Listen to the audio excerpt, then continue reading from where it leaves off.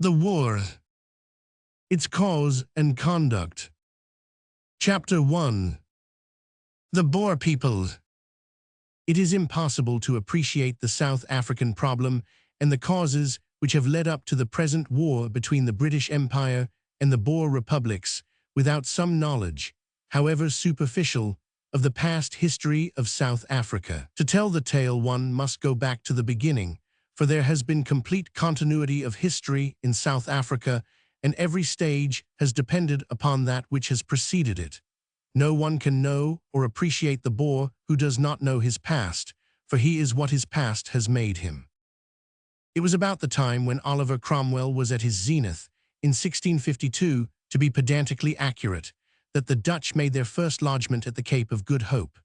The Portuguese had been there before them, but repelled by the evil weather and lured forward by rumors of gold, they had passed the true seat of empire and had voyaged farther to settle along the eastern coast. But the Dutchmen at the Cape prospered and grew stronger in that robust climate.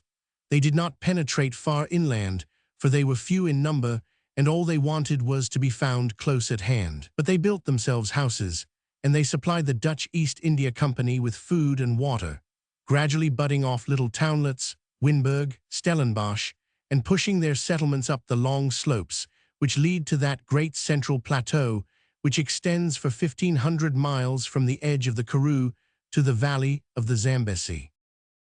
For 100 more years, the history of the colony was a record of the gradual spreading of the Afrikanders over the huge expanse of veldt which lay to the north of them. Cattle raising became an industry, but in a country where 6 acres can hardly support a sheep, large farms are necessary for even small herds. 6,000 acres was the usual size annal, a year the rent payable to government. The diseases which follow the white man had in Africa, as in America and Australia, been fatal to the natives, and an epidemic of smallpox cleared the country for the newcomers. Farther and farther north they pushed, founding little towns here and there, such as Graafrenet and Swellendam, where a Dutch Reformed church and a store for the sale of the bare necessaries of life formed a nucleus for a few scattered dwellings. Already the settlers were showing that independence of control and that detachment from Europe which has been their most prominent characteristic. Even the mild sway of the Dutch company had caused them to revolt. The local rising, however, was hardly noticed in the universal cataclysm which followed the French Revolution. After 20 years, during which the world was shaken by the titanic struggle in the final counting up of the game and paying of the stakes, the Cape Colony was added in 1814 to the British Empire. In all the vast collection of British states, there is probably not one the title deeds to which are more incontestable than to this. Britain had it by 2 rights, the right of conquest and the right of purchase. In 1806, troops landed, defeated the local forces, and took possession of Cape Town. In 1814, Britain paid the large sum of £6 million to the stadholder for the transference of this and some South American land. It was a bargain which was probably made rapidly and carelessly in that general redistribution which was going on. As a house of coal upon the way to India, the place was seen to be of value, but the country itself was looked upon as unprofitable and desert. What would Castlereagh or Liverpool have thought could they have seen the items which they were buying for £6 million? The inventory would have been a mixed one of good and of evil. 9 fierce Kaffir wars, the greatest diamond mines in the world, the wealthiest gold mines, 2 costly and humiliating campaigns with men whom we respected even when we fought with them. And now at last, we hope, a South Africa of peace and prosperity, with equal rights and equal duties for all men. The title deeds to the estate are, as I have said, good ones, but there is one singular and ominous flaw in their provisions. The ocean has marked 3 boundaries to it, but the 4th is undefined. There is no word of the hinterland, for neither the term nor the idea had then been thought of. Had Great Britain bought those vast regions which extended beyond the settlements, or were the discontented Dutch at liberty to pass onwards and found fresh nations to bar the path of the Anglo-Celtic colonists? In that question lay the germ of all the trouble to come. An American would realize the point at issue if he could conceive that after the founding of the United States, the Dutch inhabitants of the state of New York had trekked to the westward and established fresh communities under a new flag. Then, when the American population overtook these western states, they would be face to face with the problem which this country has had to solve. If they found these new states fiercely anti-American and extremely unprogressive, they would experience that aggravation of their difficulties with which British statesmen have had to deal. At the time of their transference to the British flag, the colonists, Dutch, French, and German, numbered some 30,000. They were slaveholders, and the slaves were about as numerous as themselves. The prospect of complete amalgamation between the British and the original settlers would have seemed to be a good one, since they were of much the same stock, and their creeds could only be distinguished by their varying degrees of bigotry and intolerance. 5,000 British emigrants were landed in 1820, settling on the eastern borders of the colony, and from that time onwards, there was a slow but steady influx of English-speaking colonists. The government had the historical faults and the historical virtues of British rule. It was mild, clean, honest, tactless, and inconsistent. On the whole, it might have done very well had it been content to leave things as it found them. But to change the habits of the most conservative of Teutonic races was a dangerous venture, and one which has led to a long series of complications, making up the troubled history of South Africa. The imperial government has always taken an honorable and philanthropic view of the rights of the native and the claim which he has to the protection of the law. We hold, and rightly, that British justice, if not blind, should at least be color-blind. The view is irreproachable in theory and incontestable in argument, but it is apt to be irritating when urged by a Boston moralist or a London philanthropist upon men whose whole society has been built upon the assumption that the black is the inferior race. Such a people like to find the higher morality for themselves, not to have it imposed upon them by those who live under entirely different conditions. The British government in South Africa has always played the unpopular part of the friend and protector of the native servants. It was upon this very point that the first friction appeared between the old settlers and the new administration. A rising with bloodshed followed the arrest of a Dutch farmer who had maltreated his slave. It was suppressed, and 5 of the participants were hanged. This punishment was unduly severe and exceedingly injudicious. A brave race can forget the victims of the field of battle, but never those of the scaffold. The making of political martyrs is the last insanity of statesmanship. However, the thing was done, and it is typical of the enduring resentment which was left behind that, when, after the Jameson raid, it seemed that the leaders of that ill-fated venture might be hanged. The beam was actually brought from a farmhouse at Cookhouse Drift to Pretoria, that the Englishmen might die as the Dutchmen had died in 1816. Slagter's neck marked the dividing of the ways between the British government and the Afrikanders. And the separation soon became more marked.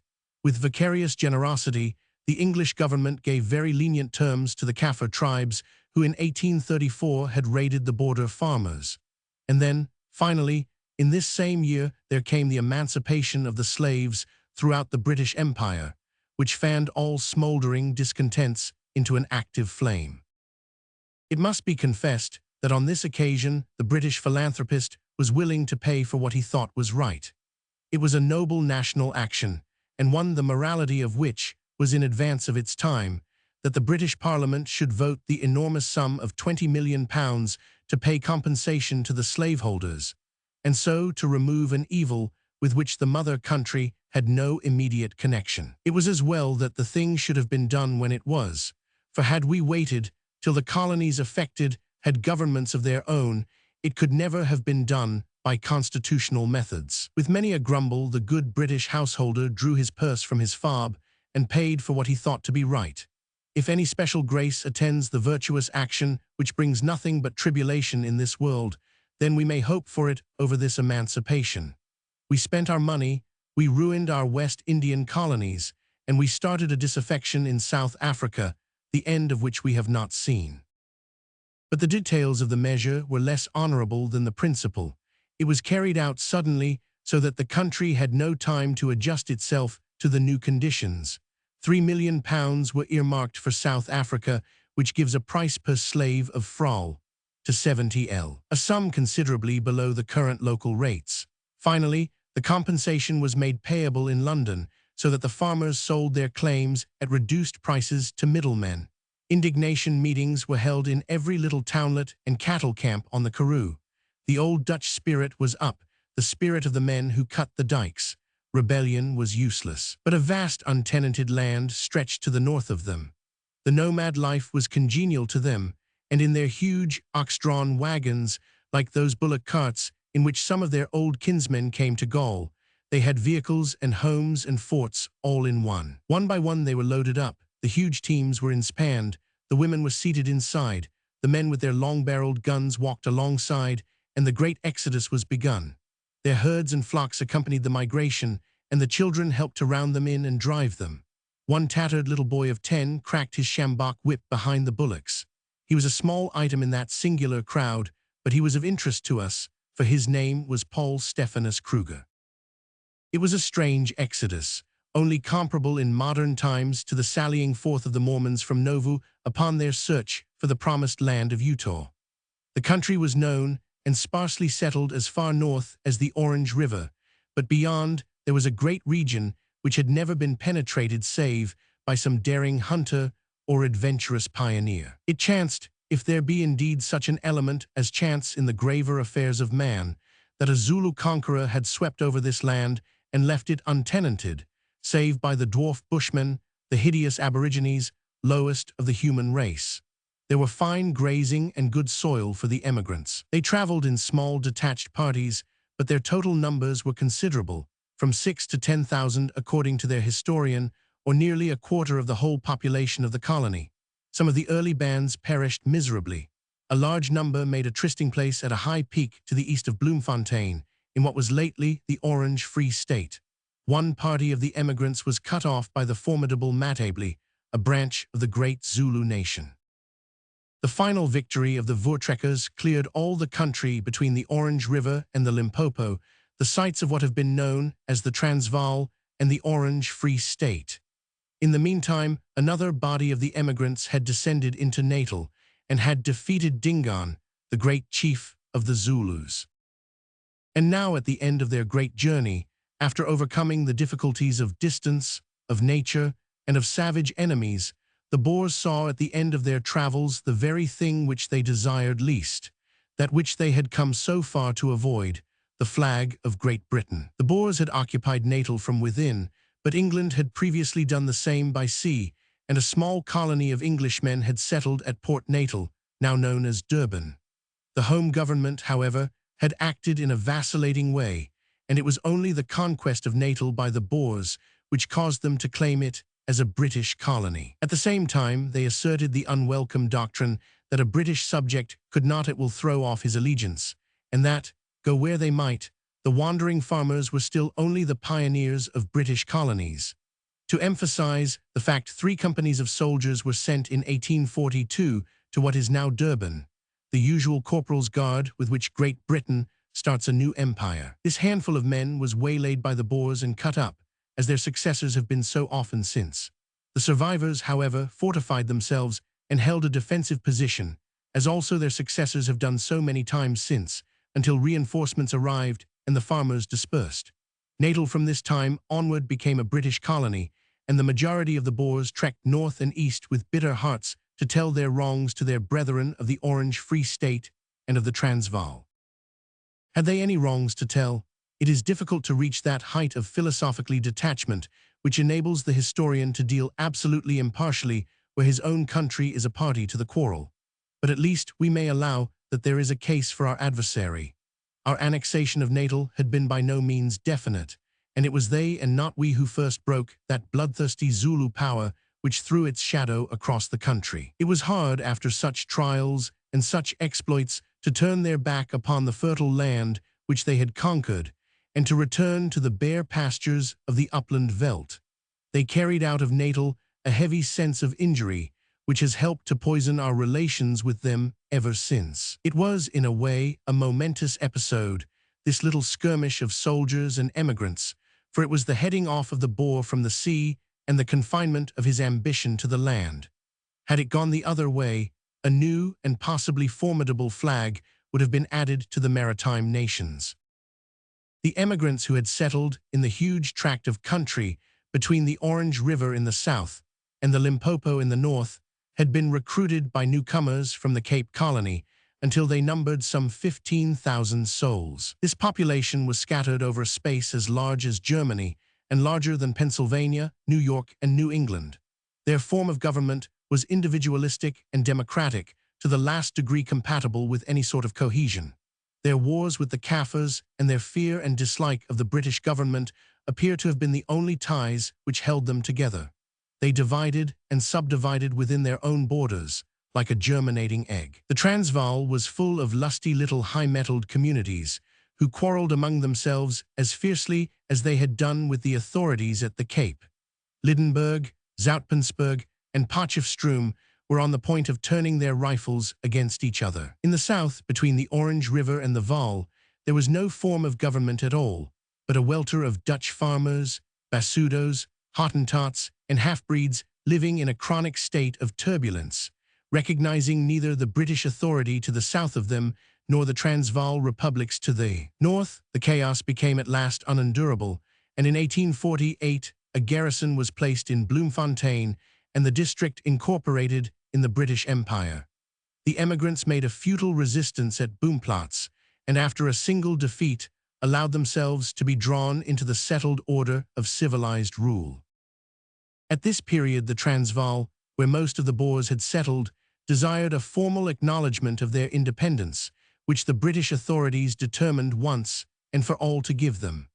The great barren country, which produced little save marksmen, had no attractions for a colonial office which was bent upon the limitation of its liabilities. A convention was concluded between the two parties, known as the Sand River Convention, which is one of the fixed points in South African history. By it, the British government guaranteed to the Boer farmers the right to manage their own affairs and to govern themselves by their own laws without any interference upon the part of the British.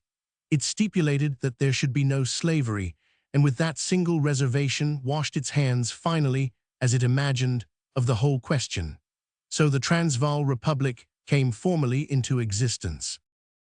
In the very year after the Sand River Convention, a second republic, the Orange Free State, was created by the deliberate withdrawal of Great Britain from the territory which she had for 8 years occupied. The Eastern question was already becoming acute, and the cloud of a great war was drifting up, visible to all men. British statesmen felt that their commitments were very heavy in every part of the world, and the South African annexations had always been a doubtful value and an undoubted trouble. Against the will of a large part of the inhabitants, whether a majority or not it is impossible to say, we withdrew our troops as amicably as the Romans withdrew from Britain, and the new republic was left with absolute and unfettered independence. On a petition being presented against the withdrawal, the Home Government actually vote 0L to compensate those who had suffered from the change. Whatever historical grievance the Transvaal may have against Great Britain, we can at least, save perhaps in one matter, claim to have a very clear conscience concerning our dealings with the Orange Free State. Thus, in 1852 and in 1854 were born those sturdy states who have been able for a time to hold at bay the united forces of the empire. In the meantime, Cape Colony, in spite of these secessions, had prospered exceedingly, and her population, British, German, and Dutch, had grown by 1870 to over 200,000 souls, the Dutch still slightly predominating. According to the liberal colonial policy of Great Britain, the time had come to cut the cord and let the young nation conduct its own affairs. In 1872, complete self-government was given to it, the governor, as the representative of the Queen, retaining a nominal unexercised veto upon legislation. According to this system, the Dutch majority of the colony could, and did, put their own representatives into power and run the government upon Dutch lines. Already Dutch law had been restored, and Dutch put on the same footing as English as the official language of the country. The extreme liberality of such measures and the uncompromising way in which they have been carried out, however distasteful the legislation might seem to English ideas, are among the chief reasons which made the illiberal treatment of British settlers in the Transvaal so keenly resented at the Cape. A Dutch government was ruling the British in a British colony, at a moment when the Boers would not give an Englishman a vote upon a municipal council in a city which he had built himself. For 25 years after the Sand River Convention, the burghers of the Transvaal Republic had pursued a strenuous and violent existence, fighting incessantly with the natives and sometimes with each other, with an occasional fling at the little Dutch Republic to the south. Disorganization ensued. The burghers would not pay taxes, and the treasury was empty. One fierce Kaffir tribe threatened them from the north, and the Zulus on the east. It is an exaggeration to pretend that British intervention saved the Boers, for no one can read their military history without seeing that they were a match for Zulus and Sekhukhune combined. But certainly a formidable invasion was pending, and the scattered farmhouses were as open to the Kaffirs as our farmers' homesteads were in the American colonies when the Indians were on the warpath. Sir Theophilus Shepstone, the British commissioner, after an inquiry of 3 months, solved all questions by the formal annexation of the country. The fact that he took possession of it with a force of some 25 men showed the honesty of his belief that no armed resistance was to be feared. This, then, in 1877, was a complete reversal of the Sand River Convention and the opening of a new chapter in the history of South Africa. There did not appear to be any strong feeling at the time against the annexation. The people were depressed with their troubles and weary of contention. Burgers, the president, put in a formal protest and took up his abode in Cape Colony, where he had a pension from the British government. A memorial against the measure received the signatures of a majority of the Boer inhabitants, but there was a fair minority who took the other view. Kruger himself accepted a paid office under government. There was every sign that the people, if judiciously handled, would settle down under the British flag. But the Empire has always had poor luck in South Africa, and never worse than on that occasion. Through no bad faith, but simply through preoccupation and delay, the promises made were not instantly fulfilled. If the Transvaalers had waited, they would have had their Volksraad and all that they wanted. But the British government had some other local matters to set right, the rooting out of Sekhukhune and the breaking of the Zulus, before they would fulfill their pledges. The delay was keenly resented, and we were unfortunate in our choice of governor. The burghers are a homely folk, and they like an occasional cup of coffee with the anxious man who tries to rule them. The 300L, a year of coffee money allowed by the Transvaal to its president, is by no means a mere form. A wise administrator would fall into the social and democratic habits of the people. Sir Theophilus Shepstone did so. Sir Owen Lanyon did not. There was no Volksraad and no coffee, and the popular discontent grew rapidly. In 3 years, the British had broken up the 2 savage hordes which had been threatening the land. The finances, too, had been restored. The reasons which had made so many burghers favor the annexation were weakened by the very power which had every interest in preserving them. It cannot be too often pointed out that in this annexation, the starting point of our troubles, Great Britain, however mistaken she may have been, had no possible selfish interest in view. There were no Rand mines in those days, nor was there anything in the country to tempt the most covetous. An empty treasury and 2 expensive native wars were the reversion which we took over. It was honestly considered that the country was in too distracted a state to govern itself, and had, by its weakness, become a scandal and a danger to its neighbors and to itself. There was nothing sordid in the British action, though it may have been premature and injudicious. There is some reason to think that if it had been delayed, it would eventually have been done on the petition of the majority of the inhabitants. In December 1880, the Boers rose. Every farmhouse sent out its riflemen, and the trysting place was the outside of the nearest British fort. All through the country, small detachments were surrounded and besieged by the farmers. Standerton, Pretoria, Potchefstroom, Lydenburg, Wakkerstroom, Rustenburg, and Marabastad were all invested and all held out until the end of the war. In the open country, the troops were less fortunate. At Bronkhorst-Spruit, a small British force was taken by surprise and shot down without harm to their antagonists. The surgeon who treated them has left it on record that the average number of wounds was 5 per man. At Laing's Neck, an inferior force of British endeavored to rush a hill which was held by Boer riflemen. Half of the men were killed and wounded.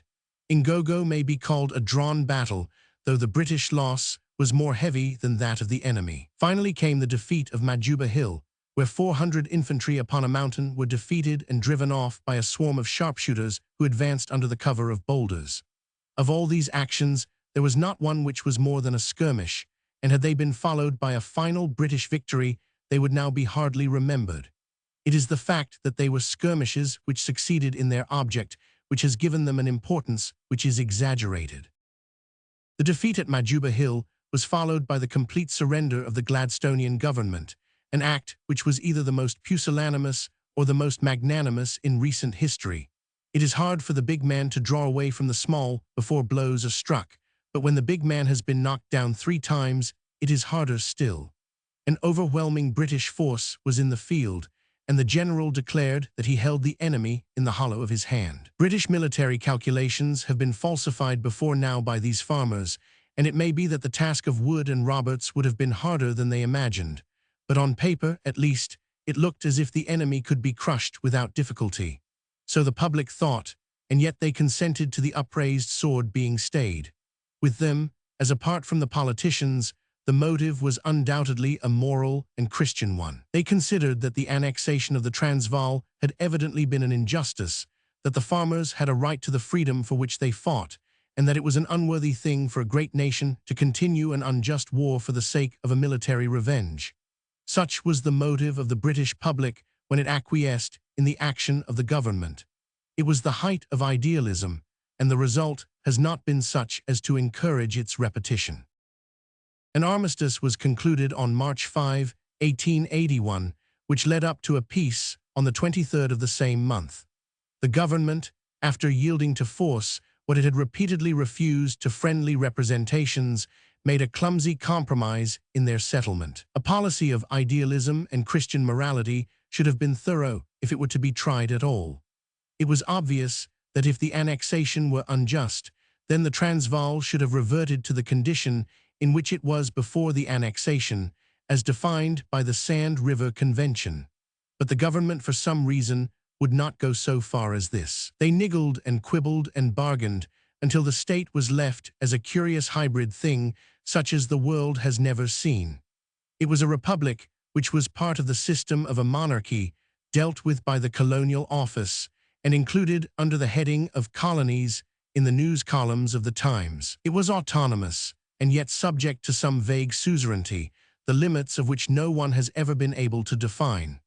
Altogether, in its provisions and in its omissions, the Convention of Pretoria appears to prove that our political affairs were as badly conducted as our military in this unfortunate year of 1881. It was evident from the first that so illogical and contentious an agreement could not possibly prove to be a final settlement, and indeed the ink of the signatures was hardly dry before an agitation was on foot for its revision. The Boers considered, and with justice, that if they were to be left as undisputed victors in the war, then they should have the full fruits of victory. On the other hand, the English-speaking colonies had their allegiance tested to the uttermost. The proud Anglo-Celtic stock is not accustomed to be humbled, and yet they found themselves through the action of the home government converted into members of a beaten race. It was very well for the citizen of London to console his wounded pride by the thought that he had done a magnanimous action. But it was different with the British colonist of Durban or Cape Town, who, by no act of his own, and without any voice in the settlement, found himself humiliated before his Dutch neighbor. An ugly feeling of resentment was left behind, which might perhaps have passed away had the Transvaal accepted the settlement in the spirit in which it was meant, but which grew more and more dangerous, as during 18 years our people saw, or thought that they saw, that one concession led always to a fresh demand, and that the Dutch republics aimed not merely at equality, but at dominance in South Africa. Professor Bryce, a friendly critic, after a personal examination of the country and the question, has left it upon record that the Boers saw neither generosity nor humanity in our conduct, but only fear. An outspoken race, they conveyed their feelings to their neighbors. Can it be wondered at that South Africa has been in a ferment ever since, and that the British Afrikander has yearned with an intensity of feeling unknown in England for the hour of revenge? The government of the Transvaal after the war was left in the hands of a triumvirate, but after 1 year, Kruger became president, an office which he continued to hold for 18 years. His career as ruler vindicates the wisdom of that wise but unwritten provision of the American Constitution by which there is a limit to the tenure of this office. Continued rule for half a generation must turn a man into an autocrat. The old president has said himself, in his homely but shrewd way, that when one gets a good ox to lead the team, it is a pity to change him. If a good ox, however, is left to choose his own direction without guidance, he may draw his wagon into trouble. During 3 years, the little state showed signs of a tumultuous activity. Considering that it was larger than France and that the population could not have been more than 50,000, one would have thought that they might have found room without any inconvenient crowding. But the burghers passed beyond their borders in every direction. The president cried aloud that he had been shut up in a kraal, and he proceeded to find ways out of it. A great trek was projected for the north, but fortunately it miscarried. To the east they raided Zululand and succeeded, in defiance of the British settlement of that country, in tearing away 1/3 of it and adding it to the Transvaal. To the west, with no regard to the 3-year-old treaty, they invaded Bechuanaland and set up the 2 new republics of Goshen and Stellaland. So outrageous were these proceedings that Great Britain was forced to fit out in 1884 a new expedition under Sir Charles Warren for the purpose of turning these freebooters out of the country. It may be asked, why should these men be called freebooters if the founders of Rhodesia were pioneers?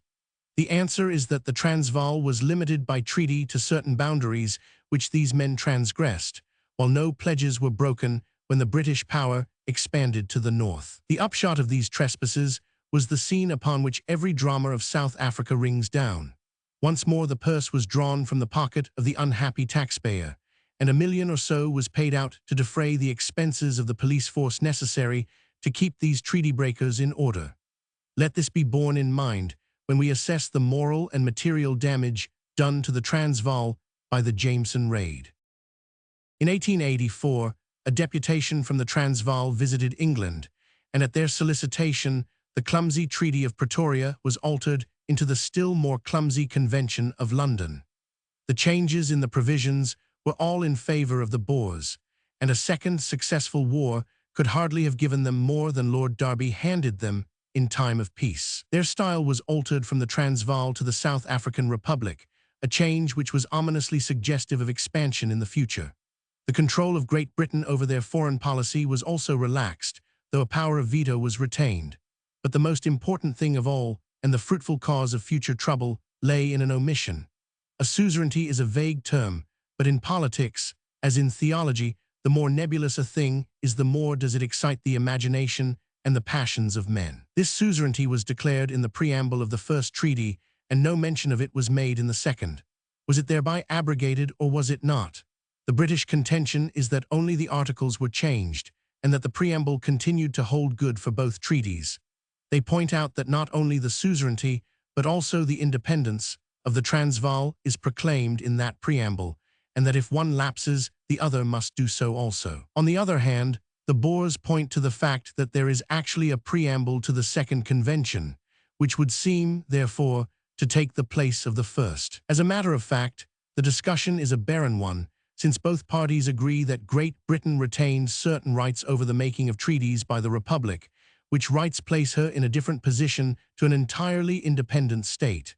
Whether this difference amounts to a suzerainty or not is a subject for the academic discussion of international jurists. What is of importance is the fact, not the word. Chapter 2. The Cause of Quarrel. Gold had been known to exist in the Transvaal before, but it was only in 1886 that it was realized that the deposits, which lie some 30 miles south of the capital, are of a very extraordinary and valuable nature. The proportion of gold in the quartz is not particularly high, nor are the veins of a remarkable thickness, but the peculiarity of the Rand mines lies in the fact that throughout this banquet formation, the metal is so uniformly distributed that the enterprise can claim a certainty which is not usually associated with the industry. It is quarrying rather than mining. Add to this that the reefs which were originally worked as outcrops have now been traced to enormous depths and present the same features as those at the surface. A conservative estimate of the value of the gold has placed it at 700 millions of pounds. Such a discovery produced the inevitable effect. A great number of adventurers flocked into the country, some desirable and some very much the reverse.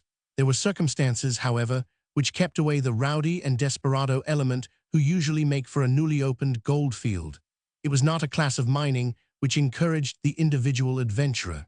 It was a field for elaborate machinery, which could only be provided by capital. Managers, engineers, miners, technical experts, and the tradesmen and middlemen who live upon them. These were the Uitlanders, drawn from all races under the sun, but with the Anglo-Celtic vastly predominant. The best engineers were American, the best miners were Cornish, the best managers were English. The money to run the mines was largely subscribed in England. As time went on, however, the German and French interests became more extensive, until their joint holdings are now probably as heavy as those of the British. Soon, the population of the mining centers became about as numerous as that of the whole Boer community, and consisted mainly of men in the prime of life, men, too, of exceptional intelligence and energy. The situation was an extraordinary one. I have already attempted to bring the problem home to an American by suggesting that the Dutch of New York had trekked west and founded an anti-American and highly unprogressive state. To carry out the analogy, we will now suppose that that state was California, that the gold of that state attracted a large inrush of American citizens, that these citizens were heavily taxed and badly used, and that they deafened Washington with their outcry about their injuries. That would be a fair parallel to the relations between the Transvaal, the Uitlanders, and the British government. That these Uitlanders had very real and pressing grievances no one could possibly deny. To recount them all would be a formidable task, for their whole lives were darkened by injustice. There was not a wrong which had driven the Boer from Cape Colony which he did not now practice himself upon others, and a wrong may be excusable in 1835, which is monstrous in 1895. The primitive virtue which had characterized the farmers broke down in the face of temptation. The country Boers were little affected, some of them not at all, but the Pretoria government became a most corrupt oligarchy, venal and incompetent to the last degree. Officials and imported Hollanders handled the stream of gold which came in from the mines, while the unfortunate Uitlander, who paid 9/10 of the taxation, was fleeced at every turn, and met with laughter and taunts when he endeavored to win the franchise by which he might peaceably set right the wrongs from which he suffered. He was not an unreasonable person. On the contrary, he was patient to the verge of meekness, as capital is likely to be when it is surrounded by rifles. But his situation was intolerable, and after successive attempts at peaceful agitation and numerous humble petitions to the Volksraad, he began at last to realize that he would never obtain redress unless he could find some way of winning it for himself. Without attempting to enumerate all the wrongs which embittered the Uitlanders, the more serious of them may be summed up in this way. The manner in which the blood was sucked from the Uitlanders and the rapid spread of wealth among the Boer officials may be gathered from the list of the salaries of the state servants from the opening of the mines to the outbreak of the war. 1,880, 651,831. 1,880, 799,083. 1,880, 164,466. 1,889, 240, 9,641. 1,890, 324,520. 1,891, 330, 2,888. 1,892, 323,608. 1,893, 361,275. 1,894, 419,775. 1,895, 570,047. 1,896, 813,029. 1,897, 996, 1,959. 1,890, 1,080,382. 1,899, 1,216,394. Which shows, as Mr. Fitzpatrick has pointed out, that the salary list had become 24 times what it was when the Uitlanders arrived, and 5 times as much as the total revenue was then. But outside and beyond all the definite wrongs from which they suffered, there was a constant irritation to freeborn and progressive men, accustomed to liberal institutions, that they should be despotically ruled by a body of men, some of whom were ignorant bigots, some of them buffoons, and nearly all of them openly and shamelessly corrupt. Out of 25 members of the first Volksraad, 21 were, in the case of the Selati Railway Company, publicly and circumstantially accused of bribery, with full details of the bribes received, their date, and who paid them. The blacklist includes the present Vice President, Schockberger, the Vice President of that date, Elaf, the son-in-law of Kruger, and the Secretary of the Volksraad. Apparently every man of the executive and the legislature had his price. A corrupt assembly is an evil master, but when it is narrow-minded and bigoted as well, it becomes indeed intolerable. The following tidbits from the debates in the two rods show the intelligence and spirit of the men who were ruling over one of the most progressive communities in the world. Pillar boxes in Pretoria were opposed on the grounds that they were extravagant and effeminate. Deputy Taljaard said that he could not see why people wanted to be always writing letters. He wrote none himself. In the days of his youth, he had written a letter and had not been afraid to travel 50 miles and more on horseback and by wagon to post it, and now people complained if they had to go 1 mile. A debate on the possibility of decreasing the plague of locusts led to the following enlightened discussion. July 21. Mr. Roos said locusts were a plague, as in the days of King Pharaoh, sent by God, and the country would assuredly be loaded with shame and obloquy if it tried to raise its hand against the mighty hand of the Almighty. Messrs. de Klerk and Steenkamp spoke in the same strain, quoting largely from the scriptures. The chairman related a true story of a man whose farm was always spared by the locusts, until one day he caused some to be killed. His farm was then devastated. Mr. Stoop conjured the members not to constitute themselves terrestrial gods and oppose the Almighty. Mr. Lucas Meyer raised a storm by ridiculing the arguments of the former speakers and comparing the locusts to beasts of prey which they destroyed. Mr. Labuschagne was violent. He said the locusts were quite different from beasts of prey. They were a special plague sent by God for their sinfulness. In a further debate, Mr. Jan de Beer complained of the lack of uniformity in neckties. Some wore a Tom Thumb variety and others wore scarves. This was a state of things to be deplored, and he considered that the rod should put its foot down and define the size and shape of neckties.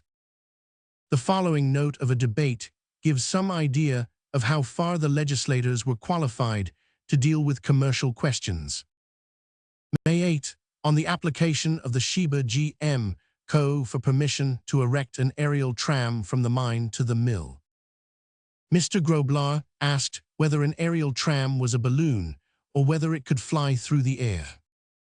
The only objection that the chairman had to urge against granting the tram was that the company had an English name, and that, with so many Dutch ones available. Mr. Taljaard objected to the word participeren, participate, as not being Dutch, and to him unintelligible. I can't believe the word is Dutch. Why have I never come across it in the Bible if it is? June 18, on the application for a concession to treat tailings. Mr. Taljaard wished to know if the words pyrites and concentrates could not be translated into the Dutch language. He could not understand what it meant. He had gone to night school as long as he had been in Pretoria, and even now he could not explain everything to his burghers. He thought it a shame that big hills should be made on ground under which there might be rich reefs, and which in future might be required for a market or outspan.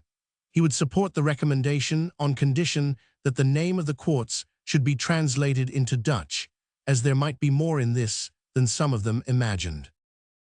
Such debates as these may be amusing at a distance, but they are less entertaining when they come from an autocrat who has complete power over the conditions of your life. From the fact that they were a community extremely preoccupied by their own business, it followed that the Uitlanders were not ardent politicians, and that they desired to have a share in the government of the state for the purpose of making the conditions of their own industry and of their own daily lives more endurable. How far there was need of such an interference may be judged by any fair-minded man who reads the list of their complaints. A superficial view may recognize the Boers as the champions of liberty, but a deeper insight must see that they, as represented by their elected rulers, have in truth stood for all that history has shown to be odious in the form of exclusiveness and oppression. Their conception of liberty has been a narrow and selfish one, and they have consistently inflicted upon others far heavier wrongs than those against which they had themselves rebelled. As the mines increased in importance and the miners in numbers, it was found that these political disabilities affected some of that cosmopolitan crowd far more than others, in proportion to the amount of freedom to which their home institutions had made them accustomed. The continental Uitlanders were more patient of that which was unendurable to the American and the Briton. The Americans, however, were in so great a minority that it was upon the British that the brunt of the struggle for freedom fell. Apart from the fact that the British were more numerous than all the other Uitlanders combined, there were special reasons why they should feel their humiliating position more than the members of any other race. In the first place, many of the British were British South Africans, who knew that in the neighboring countries which gave them birth the most liberal possible institutions had been given to the kinsmen of these very Boers, who were refusing them the management of their own drains and water supply. And again, every Briton knew that Great Britain claimed to be the paramount power in South Africa, and so he felt as if his own land, to which he might have looked for protection, was conniving at and acquiescing in his ill-treatment. As citizens of the paramount power, it was peculiarly galling that they should be held in political subjection. The British, therefore, were the most persistent and energetic of the agitators. But it is a poor cause which cannot bear to fairly state and honestly consider the case of its opponents. The Boers had made, as has been briefly shown, great efforts to establish a country of their own. They had traveled far, worked hard, and fought bravely. After all their efforts, they were fated to see an influx of strangers into their country, some of them men of questionable character who threatened to outnumber the original inhabitants. If the franchise were granted to these, there could be no doubt that, though at first the Boers might control a majority of the votes, it was only a question of time before the newcomers would dominate the rod and elect their own president, who might adopt a policy abhorrent to the original owners of the land. Were the Boers to lose by the ballot box the victory which they had won by their rifles, was it fair to expect it? These newcomers came for gold. They got their gold. Their companies paid 100%. Was not that enough to satisfy them? If they did not like the country, why did they not leave it? No one compelled them to stay there. But if they stayed, let them be thankful that they were tolerated at all, and not presume to interfere with the laws of those by whose courtesy they were allowed to enter the country.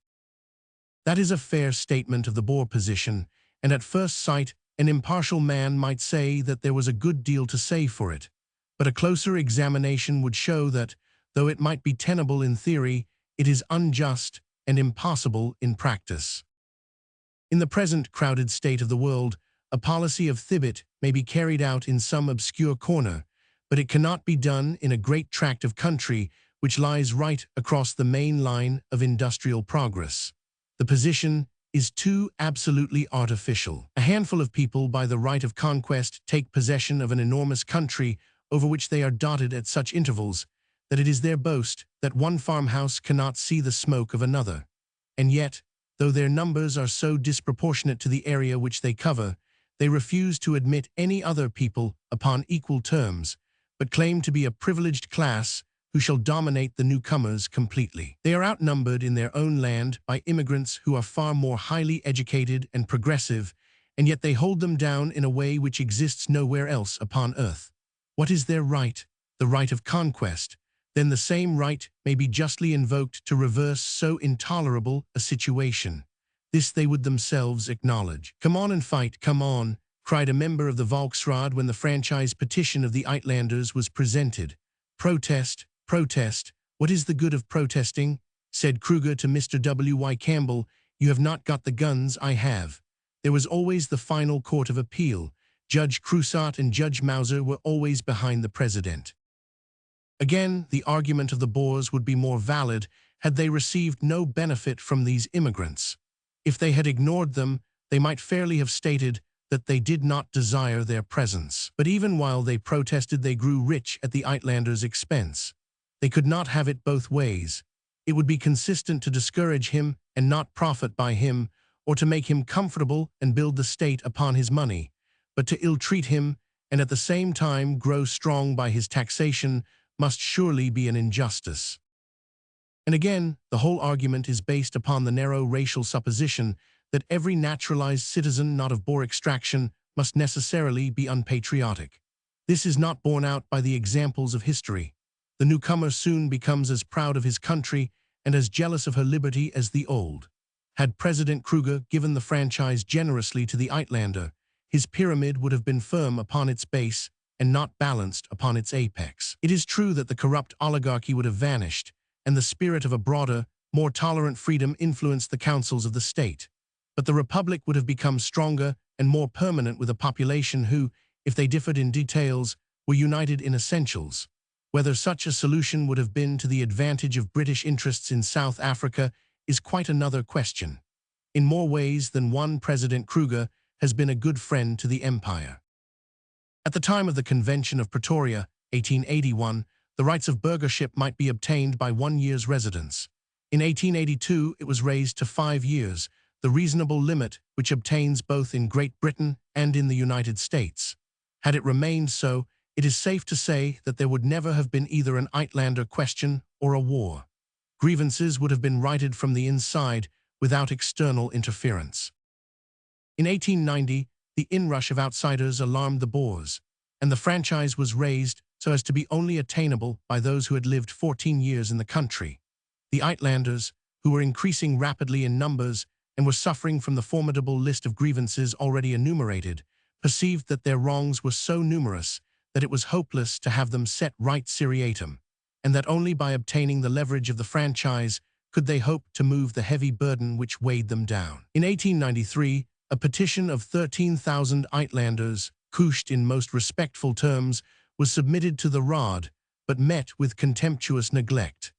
Undeterred, however, by this failure, the National Reform Union, an association which was not one of capitalists, came back to the attack in 1894. They drew up a petition which was signed by 35,000 adult male Uitlanders, as great a number probably as the total Boer male population of the country. A small liberal body in the Raad supported this memorial and endeavored in vain to obtain some justice for the newcomers. Mr. Jep was the mouthpiece of this select band. "They own half the soil, they pay at least 3/4 of the taxes," said he. "They are men who in capital, energy, and education are at least our equals. What will become of us or our children on that day when we may find ourselves in a minority of 1 in 20 without a single friend among the other 19? Among those who will then tell us that they wish to be brothers, but that we by our own act have made them strangers to the Republic." Such reasonable and liberal sentiments were combated by members who asserted that the signatures could not belong to law-abiding citizens, since they were actually agitating against the law of the franchise, and others whose intolerance was expressed by the defiance of the member already quoted, who challenged the Uitlanders to come out and fight. The champions of exclusiveness and racial hatred won the day. The memorial was rejected by 16 votes to 8, and the franchise law was, on the initiative of the president, actually made more stringent than ever. being framed in such a way that, during the 14 years of probation, the applicant should give up his previous nationality, so that for that period he would belong to no country at all. No hopes were held out that any possible attitude upon the part of the Uitlanders would soften the determination of the president and his burghers. One who remonstrated was led outside the state buildings by the president, who pointed up at the national flag. "You see that flag?" said he. "If I grant the franchise, I may as well pull it down." His animosity against the immigrants was bitter. Burghers, friends, thieves, murderers, newcomers, and others is the conciliatory opening of one of his public addresses. Though Johannesburg is only 32 miles from Pretoria, and though the state of which he was the head depended for its revenue upon the goldfields, he paid it only 3 visits in 9 years. This settled animosity was deplorable, but not unnatural. A man imbued with the idea of a chosen people, and unread in any book save the one which cultivates this very idea, could not be expected to have learned the historical lessons of the advantages which a state reaps from a liberal policy. To him, it was as if the Ammonites and Moabites had demanded admission into the 12 tribes. He mistook an agitation against the exclusive policy of the state for one against the existence of the state itself. A wide franchise would have made his republic firm-based and permanent. It was a minority of the Uitlanders who had any desire to come into the British system. They were a cosmopolitan crowd, only united by the bond of a common injustice. The majority of the British immigrants had no desire to subvert the state. But when every other method had failed, and their petition for the rights of freemen had been flung back at them, it was natural that their eyes should turn to that flag which waved to the north, the west, and the south of them, the flag which means purity of government with equal rights and equal duties for all men. Constitutional agitation was laid aside, arms were smuggled in, and everything prepared for an organized rising. It had been arranged that the town was to rise upon a certain night, that Pretoria should be attacked, the fort seized, and the rifles and ammunition used to arm the Uitlanders. It was a feasible device, though it must seem to us, who have had such an experience of the military virtues of the burghers, a very desperate one. But it is conceivable that the rebels might have held Johannesburg until the universal sympathy which their cause excited throughout South Africa would have caused Great Britain to intervene. Unfortunately, they had complicated matters by asking for outside help. Mr. Cecil Rhodes was Premier of the Cape, a man of immense energy and one who had rendered great services to the Empire. The motives of his action are obscure. Certainly, we may say that they were not sordid, for he has always been a man whose thoughts were large and whose habits were simple. But whatever they may have been, whether an ill-regulated desire to consolidate South Africa under British rule or a burning sympathy with the Uitlanders in their fight against injustice, it is certain that he allowed his lieutenant, Dr. Jameson, to assemble the mounted police of the Chartered Company, of which Rhodes was founder and director, for the purpose of cooperating with the rebels at Johannesburg. Moreover, when the revolt at Johannesburg was postponed, on account of a disagreement as to which flag they were to rise under, it appears that Jameson, with or without the orders of Rhodes, forced the hand of the conspirators by invading the country with a force absurdly inadequate to the work which he had taken in hand. 500 policemen and 2 field guns made up the forlorn hope, who started from near Mafeking and crossed the Transvaal border upon December 29, 1895.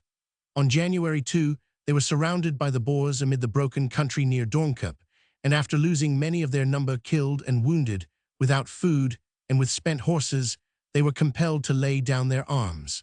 6 burghers lost their lives in the skirmish. Determined attempts have been made to connect the British government with this fiasco and to pretend that the colonial secretary and other statesmen were cognizant of it. Such an impression has been fostered by the apparent reluctance of the Commission of Inquiry to push their researches to the uttermost. It is much to be regretted that every possible telegram and letter should not have been called for upon that occasion.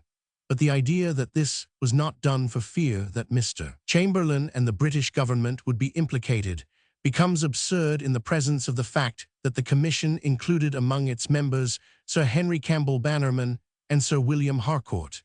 Is it conceivable that these gentlemen held their hands for fear of damaging the government, or that Mr. Chamberlain could afterwards have the effrontery to publicly and solemnly deny all knowledge of the business, in the presence of gentlemen who had connived at the suppression of the proofs that he did know. Such a supposition is ridiculous, and yet it is involved in the theory that the Commission refrained from pushing their examination, because they were afraid of showing their country to have been in the wrong. Again, even the most embittered enemy of Mr. Chamberlain must admit that he is a clear-headed man, a man of resolution, and a man with some sense of proportion as to the means which should be used for an end. Is such a man, knowing the military record of the burghers, the sort of man to connive at the invasion of their country by 500 policemen and 2 guns? Would he be likely, even if he approved of the general aim, to sanction such a harebrained piece of folly? And having sanctioned it, would he be so weak of purpose as to take energetic steps, the instant that he heard of the invasion, to undo that which he is supposed himself to have done, and to cause the failure of his own scheme? Why should he on such a supposition send energetic messages to Johannesburg forbidding the British to cooperate with the raiders? The whole accusation is so absurd that it is only the mania of party spite or of national hatred which could induce anyone to believe it. Again, supposing for an instant that the British government knew anything about the coming raid, what is the first and most obvious thing which they would have done? Whether Jameson got safely to Johannesburg or not, there was evidently a probability of a great race struggle in South Africa. Would they not then, on some pretext or another, have increased the strength of the British force in the country, which was so weak that it was powerless to influence the course of events? It is certain that this is so, but nothing of the kind was done. Mr. Chamberlain's own denial is clear and emphatic. I desire to say in the most explicit manner that I had not then, and that I never had, any knowledge or until, I think it was the day before the actual raid took place, the slightest suspicion of anything in the nature of a hostile or armed invasion of the Transvaal. British South Africa Committee, 1897, Q 62-23. The Earl of Selborne, Under-Secretary of State for the Colonies, was no less explicit. Neither then nor at any subsequent period prior to the raid did we know of what is now called Jameson's plan, nor that the revolution at Johannesburg was being largely controlled and financed from Cape Colony and Rhodesia. Sir Hercules Robinson had no suspicion of what was impending, nor apparently President Kruger, nor Mr. Hofmeyer, nor any public man in South Africa, except those who were preparing the plan. At any rate, the fact remains that from no quarter did the Colonial Office receive any warning. I submit, therefore, it would have been a most extraordinary thing if any suspicion had occurred to us. The finding of the committee, a committee composed of men of all parties, some of whom, as we know, were yearning to give Joe a fall, was unanimous in condemning the raid and equally unanimous in exonerating the government from any knowledge of it. Their report said, "Your committee fully accept the statements of the Secretary of State for the Colonies and of the Under-Secretary, and entirely exonerate the officials of the Colonial Office of having been in any sense cognizant of the plans which led up to the incursion of Dr. Jameson's force into the South African Republic. Neither the Secretary of State for the Colonies nor any of the officials of the Colonial Office received any information which made them, or should have made them, or any of them, aware of the plot during its development. And yet to this day, it is one of the articles of faith of a few crack-brained fanatics in this country, and of many ill-informed and prejudiced editors upon the continent, that the British government was responsible for the raid. The Uitlanders have been severely criticized for not having sent out a force to help Jameson in his difficulties, but it is impossible to see how they could have acted in any other manner. They had done all they could to prevent Jameson coming to their relief, and now it was rather unreasonable to suppose that they should relieve their reliever.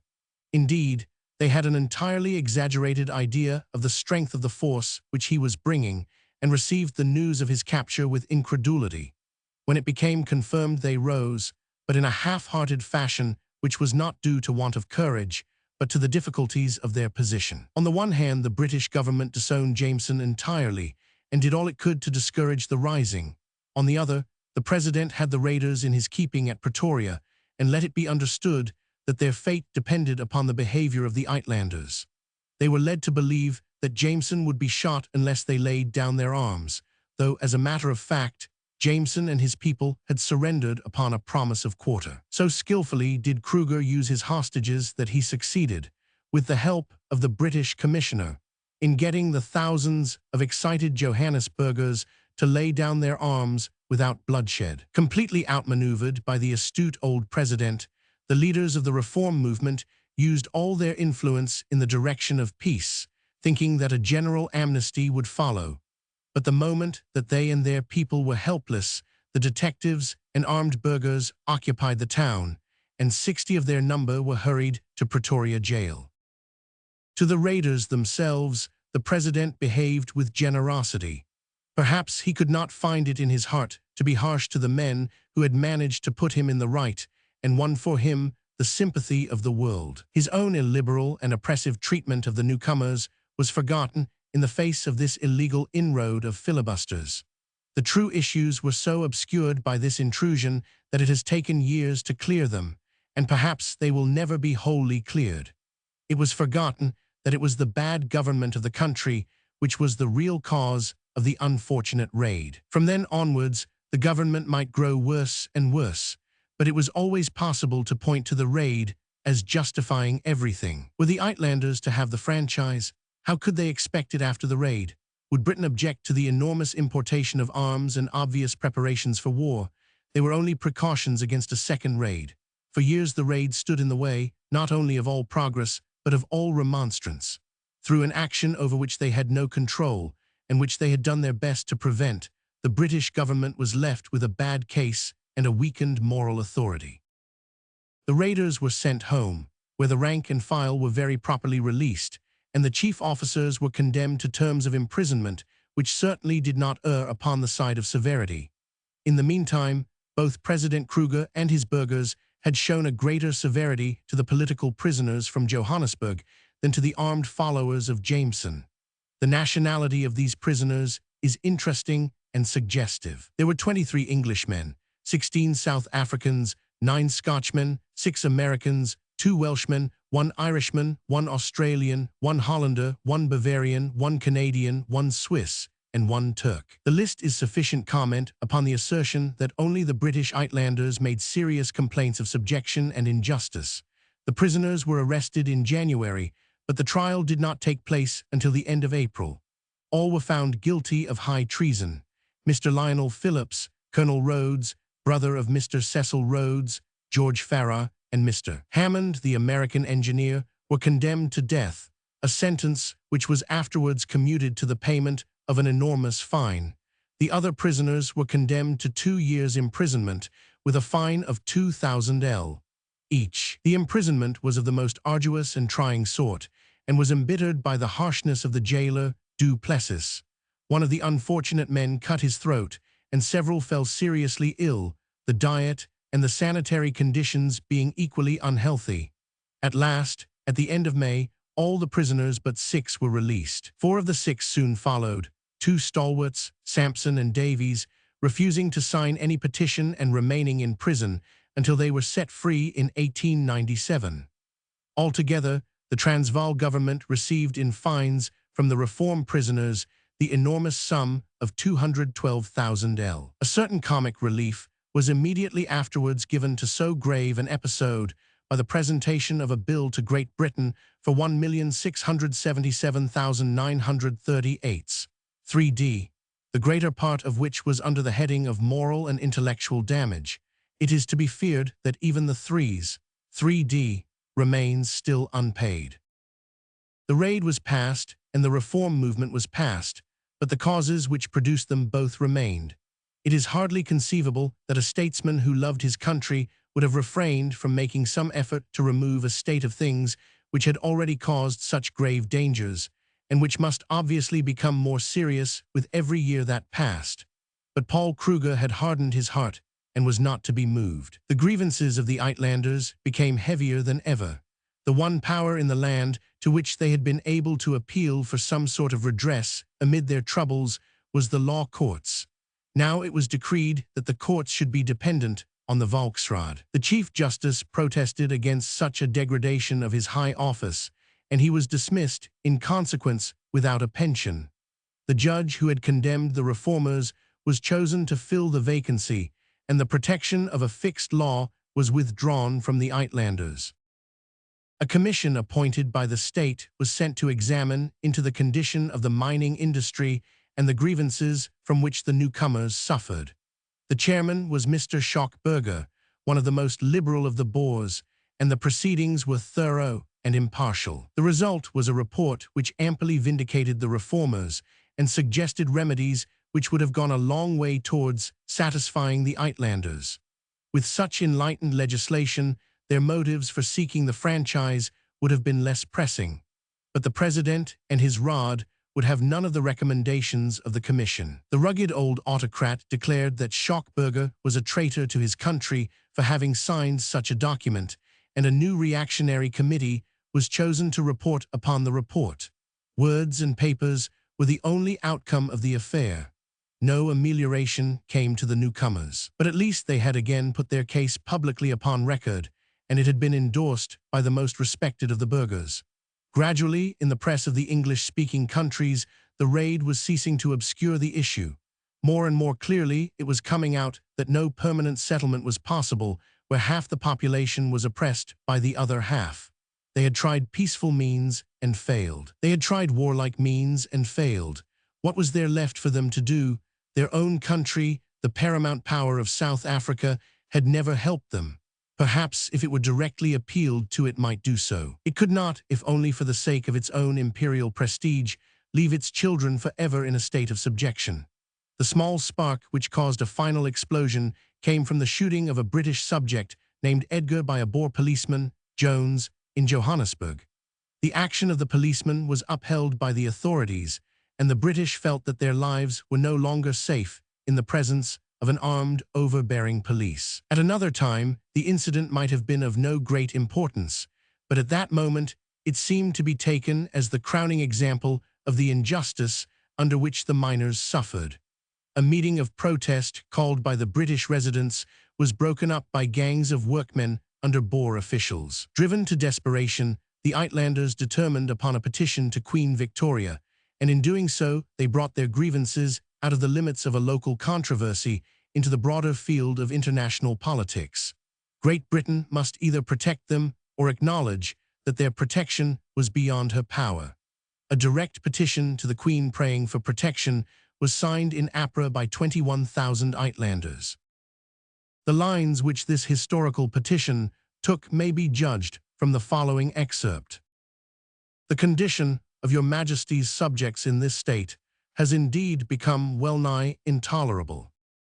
The acknowledged and admitted grievances of which your Majesty's subjects complained prior to 1895 not only are not redressed, but exist today in an aggravated form. They are still deprived of all political rights.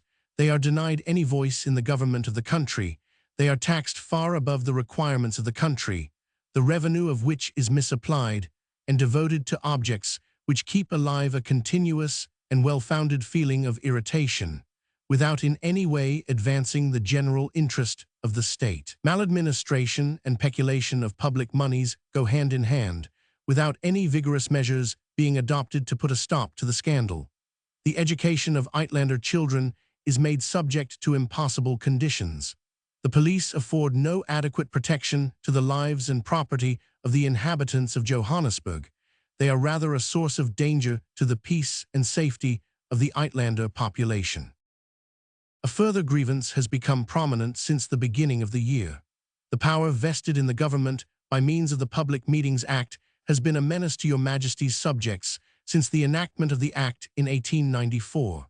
This power has now been applied in order to deliver a blow that strikes at the inherent and inalienable birthright of every British subject, namely, his right to petition his sovereign. Straining to the utmost the language and intention of the law, the government have arrested 2 British subjects who assisted in presenting a petition to your Majesty on behalf of 4,000 fellow subjects. Not content with this, the government, when your Majesty's loyal subjects again attempted to lay their grievances before your Majesty, permitted their meeting to be broken up, and the objects of it to be defeated by a body of Boers organized by government officials, and acting under the protection of the police.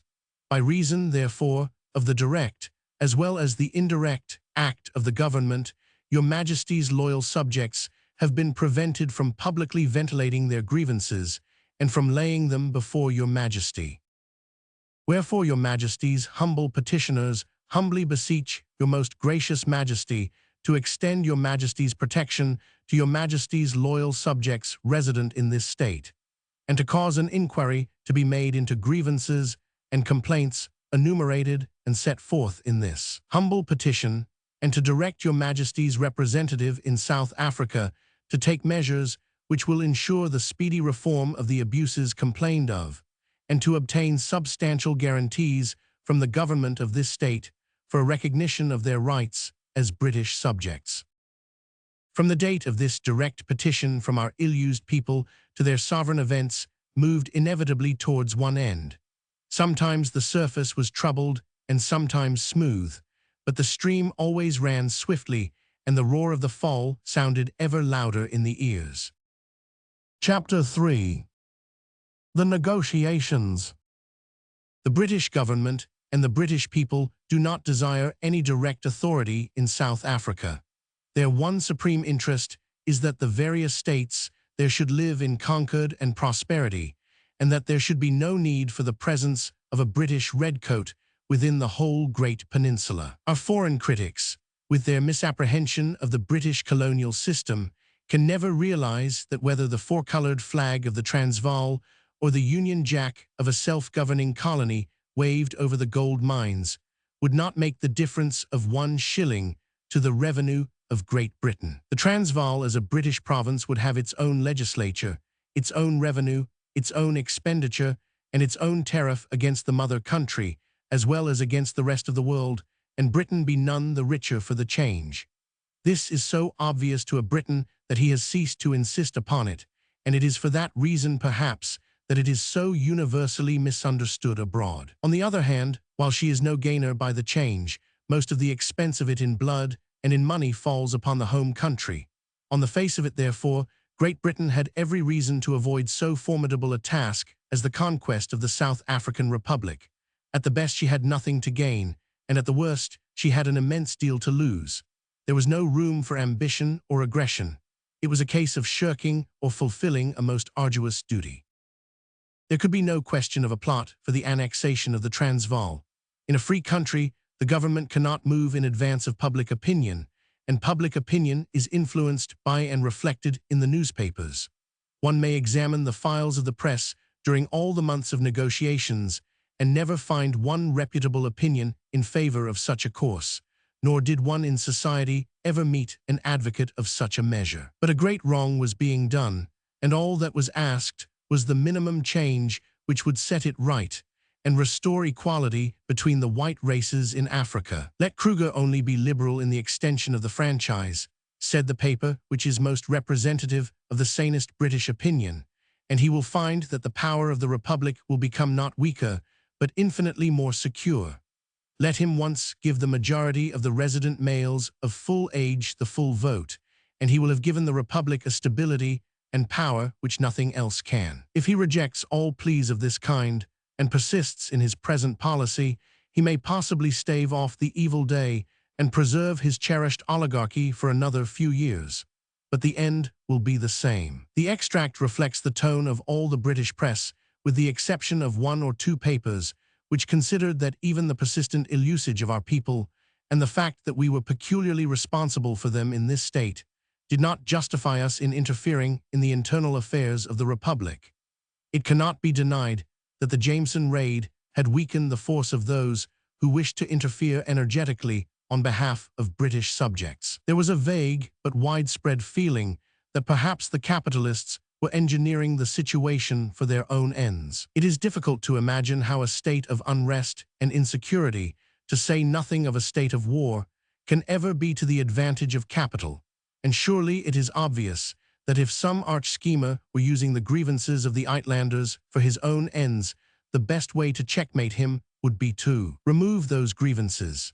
The suspicion, however, did exist among those who like to ignore the obvious and magnify the remote, and throughout the negotiations, the hand of Great Britain was weakened, as her adversary had doubtless calculated that it would be, by an earnest but fussy and faddy minority. It was in April that the British Uitlanders sent their petition praying for protection to their native country. Since the April previous, a correspondence had been going on between Dr. Leyds, Secretary of State for the South African Republic, and Mr. Chamberlain, Colonial Secretary, upon the existence or non-existence of the suzerainty.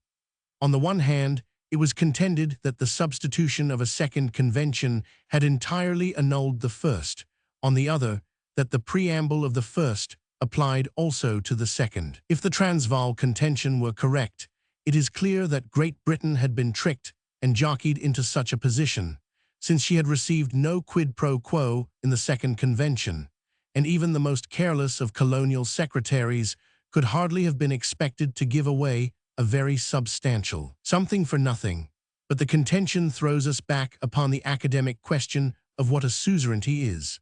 The Transvaal admitted a power of veto over their foreign policy, and this admission in itself, unless they openly tore up the convention, must deprive them of the position of a sovereign state. But now to this debate, which had so little of urgency in it that 7 months intervened between statement and reply, there came the bitterly vital question of the wrongs and appeal of the Uitlanders. Alfred Milner, the British commissioner in South Africa, a man of liberal politics who had been appointed by a conservative government, commanded the respect and confidence of all parties. His record was that of an able, clear-headed man, too just to be either guilty of or tolerant of injustice. To him the matter was referred, and a conference was arranged between President Kruger and him at Bloemfontein, the capital of the Orange Free State. They met on May 31, 1899. There were 3 different classes of subject which had to be discussed at the conference. One included all those alleged breaches of the Convention of London which had caused so much friction between the two governments, and which had thrice in 18 years brought the states to the verge of war. Among these subjects would be the Boer annexations of native territory, such interference with trade as the stopping of the drifts, the question of suzerainty, and the possibility of arbitration. The second class of questions would deal with the grievances of the Uitlanders, which presented a problem which had in no way been provided for in the conventions.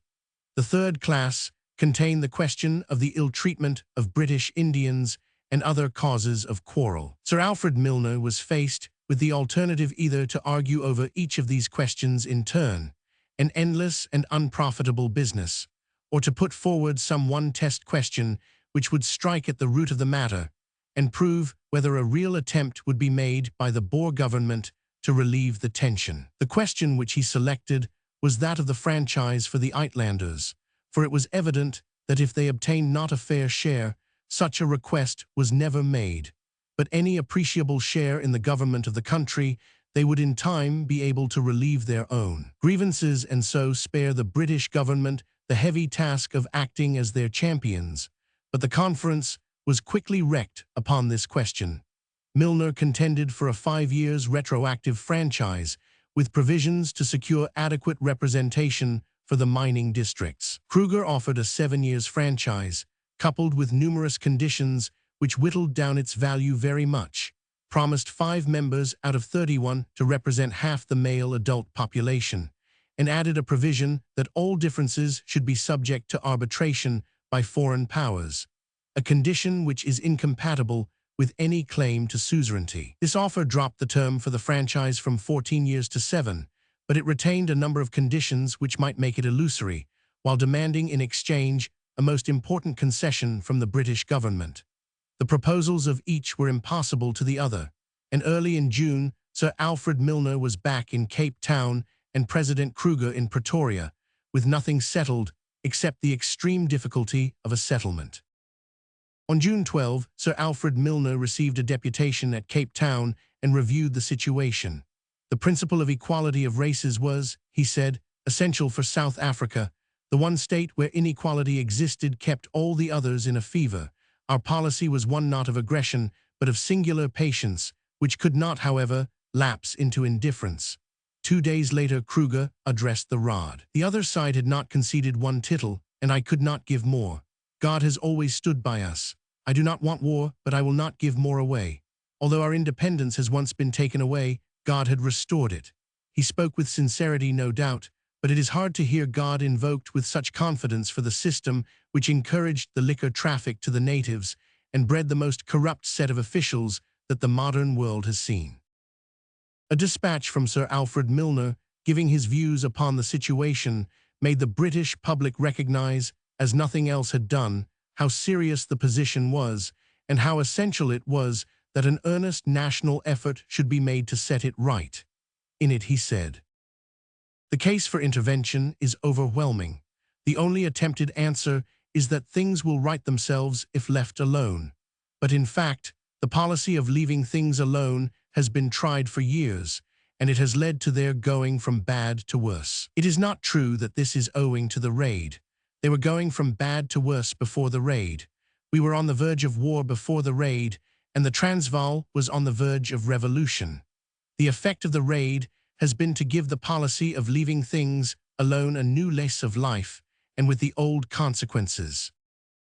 The spectacle of thousands of British subjects kept permanently in the position of helots, constantly chafing under undoubted grievances and calling vainly to Her Majesty's government for redress, does steadily undermine the influence and reputation of Great Britain within the Queen's dominions. A section of the press, not in the Transvaal only, preaches openly and constantly the doctrine of a republic embracing all South Africa, and supports it by menacing references to the armaments of the Transvaal, its alliance with the Orange Free State, and the active sympathy which, in case of war, it would receive from a section of Her Majesty's subjects. I regret to say that this doctrine, supported as it is by a ceaseless stream of malignant lies about the intentions of Her Majesty's government, is producing a great effect on a large number of our Dutch fellow colonists. Language is frequently used, which seems to imply that the Dutch have some superior right,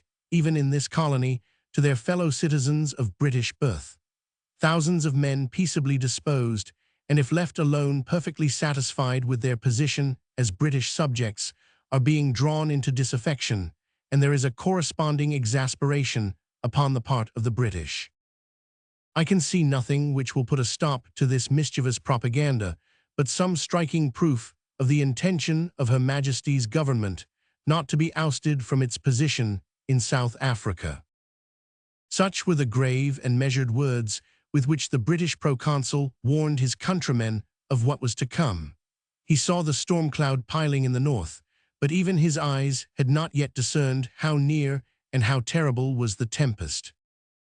Throughout the end of June and the early part of July much was hoped from the mediation of the heads of the Afrikander Bond, the political union of the Dutch Cape colonists. On the one hand, they were the kinsmen of the Boers. On the other, they were British subjects, and were enjoying the blessings of those liberal institutions which we were anxious to see extended to the Transvaal. Only treat our folk as we treat yours. Our whole contention was compressed into that prayer. But nothing came of the mission, though a scheme endorsed by Mr. Hofmeyer and Mr. Herholt of the Bond, with Mr. Fisher of the Free State, was introduced into the rod and applauded by Mr. Schreiner, the Afrikander Premier of Cape Colony. In its original form, the provisions were obscure and complicated, the franchise varying from 9 years to 7 under different conditions. In debate, however, the terms were amended until the time was reduced to 7 years, and the proposed representation of the goldfields placed at 5. The concession was not a great one, nor could the representation, 5 out of 31, be considered a generous provision for half the adult male population. But the reduction of the years of residence was eagerly hailed in England as a sign that a compromise might be effected. A sigh of relief went up from the country. If, said the colonial secretary, this report is confirmed, this important change in the proposals of President Kruger, coupled with previous amendments, leads government to hope that the new law may prove to be the basis of a settlement on the lines laid down by Sir Alfred Milner in the Bloemfontein Conference. He added that there were some vexatious conditions attached, but concluded, Her Majesty's government feel assured that the President, having accepted the principle for which they have contended, will be prepared to reconsider any detail of his scheme which can be shown to be a possible hindrance to the full accomplishment of the object in view, and that he will not allow them to be nullified or reduced in value by any subsequent alterations of the law or acts of administration. At the same time, the Times declared the crisis to be at an end. If the Dutch statesmen of the Cape have induced their brethren in the Transvaal to carry such a bill, they will have deserved the lasting gratitude, not only of their own countrymen and of the English colonists in South Africa, but of the British Empire and of the civilized world. The reception of the idea that the crisis was at an end is surely a conclusive proof how little it was desired in England that that crisis should lead to war. But this fair prospect was soon destined to be overcast. Questions of detail arose which, when closely examined, proved to be matters of very essential importance. The Uitlanders and British South Africans, who had experienced in the past how illusory the promises of the President might be, insisted upon guarantees. The 7 years offered were 2 years more than that which Sir Alfred Milner had declared to be an irreducible minimum. The difference of 2 years would not have hindered their acceptance, even at the expense of some humiliation to our representative. But there were conditions which excited distrust when drawn up by so wily a diplomatist. One was that the alien who aspired to burghership had to produce a certificate of continuous registration for a certain time. But the law of registration had fallen into disuse in the Transvaal, and consequently this provision might render the whole bill valueless. Since it was carefully retained, it was certainly meant for use.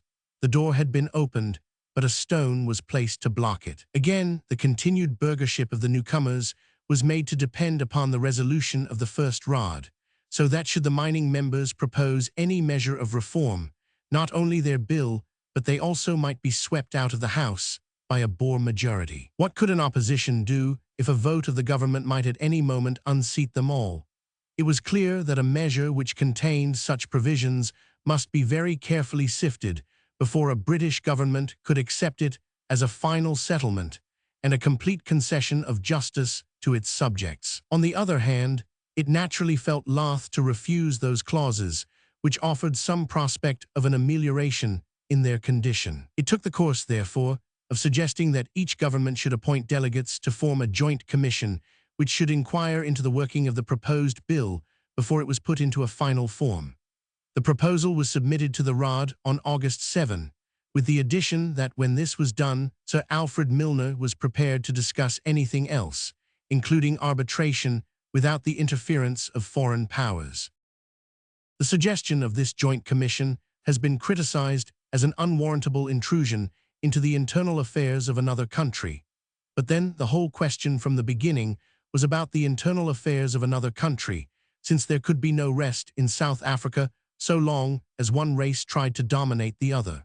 It is futile to suggest analogies, and to imagine what France would do if Germany were to interfere in a question of French franchise. Supposing that France contained nearly as many Germans as Frenchmen, and that they were ill-treated, Germany would interfere quickly enough and continue to do so until some fair modus vivendi was established. The fact is that the case of the Transvaal stands alone, that such a condition of things has never been known, and that no previous precedent can apply to it, save the general rule that white men who are heavily taxed must have some representation. Sentiment may incline to the smaller nation, but reason and justice are all on the side of Britain. A long delay followed upon the proposal of the Secretary of the Colonies. No reply was forthcoming from Pretoria, but on all sides there came evidence that those preparations for war, which had been quietly going on even before the Jameson raid, were now being hurriedly perfected. For so small a state, enormous sums were being spent upon military equipment.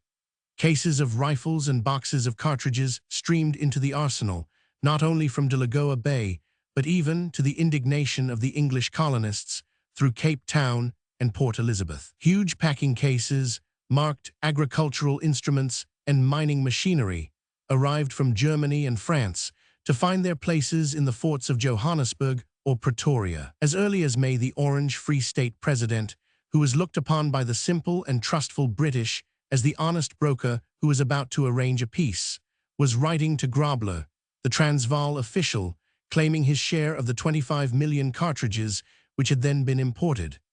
This was the man who was posing as mediator between the two parties a fortnight later at Bloemfontein. For 3 years, the Transvaal had been arming to the teeth. So many modern magazine rifles had been imported that there were enough to furnish 5 to every male burgher in the country. The importation of ammunition was on the same gigantic scale. For what were these formidable preparations? Evidently for a war with Great Britain and not for a defensive war. It is not in a defensive war that a state provides sufficient rifles to arm every man of Dutch blood in the whole of South Africa. No British reinforcements had been sent during the years that the Transvaal was obviously preparing for a struggle. In that one eloquent fact lies a complete proof as to which side forced on a war, and which side desired to avoid one. For 3 weeks and more, during which Mr. Kruger was silent, these preparations went on more energetically and more openly. But beyond them, and of infinitely more importance, there was one fact which dominated the situation and retarded the crisis. A burgher cannot go to war without his horse cannot move without grass will not come until after rain, and it was still some weeks before the rain would be due. Negotiations, then, must not be unduly hurried while the veldt was a bare russet-colored, dust-swept plain. Mr. Chamberlain and the British public waited week after week for an answer. But there was a limit to their patience, and it was reached on August 26, when the colonial secretary showed, with a plainness of speech which is as unusual as it is welcome in diplomacy, that the question could not be hung up forever. "The sands are running down in the glass," said he. "If they run out, we shall not hold ourselves limited by that which we have already offered. But having taken the matter in hand, we will not let it go until we have secured conditions which once for all shall establish which is the paramount power in South Africa, and shall secure for our fellow subjects there those equal rights and equal privileges which were promised them by President Kruger when the independence of the Transvaal was granted by the Queen, and which is the least that in justice ought to be accorded them." Lord Salisbury, a short time before, had been equally emphatic. "No one in this country wishes to disturb the conventions so long as it is recognized that while they guarantee the independence of the Transvaal on the one side, they guarantee equal political and civil rights for settlers of all nationalities upon the other. But these conventions are not like the laws of the Medes and the Persians. They are mortal, they can be destroyed, and once destroyed, they can never be reconstructed in the same shape." The long-enduring patience of Great Britain was beginning to show signs of giving way. Pressure was in the meanwhile being put upon the old president and upon his advisers, if he can be said ever to have had any advisers, in order to induce him to accept the British offer of a joint committee of inquiry. Sir Henry de Villiers, representing the highest Afrikander opinion of the Cape, wrote strongly pleading the cause of peace and urging Mr. Fisher of the Free State to endeavor to give a more friendly tone to the negotiations.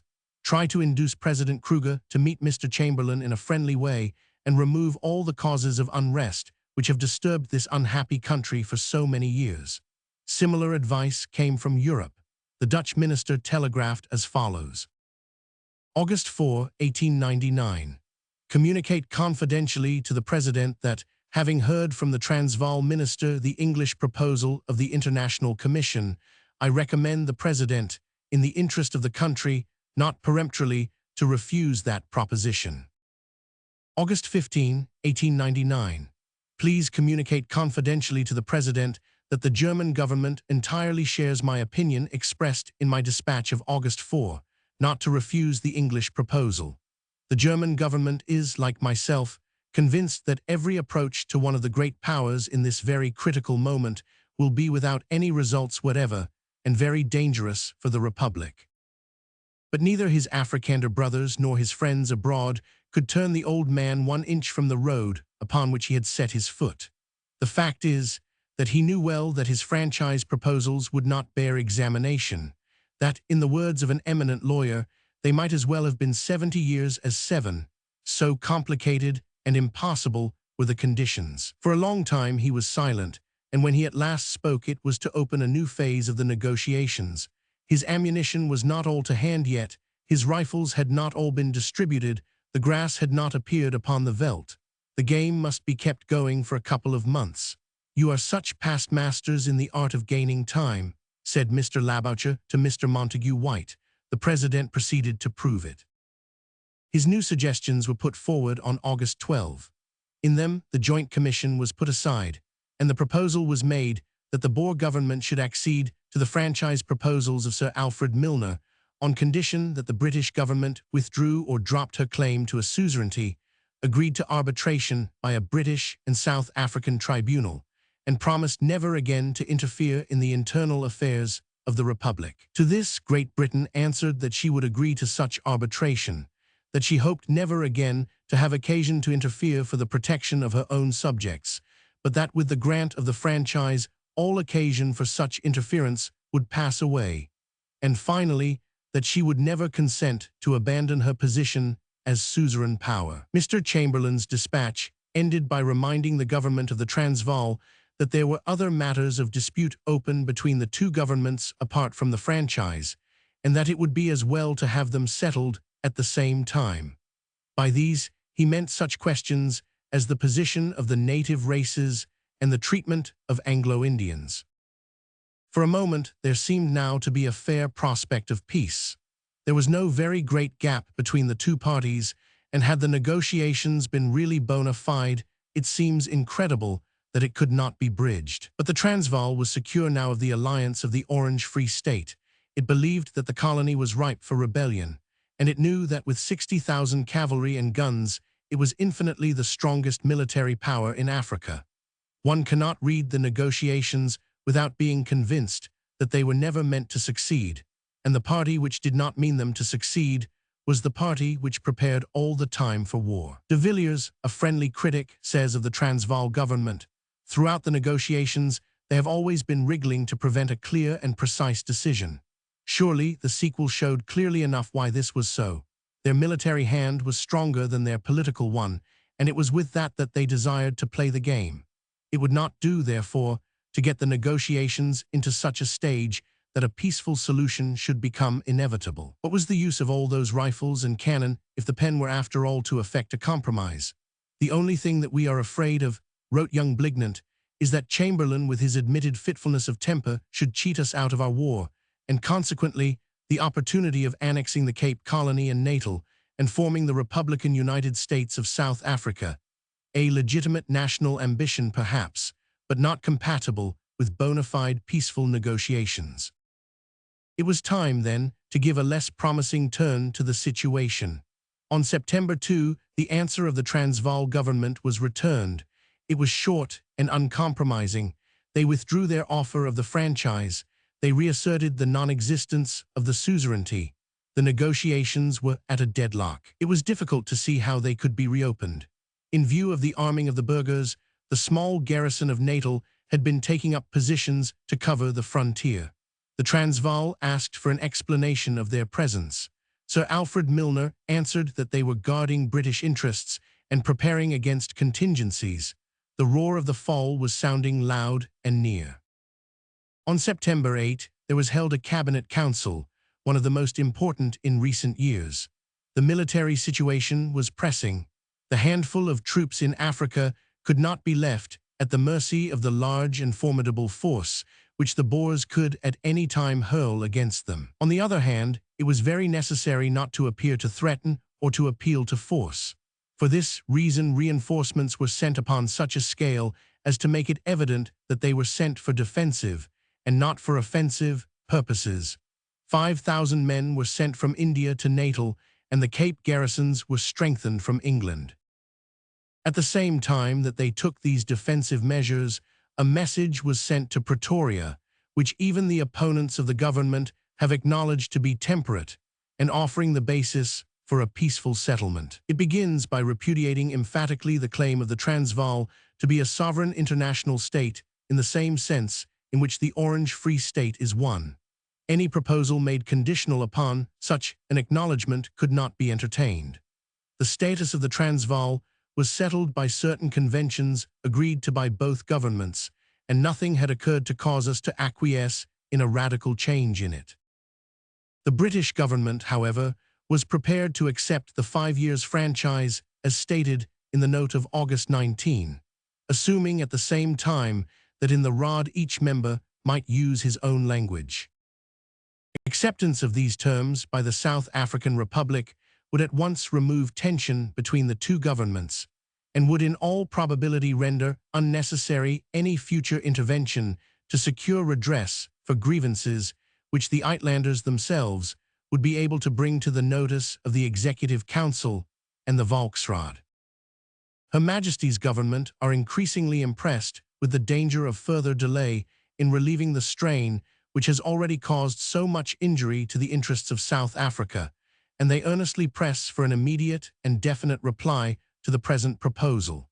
If it is acceded to, they will be ready to make immediate arrangements to settle all details of the proposed tribunal of arbitration.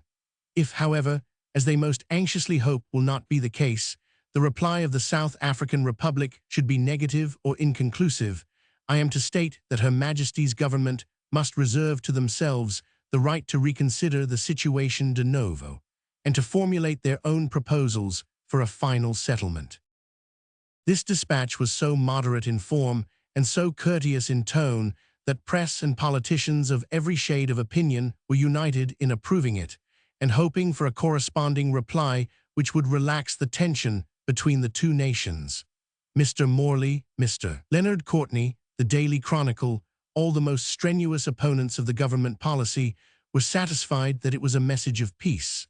But nothing at that time, save a complete and abject surrender upon the part of the British, could have satisfied the Boers, who had the most exaggerated ideas of their own military prowess and no very high opinion of our own. The continental conception of the British wolf and the Transvaal lamb would have raised a laugh in Pretoria, where the outcome of the war was looked upon as a foregone conclusion. The burghers were in no humor for concessions.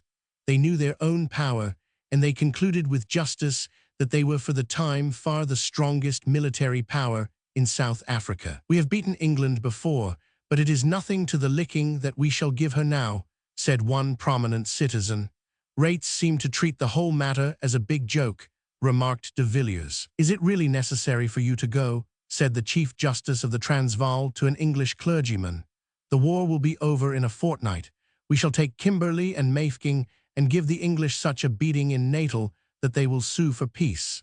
Such were the extravagant ideas which caused them to push aside the olive branch of peace. On September 18, the official reply of the Boer government to the message sent from the Cabinet Council was published in London. In manner, it was unbending and unconciliatory.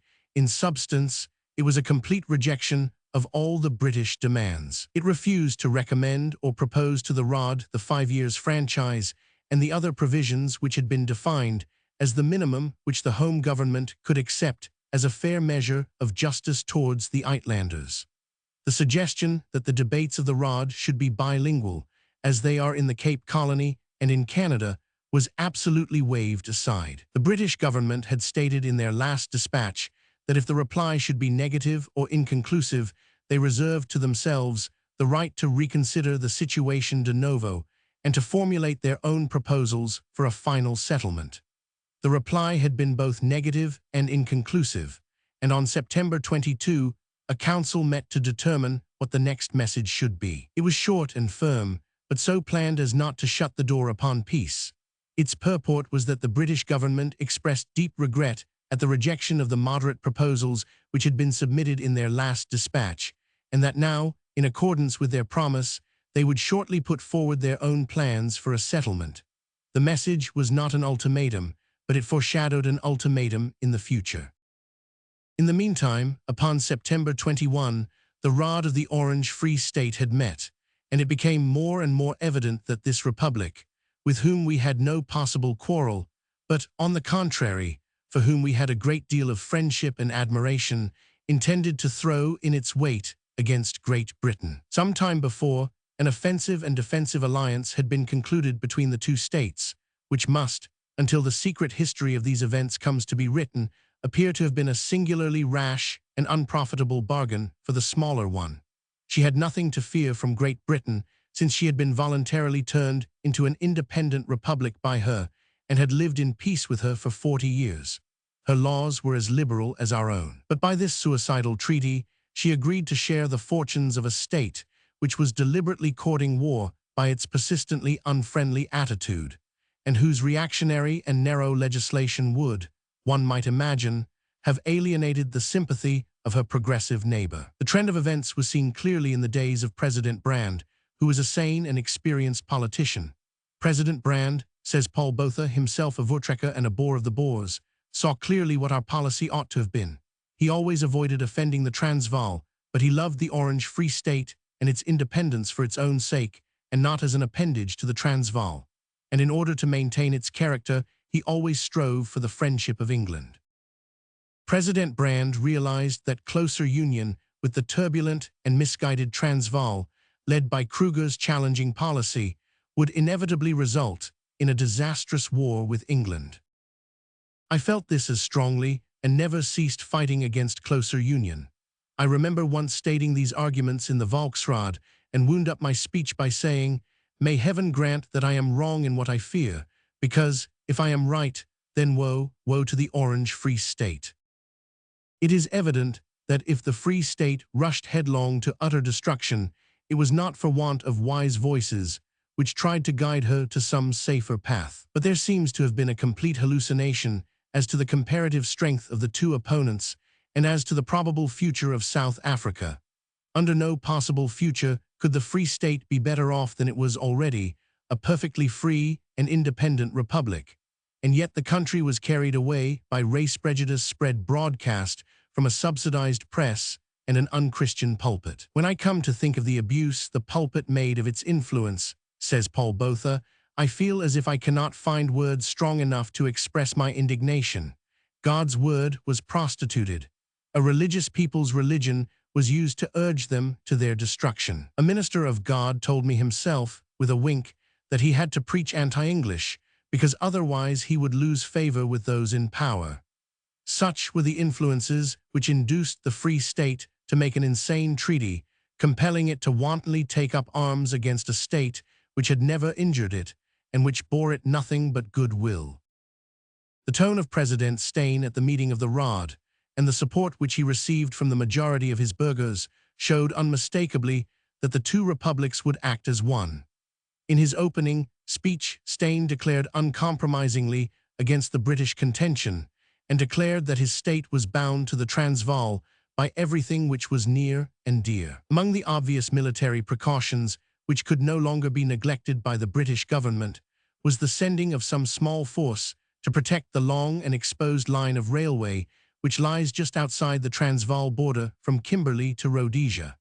Sir Alfred Milner communicated with President Steyn as to this movement of troops, pointing out that it was in no way directed against the Free State. Sir Alfred Milner added that the imperial government was still hopeful of a friendly settlement with the Transvaal, but if this hope were disappointed, they looked to the Orange Free State to preserve strict neutrality and to prevent military intervention by any of its citizens. They undertook that in that case, the integrity of the Free State frontier would be strictly preserved.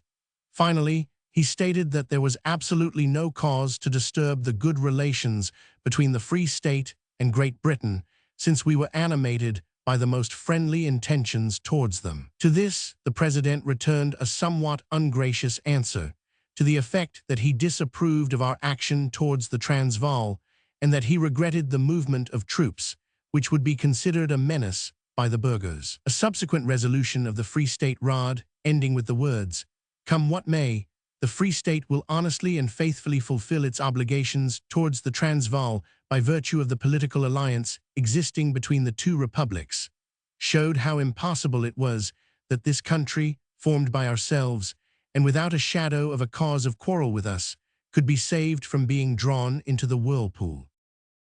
In the meantime, military preparations were being made upon both sides, moderate in the case of the British and considerable in that of the Boers. On August 15, at a time when the negotiations had already assumed a very serious phase, after the failure of the Bloemfontein Conference and the dispatch of Sir Alfred Milner, the British forces in South Africa were absolutely and absurdly inadequate for the purpose of the defense of our own frontier. Surely such a fact must open the eyes of those who, in spite of all the evidence, persist that the war was forced on by the British. A statesman who forces on a war usually prepares for a war, and this is exactly what Mr. Kruger did, and the British authorities did not. The overbearing suzerain power had at that date, scattered over a huge frontier, 2 cavalry regiments, 3 field batteries, and 6.5 infantry battalions, say 6,000 men. The innocent pastoral states could put in the field more than 50,000 mounted riflemen, whose mobility doubled their numbers, and a most excellent artillery, including the heaviest guns which have ever been seen upon a battlefield. At this time, it is most certain that the Boers could have made their way easily either to Durban or to Cape Town. The British force, condemned to act upon the defensive, could have been masked and afterwards destroyed, while the main body of the invaders would have encountered nothing but an irregular local resistance, which would have been neutralized by the apathy or hostility of the Dutch colonists. It is extraordinary that our authorities seem never to have contemplated the possibility of the Boers taking the initiative, or to have understood that in that case our belated reinforcements would certainly have had to land under the fire of the Republican guns. They ran a great military risk by their inaction, but at least they made it clear to all who are not willfully blind how far from the thoughts or wishes of the British government it has always been that the matter should be decided by force.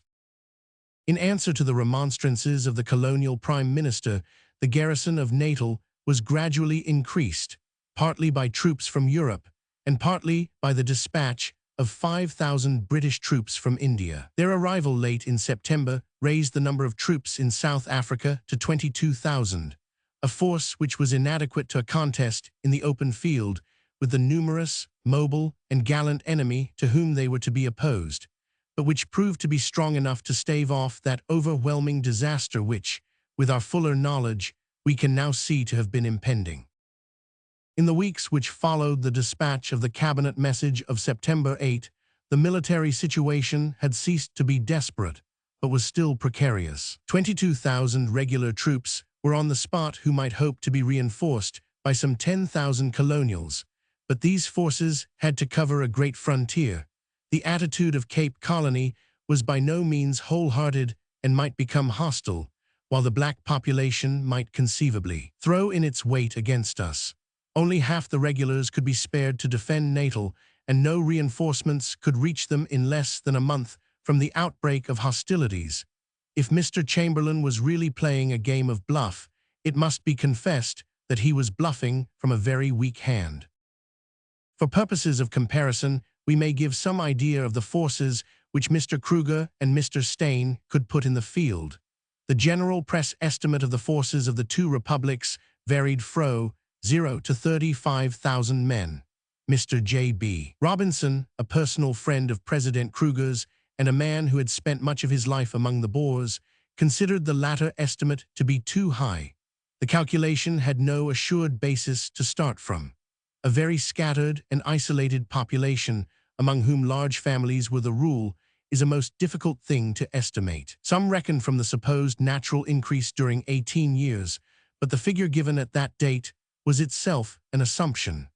Others took their calculation from the number of voters in the last presidential election, but no one could tell how many abstentions there had been, and the fighting age is 5 years earlier than the voting age in the republics. We recognize now that all calculations were far below the true figure. It is probable, however, that the information of the British Intelligence Department was not far wrong. No branch of the British service has come better out of a very severe ordeal than this one, and its report before the war is so accurate, alike in facts and in forecast, as to be quite prophetic. According to this, the fighting strength of the Transvaal alone was 32,000 men, and of the Orange Free State 22,000. With mercenaries and rebels from the colonies, they would amount to 60,000, while a considerable rising of the Cape Dutch would bring them up to 100,000. Our actual male prisoners now amount to 42,000, and we can account for 10,000 casualties, so that, allowing another 10,000 for the burghers at large, the Boer force, excluding a great number of Cape rebels, would reach 62,000. Of the quality of this large force, there is no need to speak. The men were brave, hardy, and fired with a strange religious enthusiasm. They were all of the 17th century, except their rifles. Mounted upon their hardy little ponies, they possessed a mobility which practically doubled their numbers and made it an impossibility ever to outflank them. As marksmen, they are supreme. Add to this that they had the advantage of acting upon internal lines with shorter and safer communications, and one gathers how formidable a task lay before the soldiers of the empire. When we turn from such an enumeration of their strength to contemplate the 12,000 men, split into 2 detachments, who awaited them in Natal, we may recognize that, far from bewailing our disasters, we should rather congratulate ourselves upon our escape from losing that great province which, situated as it is between Britain, India, and Australia, must be regarded as the very keystone of the imperial arch. But again, one must ask whether, in the face of these figures, it is still possible to maintain that Great Britain was deliberately attempting to overthrow by force the independence of the republics. There was a lull in the political exchanges after the receipt of the Transvaal Dispatch of September 16, which rejected the British proposals of September 8. In Africa, all hope or fear of peace had ended. The rods had been dissolved, and the old president's last words had been that war was certain, with a stern invocation of the Lord as the final arbiter. Britain was ready less obtrusively, but no less heartily, to refer the quarrel to the same dread judge. On October 2, President Steyn informed Sir Alfred Milner that he had deemed it necessary to call out the Free State burghers, that is, to mobilize his forces. Sir A. Milner wrote regretting these preparations and declaring that he did not yet despair of peace, for he was sure that any reasonable proposal would be favorably considered by Her Majesty's government. Steyn's reply was that there was no use in negotiating unless the stream of British reinforcements ceased coming into South Africa. As our forces were still in a great minority, it was impossible to stop the reinforcements, so the correspondence led to nothing. On October 7, the Army Reserves for the 1st Army Corps were called out in Great Britain, and other signs shown that it had been determined to send a considerable force to South Africa. Parliament was also summoned that the formal national assent might be gained for those grave measures which were evidently pending. It has been stated that it was the action of the British in calling out the reserves which caused the ultimatum from the Boers and so precipitated the war. Such a contention is absurd, for it puts the cart before the horse. The Transvaal commandos had mobilized upon September 27 and those of the Free State on October 2. The railways had been taken over, the exodus from Johannesburg had begun, and an actual act of war had been committed by the stopping of a train and the confiscation of the gold which was in it. The British action was subsequent to all this and could not have been the cause of it. But no government could see such portents and delay any longer to take those military preparations which were called for by the critical situation. As a matter of fact, the Boer ultimatum was prepared before the date of the calling out of the reserves and was only delivered later because the final details for war were not quite ready. It was on October 9 that the somewhat leisurely proceedings of the British Colonial Office were brought to a head by the arrival of an unexpected and audacious ultimatum from the Boer government. In contests of wit, as of arms, it must be confessed that the laugh has up to now been usually upon the side of our simple and pastoral South African neighbors. The present instance was no exception to the rule. The document was very firm and explicit, but the terms in which it was drawn were so impossible that it was evidently framed with the deliberate purpose of forcing an immediate war. It demanded that the troops upon the borders of the Republic should be instantly withdrawn, that all reinforcements which had arrived within the last year should leave South Africa, and that those who were now upon the sea should be sent back without being landed. Failing a satisfactory answer within 48 hours, the Transvaal government will with great regret be compelled to regard the action of Her Majesty's government as a formal declaration of war, for the consequences of which it will not hold itself responsible. The audacious message was received throughout the empire with a mixture of derision and anger. The answer was dispatched next day through Sir Alfred Milner. October 10. Her Majesty's government have received with great regret the peremptory demands of the government of the South African Republic, conveyed in your telegram of the 9th October. You will inform the government of the South African Republic, in reply, that the conditions demanded by the government of the South African Republic are such as Her Majesty's government deem it impossible to discuss. Chapter 4. Some points examined. Such is a general sketch of the trend of the negotiations and of the events which led up to the war.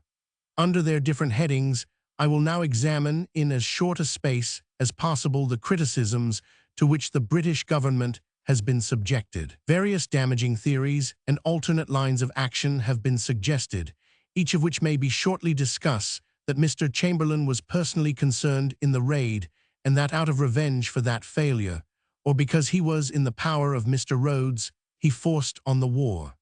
The theory that Mr. Chamberlain was in the confidence of the raiders has been already examined and shown to be untenable.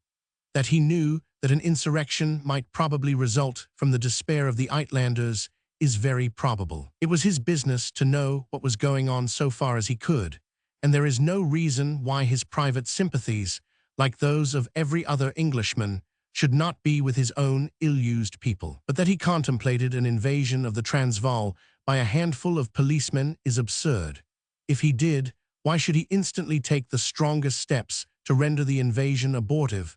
What could he possibly do to make things miscarry which he did not do? And if he were conscious of being in the power of Mr. Rhodes, how would he dare to oppose with such vigor that gentleman's pet scheme? The very facts and the very telegrams upon which critics rely to prove Mr. Chamberlain's complicity will really, when looked at with unprejudiced eyes, most clearly show his entire independence. Thus when Rhodes, or Harris in Rhodes's name, telegraphs, "Inform Chamberlain that I shall get through all right if he will support me, but he must not send cable like he sent to the High Commissioner." And again, "Unless you can make Chamberlain instruct the High Commissioner to proceed at once to Johannesburg, the whole position is lost." Is it not perfectly obvious that there has been no understanding of any sort, and that the conspirators are attempting to force the colonial secretary's hand? Again, critics make much of the fact that shortly before the raid Mr. Chamberlain sold to the chartered company the strip of land from which the raid started, and that he made a hard bargain, exacting as much as 200,000 L for it. Surely the perversion of an argument could hardly go further, for if Mr. Chamberlain were in their confidence and in favor of their plan, it is certain that he would have given them easy and not difficult terms for the land for which they asked.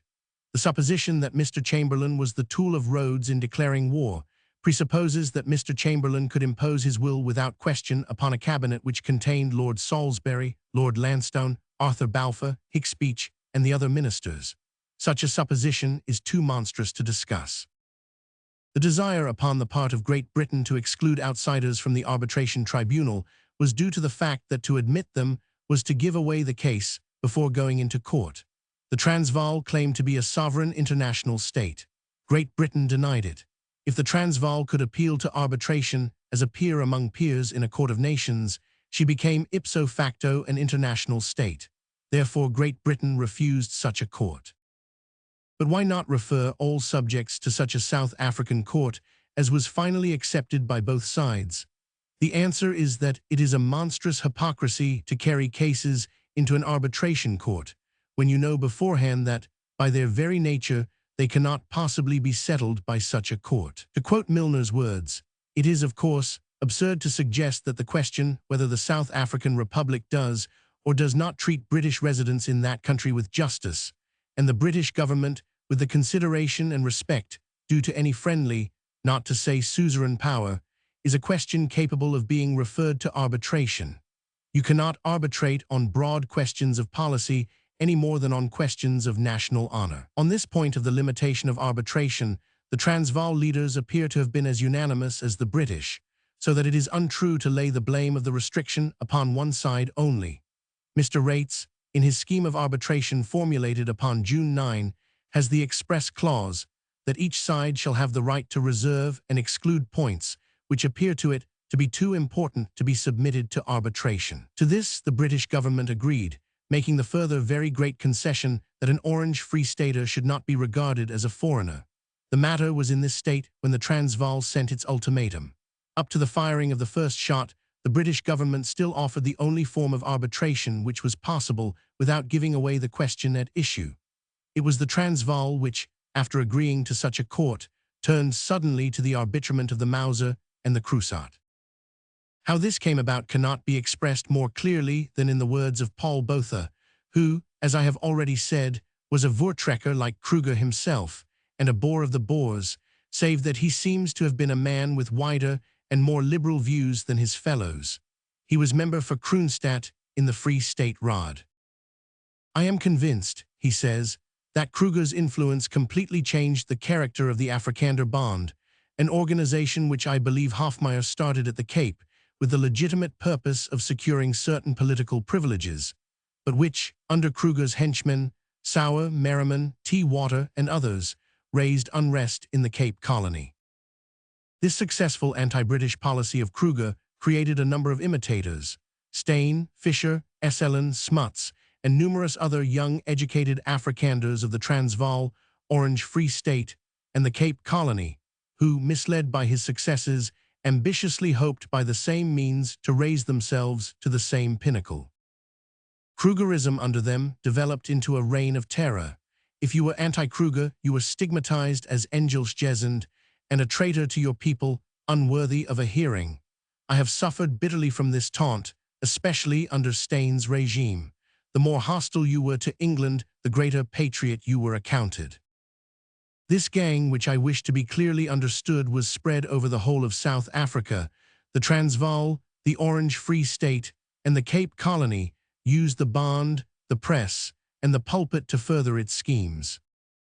Rates, whom I believe to have been an honest enthusiast, set himself up as second sponsor to the bond and voiced the doctrine of this gang: Africa for the Afrikaners, sweep the English into the sea. With an alluring cry like this, it will be readily understood how easy it was to inflame the imagination of the illiterate and uneducated Boer, and to work upon his vanity and prejudices. That pernicious rag, Karl Borkenhagen's Bloemfontein Express, enormously contributed to spreading this doctrine in the Orange Free State.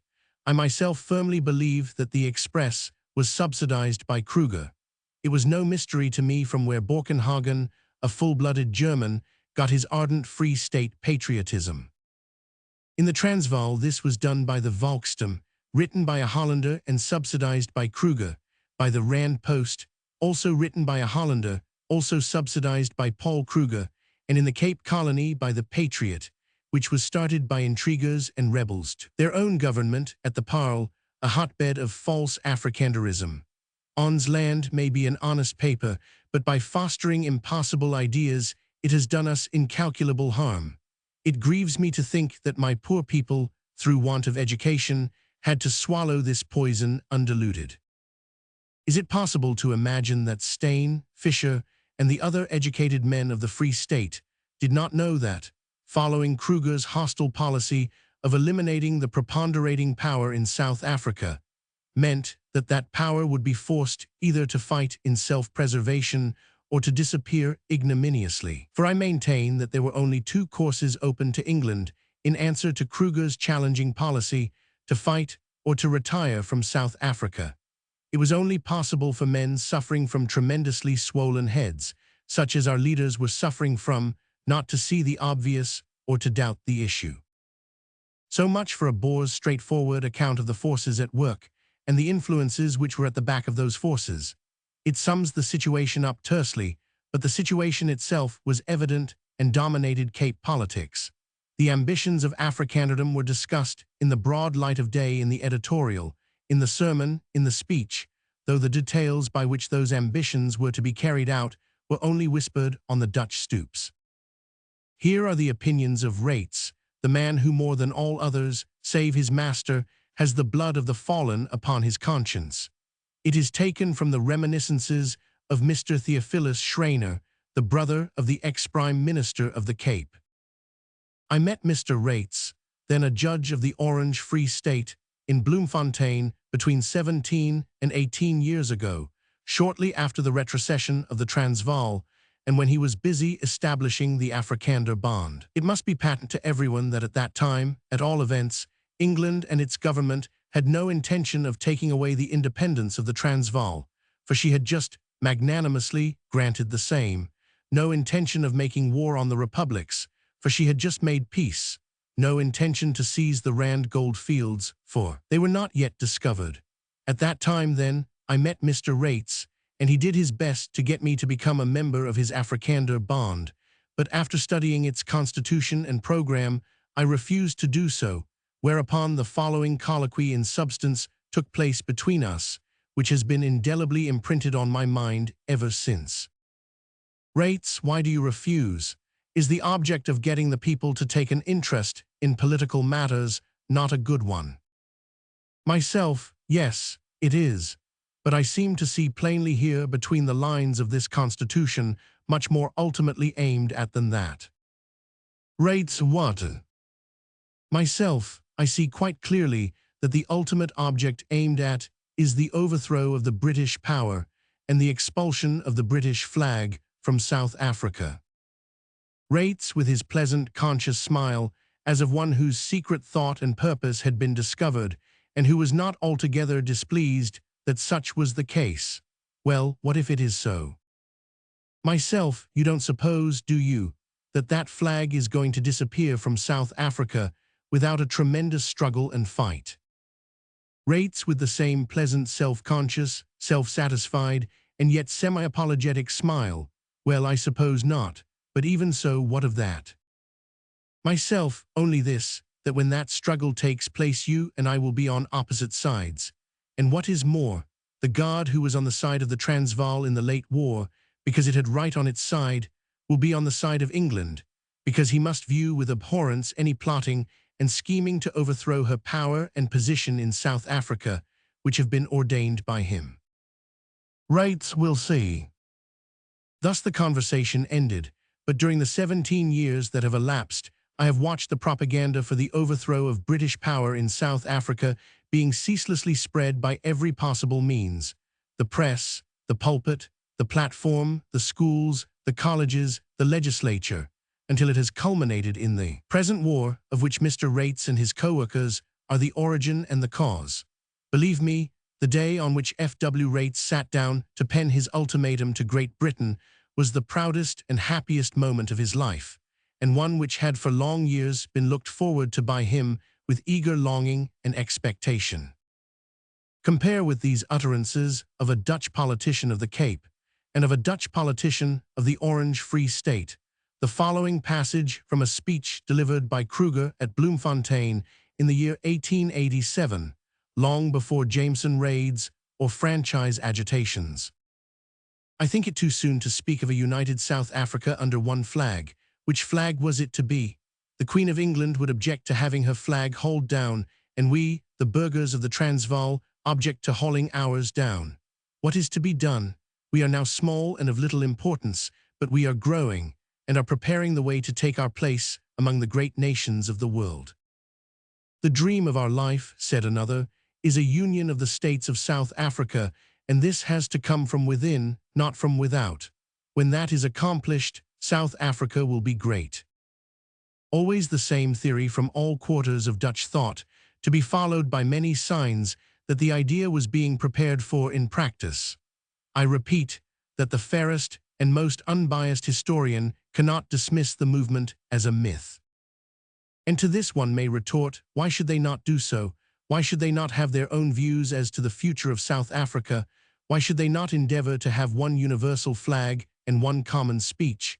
Why should they not win over our colonists, if they can, and push us into the sea? I see no reason why they should not.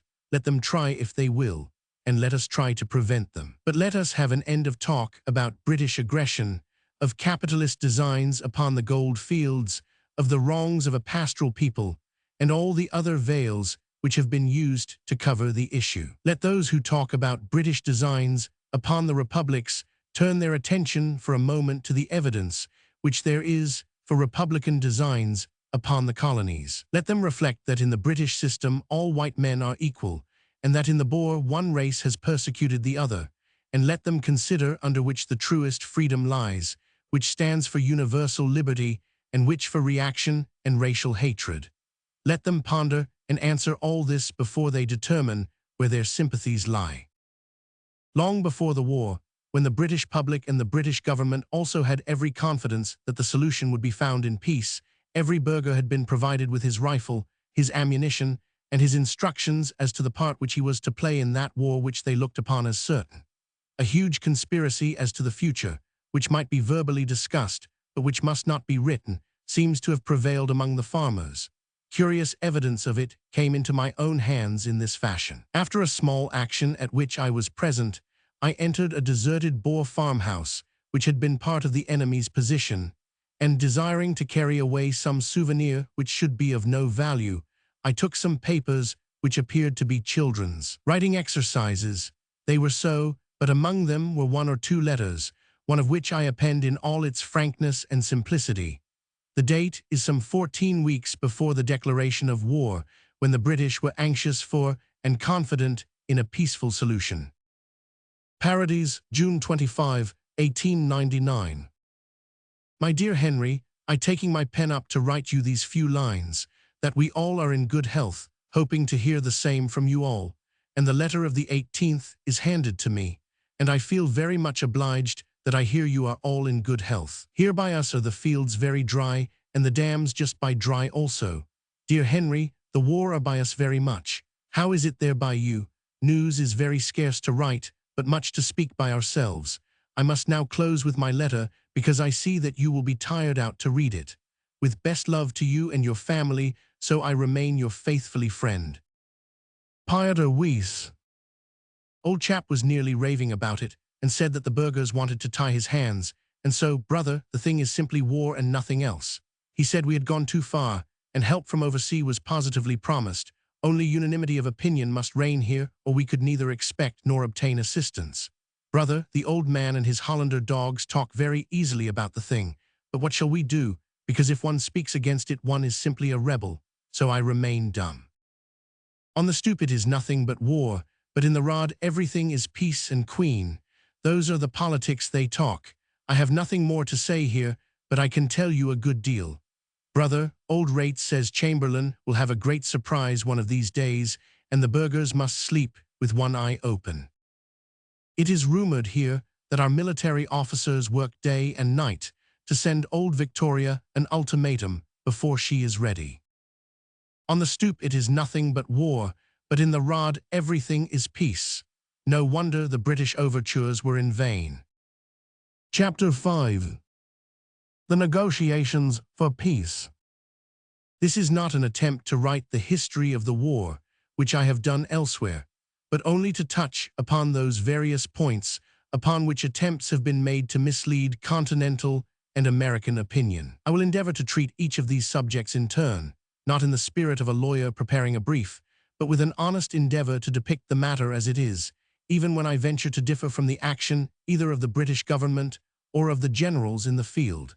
In this chapter, I will deal with the question of making peace, and examine how far the British are to blame for not having brought those negotiations which have twice been opened to a successful conclusion. The outset of the war saw the Boers aggressive and victorious. They flocked into British territory, drove the small forces opposed to them into entrenched positions, and held them there at Ladysmith, Kimberley, and Mafeking. At the same time, they drove back at Colenso and at Magersfontein the forces which were sent to relieve these places. During this long period of their predominance, from October 1899 to February 1900, there was no word of peace. On the contrary, every yard of British territory which was occupied was instantly annexed either by the Transvaal or by the Orange Free State. This is admitted and beyond dispute. What becomes then of the theory of a defensive war, and what can they urge against the justice which awarded the same fate to the land of the Boers when it in turn was occupied by us? The Boers did not use their temporary victory in any moderate spirit. At the end of January 1900, Dr. Lades, while on his visit to Berlin, said, "I believe that England will have to give us back a good part of the territory formerly snatched away from us. The Boers will probably demand the cession of the strip of coast between Durban and Delagoa Bay, with the harbors of Lucia and Kosi. The Orange Free State and the Transvaal are to be united and to form one state, together with parts of Natal and the northern districts of Cape Colony. Daily News Berlin correspondent, February 1, March 16, 1900. They were to go to the sea, and nothing but going to the sea would satisfy them. The war would end when their flag flew over Cape Town, but there came a turn of the tide. The resistance of the garrisons, the tenacity of the relieving forces, and the genius of Lord Roberts altered the whole situation. The Boers were driven back to the first of their capitals. Then for the first time there came from them those proposals for peace, which were never heard when the game was going in their favor. Here is President Kruger's telegram. The presidents of the Orange Free State and of the South African Republic to the Marquis of Salisbury. Bloemfontein, March 5, 1900. The blood and the tears of the thousands who have suffered by this war, and the prospect of all the moral and economic ruin with which South Africa is now threatened, make it necessary for both belligerents to ask themselves dispassionately, and as in the sight of the triune God, for what they are fighting, and whether the aim of each justifies all this appalling misery and devastation. With this object, and in view of the assertions of various British statesmen to the effect that this war was begun, and is being carried on with the set purpose of undermining Her Majesty's authority in South Africa, and of setting up an administration over all South Africa independent of Her Majesty's government, we consider it our duty solemnly to declare that this war was undertaken solely as a defensive measure to safeguard the threatened independence of the South African Republic, and is only continued in order to secure and safeguard the incontestable independence of both republics as sovereign international states, and to obtain the assurance that those of Her Majesty's subjects who have taken part with us in this war shall suffer no harm whatsoever in person or property. On these conditions, but on these conditions alone, are we now, as in the past, desirous of seeing peace re-established in South Africa and of putting an end to the evils now reigning over South Africa, while, if Her Majesty's government is determined to destroy the independence of the republics, there is nothing left to us and to our people but to persevere to the end in the course already begun, in spite of the overwhelming preeminence of the British Empire, confident that that God who lighted the unextinguishable fire of the love of freedom in the hearts of ourselves and of our fathers will not forsake us, but will accomplish His work in us and in our descendants. We hesitated to make this declaration earlier to Your Excellency, as we feared that as long as the advantage was always on our side, and as long as our forces held defensive positions far in Her Majesty's colonies, such a declaration might hurt the feelings of honor of the British people. But now that the prestige of the British Empire may be considered to be assured by the capture of one of our forces by Her Majesty's troops, and that we are thereby forced to evacuate other positions which our forces had occupied, that difficulty is over, and we can no longer hesitate clearly to inform your government and people in the sight of the whole civilized world why we are fighting, and on what conditions we are ready to restore peace. Here is Lord Salisbury's reply. Foreign Office, March 11, 1900. I have the honor to acknowledge Your Honor's telegram dated the 5th of March from Bloemfontein, of which the purport is principally to demand that Her Majesty's government shall recognize the incontestable independence of the South African Republic and Orange Free State as sovereign international states, and to offer, on those terms, to bring the war to a conclusion. In the beginning of October, last peace existed between Her Majesty and the two republics under the conventions, which then were in existence. A discussion had been proceeding for some months between Her Majesty's government and the South African Republic, of which the object was to obtain redress for certain very serious grievances under which British residents in the South African Republic were suffering. In the course of those negotiations, the South African Republic had, to the knowledge of Her Majesty's government, made considerable armaments, and the latter had, consequently, taken steps to provide corresponding reinforcements to the British garrisons of Cape Town and Natal.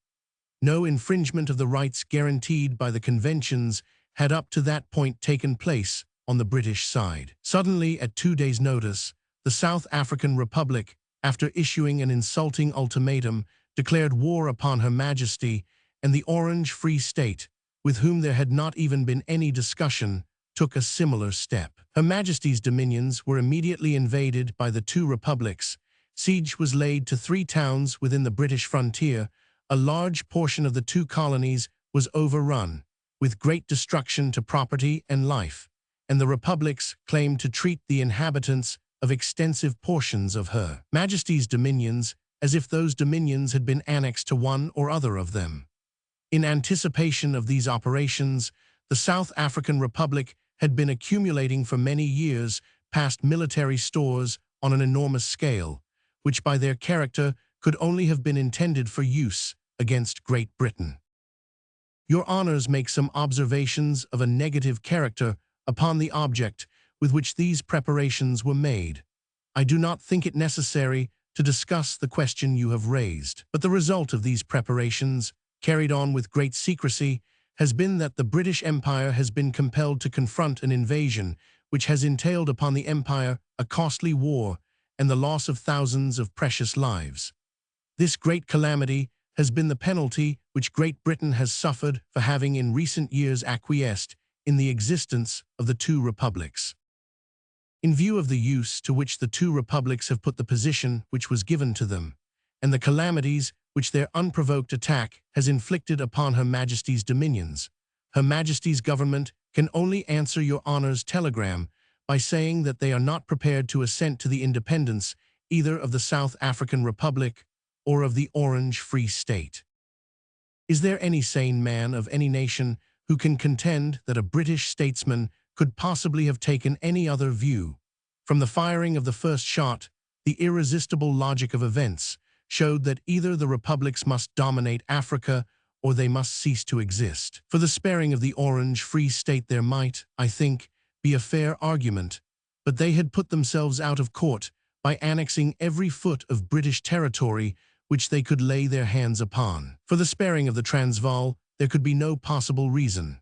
Had that state been reconstituted, we should instantly have been faced once more with the franchise question, the Uitlander question, the corrupt oligarchy, the anti-British conspiracy, and everything which we had spent so much blood and money to set right. The desperate situation from which the British power was only just emerging was so fresh in our minds that we could not feel justified in leaving the possibility, indeed the certainty, of its recurrence to our children. Remember, you who judge us, that we had done all this before. Once before within our own memories, we had patched up an inconclusive peace and left these people the power to hurt us. And what had come of it? Eternal trouble ending in a great war which strained the resources of the empire. Could we be asked to do the same again? Would any nation on earth have done the same again? From the day of the signing of peace, we should know that we had an implacable and formidable foe to the north of us, nursing his wrath and preparing his strength for the day when he might strike us at an advantage. Our colonies would lie ever in the shadow of its menace. Who can blame us for deciding that the job should be done now in such a way that it should never, so far as we could help it, need to be done once more? Such was the end of the first negotiations for peace. The war was resumed, and in time the second capital of the Boers was taken and President Kruger withdrew to Europe, leaving South Africa in the welter to which he had reduced it. Then, for the second time, negotiations for peace were opened on the initiative of General Botha, which led to a meeting upon February 28, 1901, between Kitchener and Botha. Kitchener had already explained that for the reasons given above the restoration of independence was impossible, and the negotiations were carried through on that understanding. Here is Lord Kitchener's own account of the interview and of the points at issue. Pretoria, March 1, 1901, 2:20 p.m. 28th February. I have had a long interview with Botha, who showed very good feeling and seemed anxious to bring about peace. He asked for information on a number of subjects, which he said that he should submit to his government and people, and if they agreed, he should visit Orange River Colony and get them to agree. They should all then hand in their arms and finish the war. He told me that they could go on for some time, and that he was not sure of being able to bring about peace without independence. He tried very hard for some kind of independence, but I declined to discuss such a point, and said that a modified form of independence would be most dangerous and likely to lead to war in the future. Subject was then dropped, and firstly, the nature of future government of colonies asked about. He wanted more details than were given by colonial secretary, and I said that, subject to correction from home, I understood that when hostilities ceased, military guard would be replaced by Crown Colony Administration, consisting of nominated executive with elected assembly to advise administration, to be followed after a period by representative government. He would have liked representative government at once, but seemed satisfied with above. Secondly, whether a Boer would be able to have a rifle to protect him from native. I said I thought he would be by a license and on registration. Thirdly, he asked whether Dutch language would be allowed. I said that English and Dutch would, I thought, have equal rights. He expressed hope that officials dealing with farmers would know Dutch. Fourthly, the Kaffir question. This turned at once on franchise of Kaffirs, and a solution seemed to be that franchise should not be given to Kaffirs until after representative government was granted to colonies. Orange Free State laws for Kaffirs were considered good. Fifthly, that Dutch church property should remain untouched. Sixthly, public trusts and orphan funds to be left intact. He asked whether British government, in taking over the assets of republics, would also take over legal debts. This he made rather a strong point of, and he intended it to include debts legally contracted since the war began. He referred to notes issued amounting to less than $1 million. Seventhly, he asked if any war tax would be imposed on farmers. I said I thought not. Eighthly, when would prisoners of war return? Ninthly, he referred to pecuniary assistance to repair burnt farms and enable farmers to start afresh. I said I thought some assistance would be given. Tenthly, amnesty to all at end of war. We spoke of colonials who joined republics, and he seemed not adverse to their being disfranchised. I arranged with him that I should write and let him know the view of the government on these points. All I said during the interview was qualified by being subject to confirmation from home. He was anxious to get an answer soon. There followed some correspondence between Lord Kitchener, Sir Alfred Milner, and Mr. Chamberlain upon the exact terms which could be given to both. They ended in the following offer, which was submitted to him upon March 7, that, in consideration of a complete military surrender. 1. There should be a complete amnesty for all bona fide acts of war for all burghers of the republics. In the case of colonial rebels, if they return to their colonies, some inquiry must be held on their conduct. 2. All prisoners to be at once sent back. 3. Crown Colony government to be given as soon as possible. This in turn to change to representative government as in all other free British possessions. The courts of law to be independent of the government. 4. The Dutch and English languages to be put upon an equality. 5. That the government should help to replace the farmers on their farms, to restore their buildings, should pledge itself not to specially tax them, and should pay as an act of grace £1 million to meet the debt incurred by the Republican governments to their own people during the war. 6. That the burghers be allowed sporting firearms. 7. That the Kaffirs should have the protection of the law, but should not have the vote. In conclusion, says Lord Kitchener, I must inform your honour that if the terms are not accepted after a reasonable delay for consideration, they must be regarded as cancelled. But the wise and chivalrous Botha was overruled by the men around him, many of whom had little to lose by a continuance of the struggle. It was evident that he did not himself consider independence vital, since he had gravely discussed terms which were based upon loss of independence. But other influences had been brought to bear upon him, and this was his reply, a reply which has already cost the lives of so many of each side. I have the honor to acknowledge receipt of Your Excellency's letter stating what steps Your Excellency's government is prepared to take in the event of a general and total cessation of hostilities. I have advised my government of Your Excellency's said letter, but after the mutual exchange of views at our interview at Middelburg on 28th February last, it will certainly not surprise Your Excellency to know that I do not feel disposed to recommend that the terms of the said letter shall have the earnest consideration of my government. I may add also that my government and my chief officers here entirely agree to my views. It will be observed that in this reply Botha bases his refusal upon his own views as expressed in the original interview with Kitchener, and we have his own authority, therefore, to show that they were not determined by any changes which Chamberlain may have made in the terms, a favorite charge of that gentleman's enemies.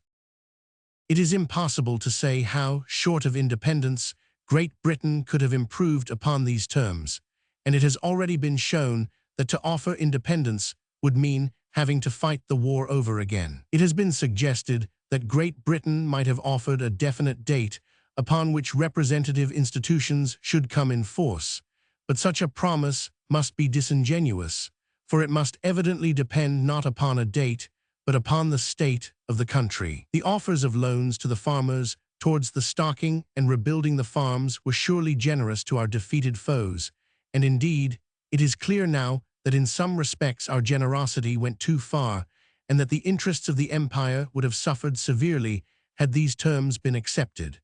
To have given more would certainly seem not to have offered peace, but to have implored it. Whatever the final terms of peace may prove to be, it is to be earnestly hoped that 40,000 male prisoners will not be returned, as a matter of right, without any guarantee for their future conduct. It is also much to be desired that the bastard taal language, which has no literature and is almost as unintelligible to a Hollander as to an Englishman, will cease to be officially recognized. These two omissions may repay in the long run for weary months of extra war since, upon Botha's refusal, the British government withdrew these terms and the hand moved onwards upon the dial of fate, never to turn back. De Wet had said in reference to Kitchener's terms of peace, "What is the use of examining all the points, as the only object for which we are fighting is our independence and our national existence?" It is evident, however, that Botha did not consider this an absolute bar to renewing the negotiations, for upon May 10, 2 months later, he wrote the following letter to Lord Kitchener. Commandant General's Camp, May 10, 1901. Excellency, as I have already assured Your Excellency, I am very desirous of terminating this war and its sad consequences.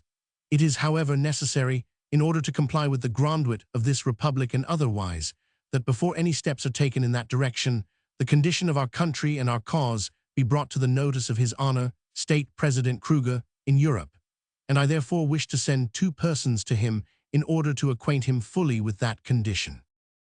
As speed in this matter is of great consequence to both contending parties, and as such dispatch without Your Excellency's assistance would take a considerable time, I should like to hear from Your Excellency whether Your Excellency is prepared to assist me in expediting this matter by allowing such person or persons to journey there and back unhindered, if necessary by the traffic medium within Your Excellency's control.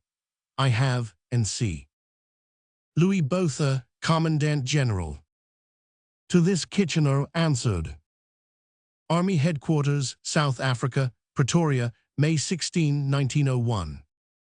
Your Honor, I have the honor to acknowledge the receipt of Your Honor's letter of 10th instant, and, in reply, beg to state that I can only deal with you and your superior officers in the field in regard to the cessation of hostilities, and that I do not recognize the official status of any other persons in the late republics of the Orange River and Transvaal.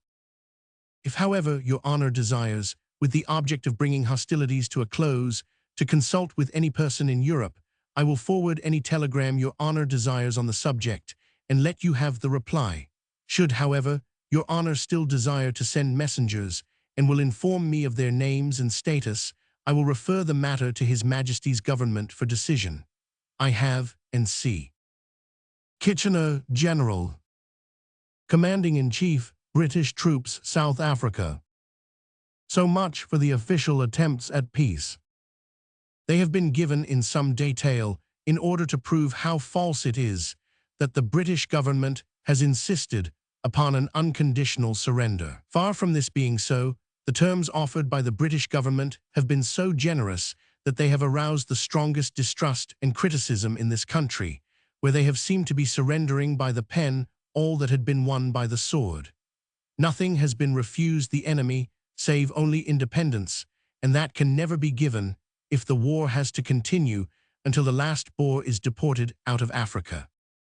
It is only necessary to refer briefly to the unofficial Boer attempts at peace.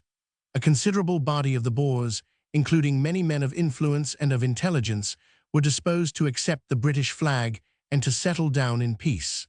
The leaders of this party were the brave Piet de Wet, brother of Christian, Paul Botha of Kroonstad, Fraser of Bloemfontein, and others. Piet de Wet, who had fought against us as hard as any man, wrote to his brother, "Which is better, for the republics to continue the struggle and run the risk of total ruin as a nation, or to submit?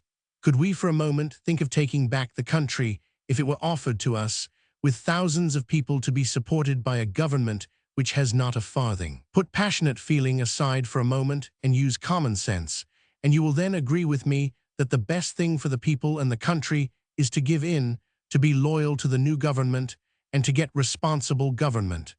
Such were the sentiments of many of the best of the burghers, and they endeavored to persuade their fellows. Both in the Transvaal and in the Free State, peace committees were formed among the burghers, who sent deputies to lay the facts of the situation before their brethren on commando. The results were tragic. 2 of the envoys, Morgendal and de Kock, were shot in cold blood, the former having been first beaten. Several of the others were beaten, and all were ill-used. This severity did not, however, stop the movement, but gave it a fiercer turn. The burghers who were in favor of peace, finding it useless to argue with their fellow countrymen, and knowing that their country was being hopelessly ruined by the insensate resistance, took the extreme course, at last, of bearing arms against them. There are at present 3 strong commandos of burghers fighting upon the British side, commanded by 3 Boer generals, Marais, Celliers, and the younger Crange, all of whom had made their names in fighting against us. This fact alone goes far to dispel those stories of British barbarity with which I shall presently deal. They are believed in by political fanatics in England and by dupes abroad, but the answer which many of the Boers upon the spot make to them is to enlist and fight under the British flag. They are in the best position for knowing the truth, and how can they show in a stronger way what they believe that truth to be? Chapter 6. The Farm Burning. In the official correspondence, which is published between the Boer and British leaders in South Africa, may very clearly be traced the way in which this practice came to assume proportions which shocked public opinion. It must be admitted that the results have not justified it, and that, putting all moral questions apart, a burned-out family is the last which is likely to settle down, as we hope that the Boers may eventually settle down as contented British citizens. On the other hand, when a nation adopts guerrilla tactics, it deliberately courts those sufferings to the whole country which such tactics invariably entail. They have been the same in all wars and at all times. The army which is stung by guerrillas strikes round it furiously and occasionally indiscriminately. An army which is continually sniped and harassed becomes embittered, and a general feels called upon to take those harsher measures which precedent and experience suggest. That such measures have not been pushed to an extreme by the British authorities is shown by the fact that the captured guerrilla has been made a prisoner of war, unlike his prototype, the franc-tireur. The general question of guerrillas may be discussed later. At present, we will confine our attention to the burning of farms. The first protest from the Boer side is dated February 3, 1900. In it, the 2 presidents accuse the British troops of burning and blowing up with dynamite the farmhouses and of the devastation of farms. The document also includes an accusation of having used armed natives against the Boers. Lord Roberts replied upon February 5 to the effect that stringent instructions had been given to the British troops to respect private property. All wanton destruction or injury to peaceful inhabitants is contrary to British practice and tradition, and will, if necessary, be rigorously repressed by me. He added that it was an untrue statement that natives had ever been encouraged by British officers to commit depredations. The charge, which has been the subject of many effective cartoons upon the continent, is as absurd as most of the other works of the same artists. Why should the state, which refused the aid of its own highly trained Indian army of 150,000 men, avail itself of that of savages? Lord Roberts denied the assertion with befitting warmth, and it is not again repeated in the course of the dispatches. Lord Roberts in this document was not content with denying the Boer allegations, but carried the war into the enemy's country. I regret to say that it is the Republican forces which have in some cases been guilty of carrying on the war in a manner not in accordance with civilized usage. I refer especially to the expulsion of loyal subjects of Her Majesty from their homes in the invaded districts of this colony, because they refused to be commandeered by the invader. It is barbarous to attempt to force men to take sides against their own sovereign and country by threats of spoliation and expulsion. Men, women, and children have had to leave their homes owing to such compulsion, and many of those who were formerly in comfortable circumstances are now being maintained by charity. He adds, I beg to call your honor's attention to the wanton destruction of property by the Boer forces in Natal. They not only have helped themselves freely to the cattle and other property of farmers without payment, but they have utterly wrecked the contents of many farmhouses. As an instance, I would specify Mr. Theodore Wood's farm, Longwood, near Springfield. I point out how very different is the conduct of the British troops. It is reported to me from Modder River that farms within the actual area of the British camp have never even been entered. The occupants are unmolested, and their houses, gardens, and crops remain absolutely untouched. On March 26, Lord Roberts's proclamation spoke with no uncertain voice upon the subject of private property.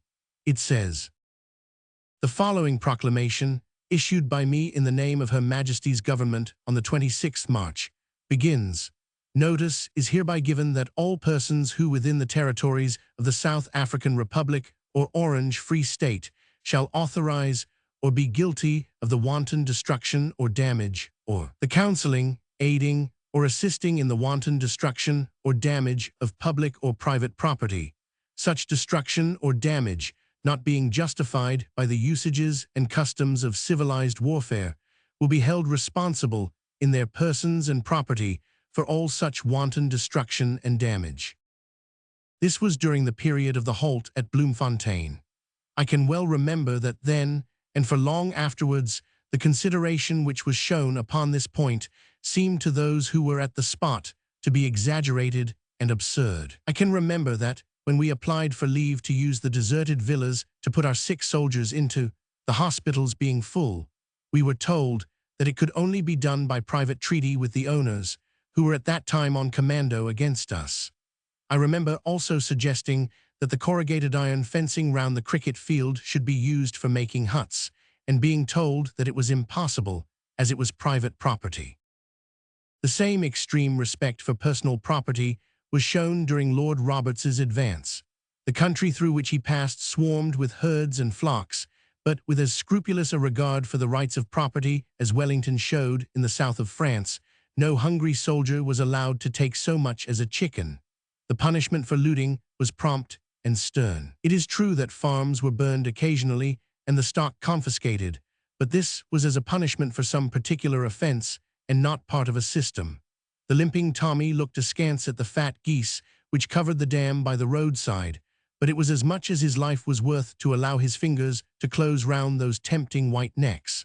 On foul water and bully beef, he tramped through a land of plenty. A most striking example of British discipline and forbearance was furnished at this period, while the war could still be called regular upon the Boer side, by Rundle's division, christened the Hungry Eighth by the army.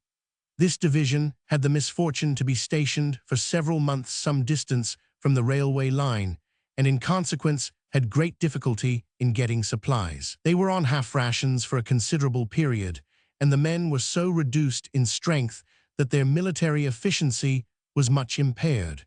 Yet they lived in a land of plenty, a land of large farms well stocked with every sort of food. Why it was impossible to get this food for the men I do not know, but I do know that the prices for bread, eggs, milk, and other such things were kept very high by the wives of the farmers who were away upon commando, and that the hungry soldiers were quite unable to buy, and were not permitted to take, the nourishment which was essential.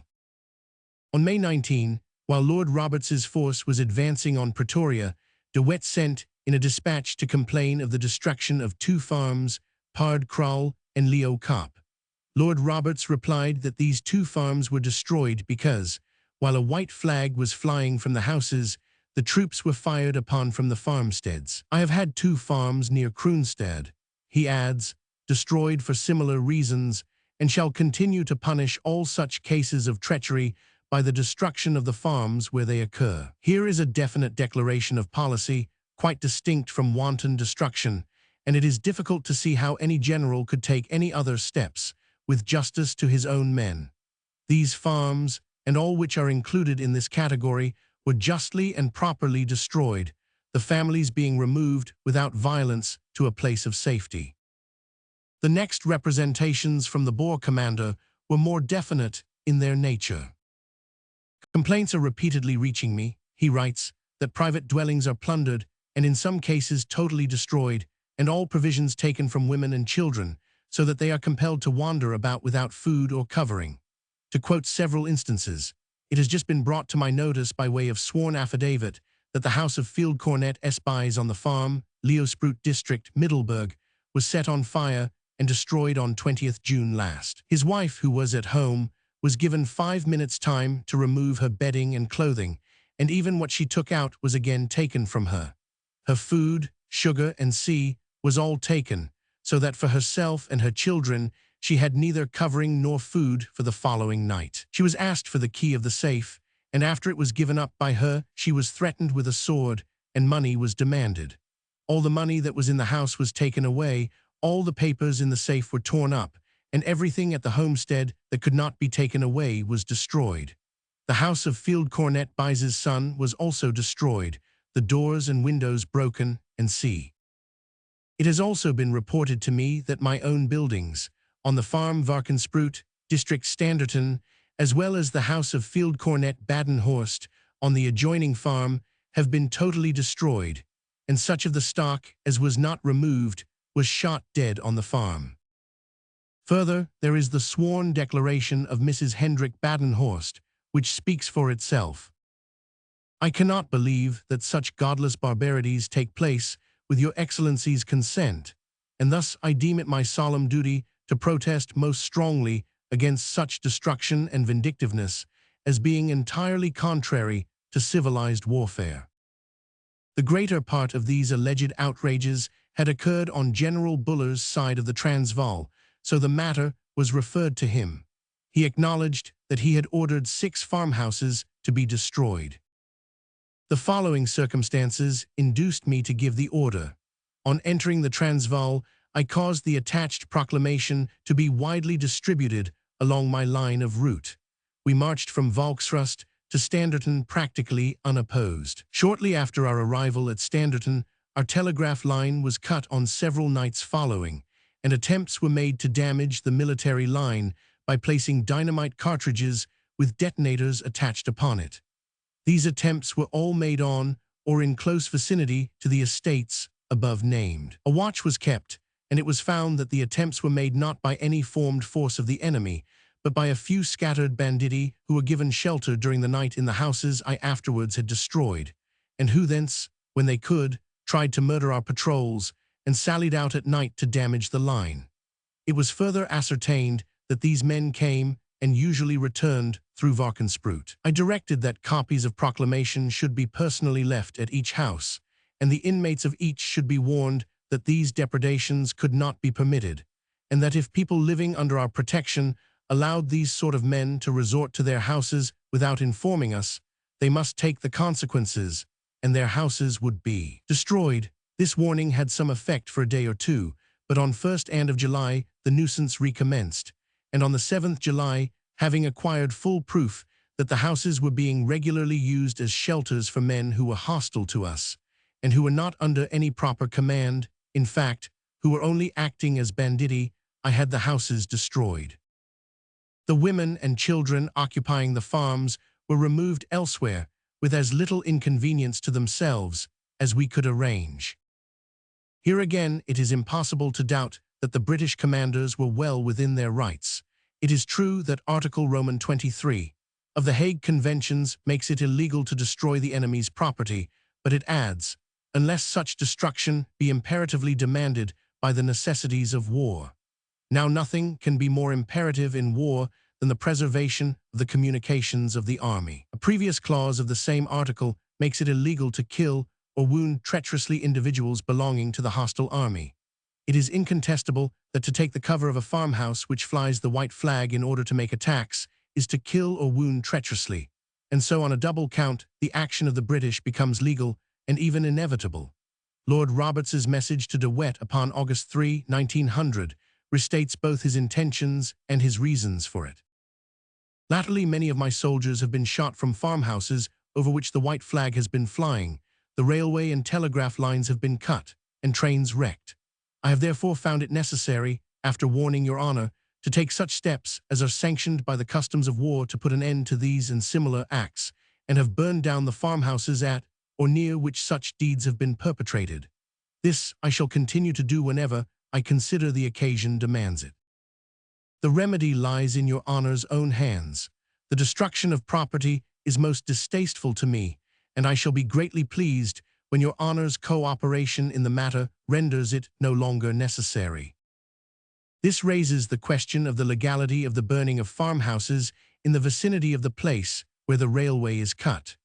The question presented itself forcibly to my mind when I saw with my own eyes the tall plumes of smoke rising from 6 farmhouses, De Wet's among them, in the neighborhood of Rudyville. There is no doubt whatever that in the War of 1870, the classic type of modern war, the villages and populations near the scene of a cut railway were severely punished, but the Hague Conventions had not then been signed. On the one hand, it may be urged that it is impossible, without such disciplinary measures, to preserve a line of 1,000 miles running all the way through a hostile or semi-hostile country.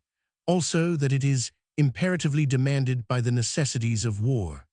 On the other hand, there is Article L, which says no general penalty can be inflicted on the population on account of the acts of individuals, for which it cannot be regarded as collectively responsible.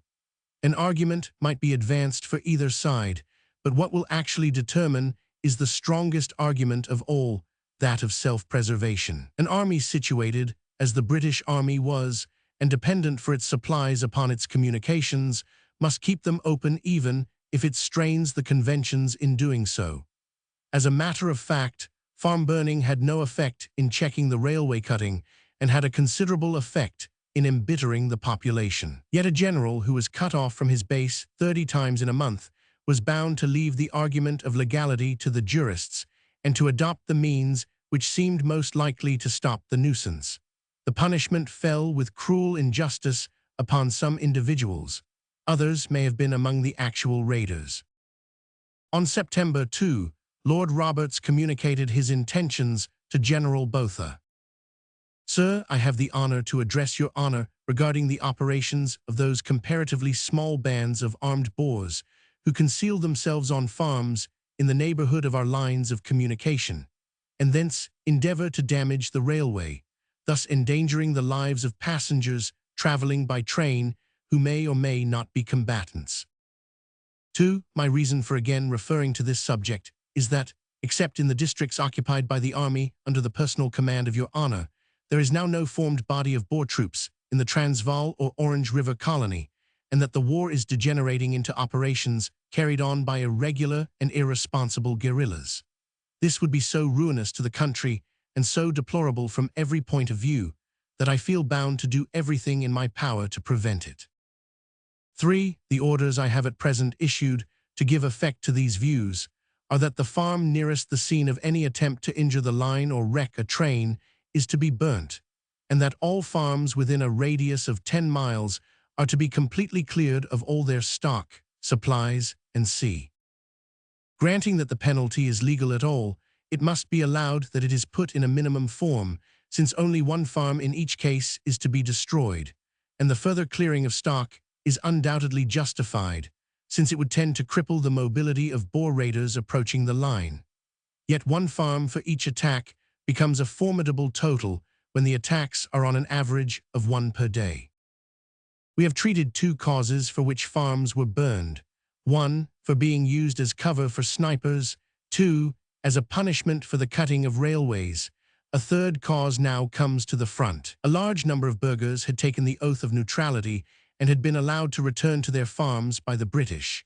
These men were persuaded or terrorized by the fighting commandos into breaking their parole and abandoning those farms on which they had sworn to remain.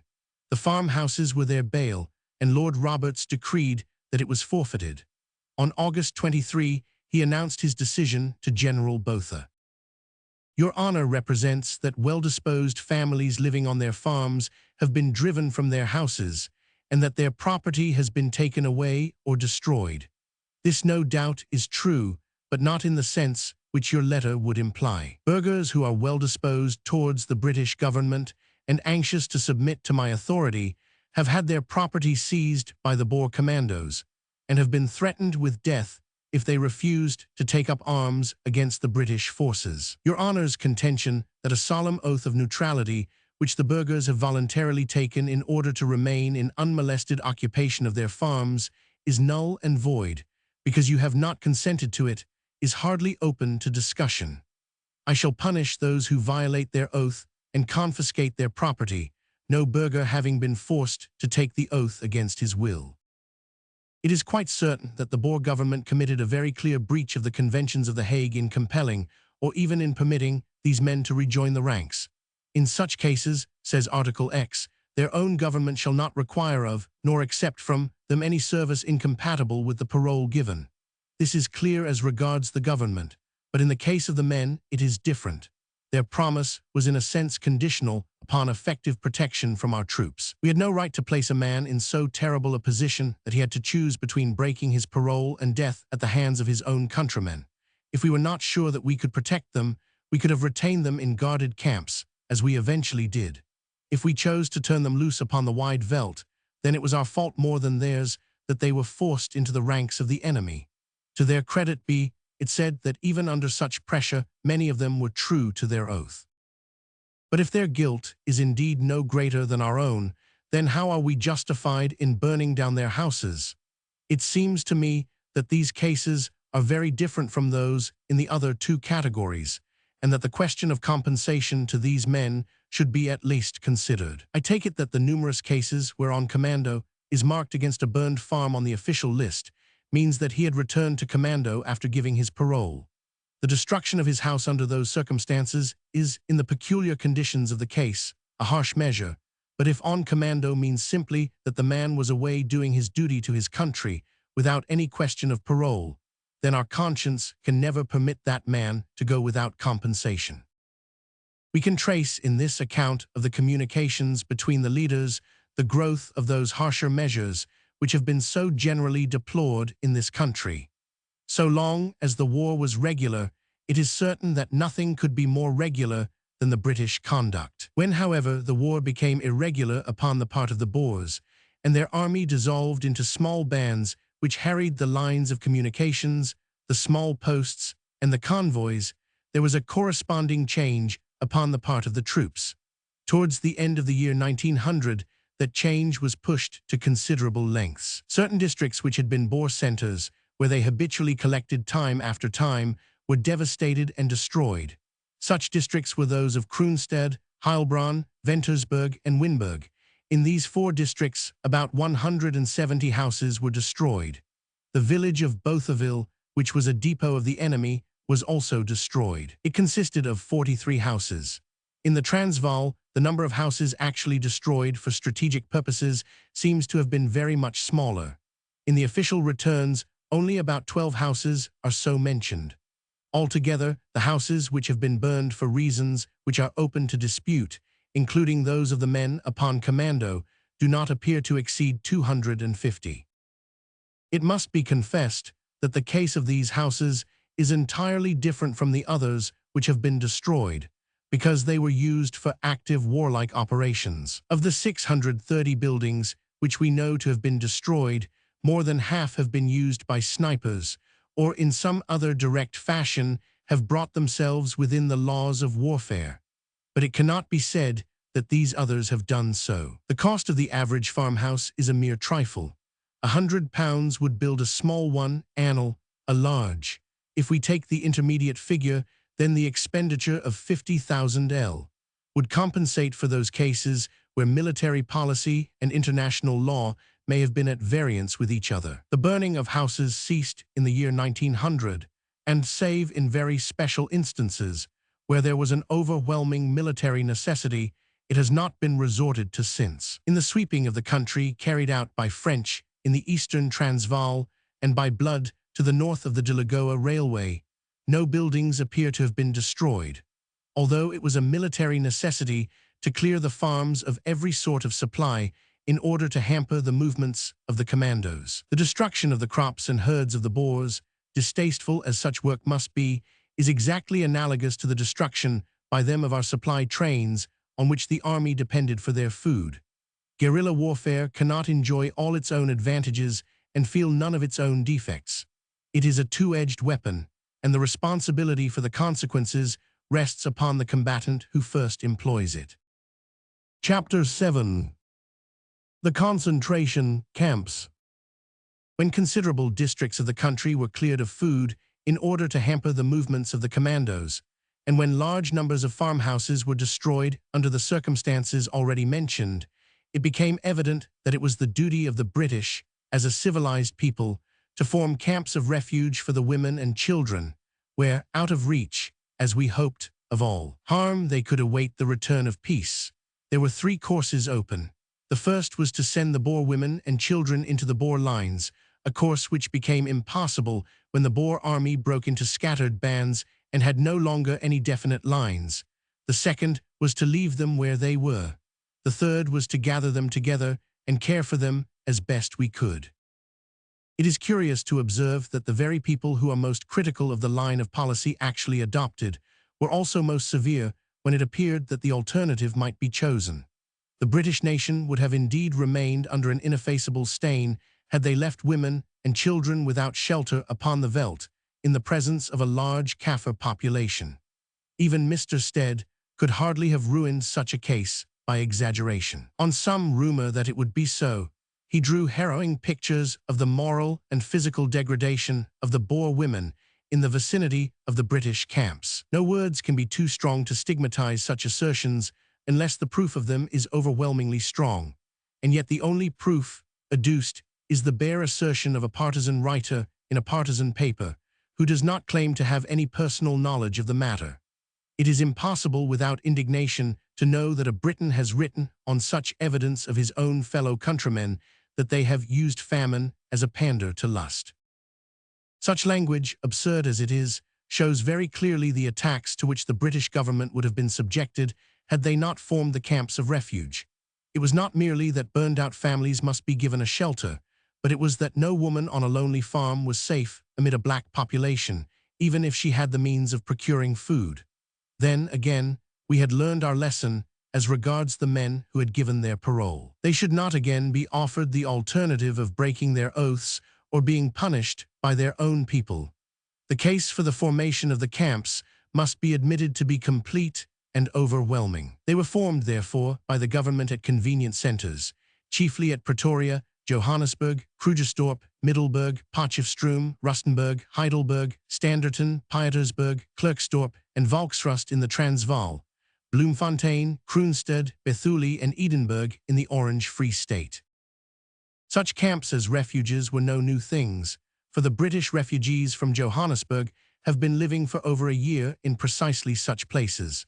As no political capital and no international sentiment could be extracted from their sufferings, and as they have borne their troubles with dignity and restraint, we have heard little of the condition of their lives, which is in many ways more deplorable than that of the Boers.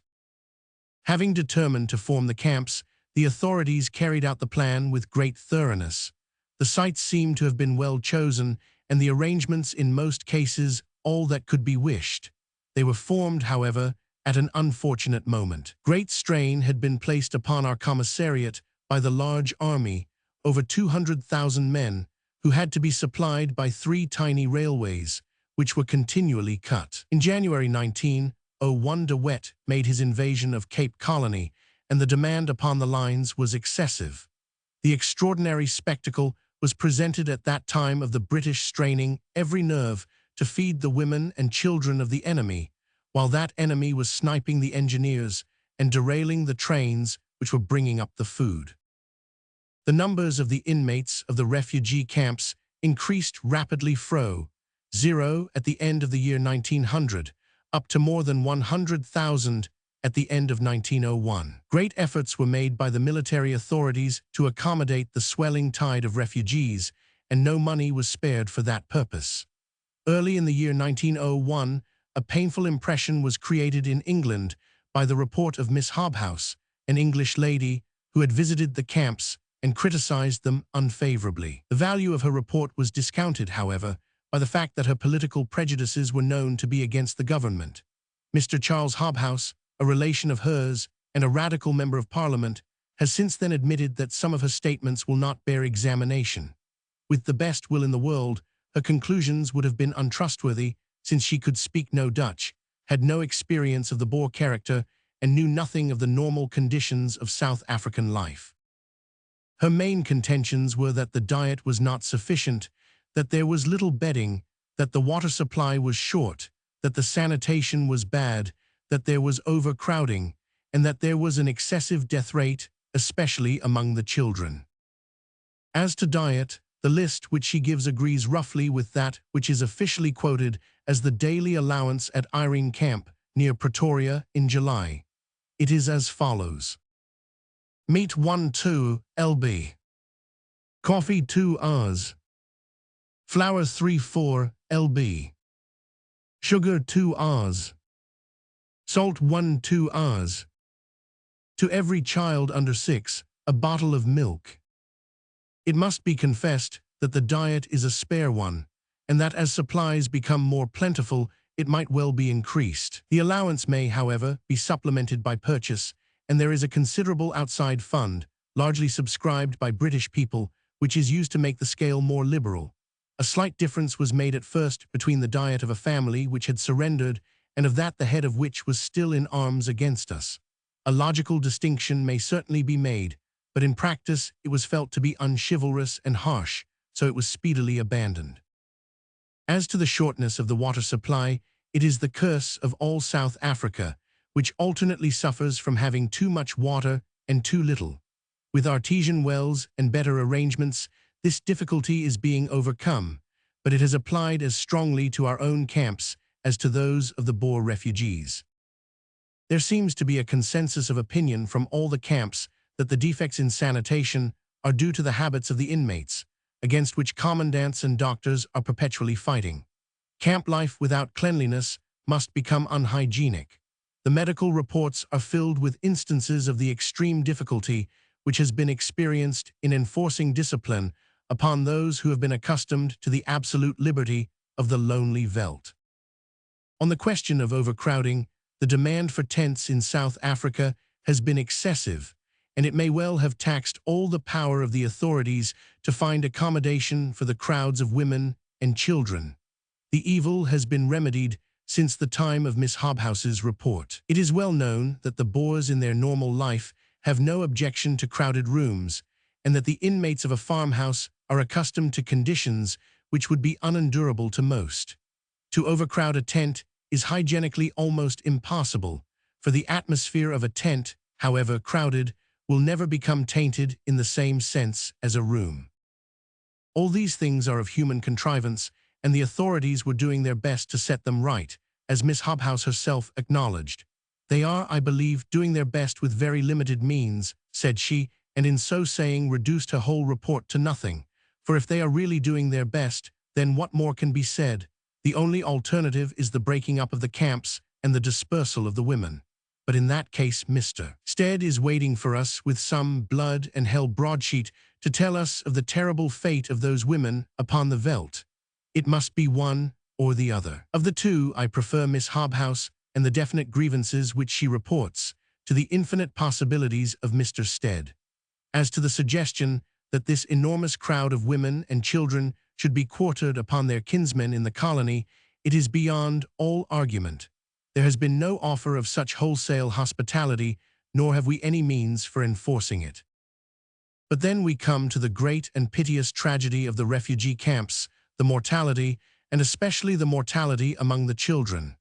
That is deplorable, more deplorable even than the infant mortality in Mafeking, Ladysmith, and Kimberley. But is it avoidable, or is it one of those misfortunes, like that enteric outbreak which swept away so many British soldiers, which is beyond our present sanitary science and can only be endured with sad resignation? The nature of the disease, which is mainly responsible for the high mortality, shows that it has no direct connection with the sanitary conditions of the camps, or with anything which it was in our power to alter. Had the deaths come from some filth disease, such as typhus fever, or even from enteric or diphtheria, the sanitation of the camps might be held responsible. But it is to a severe form of measles that the high mortality is due. Apart from that, the record of the camps would have been a very fair one. Now measles, when once introduced among children, runs through a community without any regard to diet or conditions of life. The only possible hope is the segregation of the sufferer. To obtain this early quarantine, the cooperation of the parent is needed. But in the case in point, the Boer mothers, with a natural instinct, preferred to cling to the children and to make it difficult for the medical men to remove them in the first stages of the disease. The result was a rapid spread of the epidemic, which was the more fatal as many of the sufferers were in low health, owing to the privations unavoidably endured in the journey from their own homes to the camps. Not only was the spread of the disease assisted by the mother, but in her mistaken zeal, she frequently used remedies which were as fatal as the disease. Children died of arsenical poisoning, having been covered from head to foot with green paint, and others of opium poisoning, having quack drugs which contain laudanum administered to them. In Potchefstroom, as at Irene, says Dr. Kendall Franks, the death rate is attributable not so much to the severity of the epidemic as to the ignorance, perverseness, and dirty habits of the parents themselves. But whatever the immediate cause, the death of these numerous children lies heavy, not upon the conscience, but upon the heart of our nation.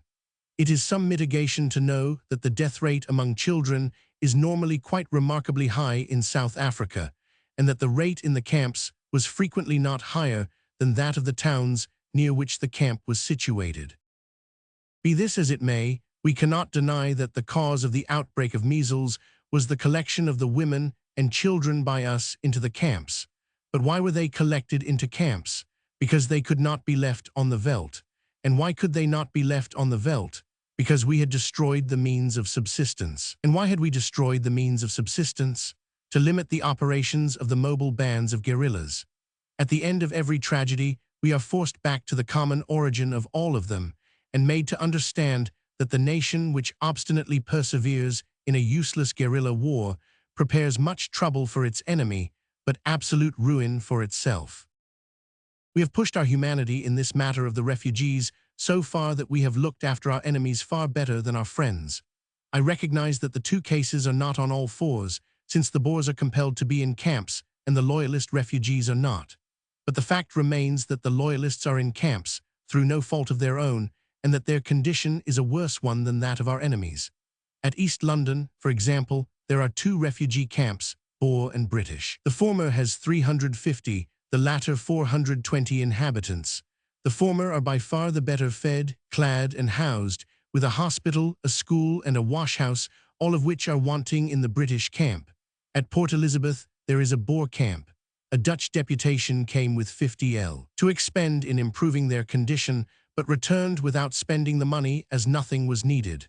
The Boer refugees and the British are catered for by the same man at Port Elizabeth. He is allowed, per head for the Boers per day, and for the British. These are the methods of barbarism.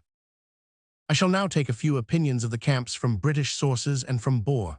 I have only seen one British witness who is in sympathy with Miss Hobhouse, and that is a lady, name not mentioned, who is quoted in the appendix of Mr. Methuen Peace or War.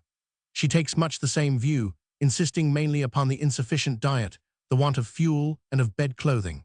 Against these two ladies I shall very shortly and in condensed form cite a few witnesses from both sides. Mr. Seaton of Johannesburg, secretary of the Congregational Church and of the Burger Camp, says, "The reports you send make our blood boil.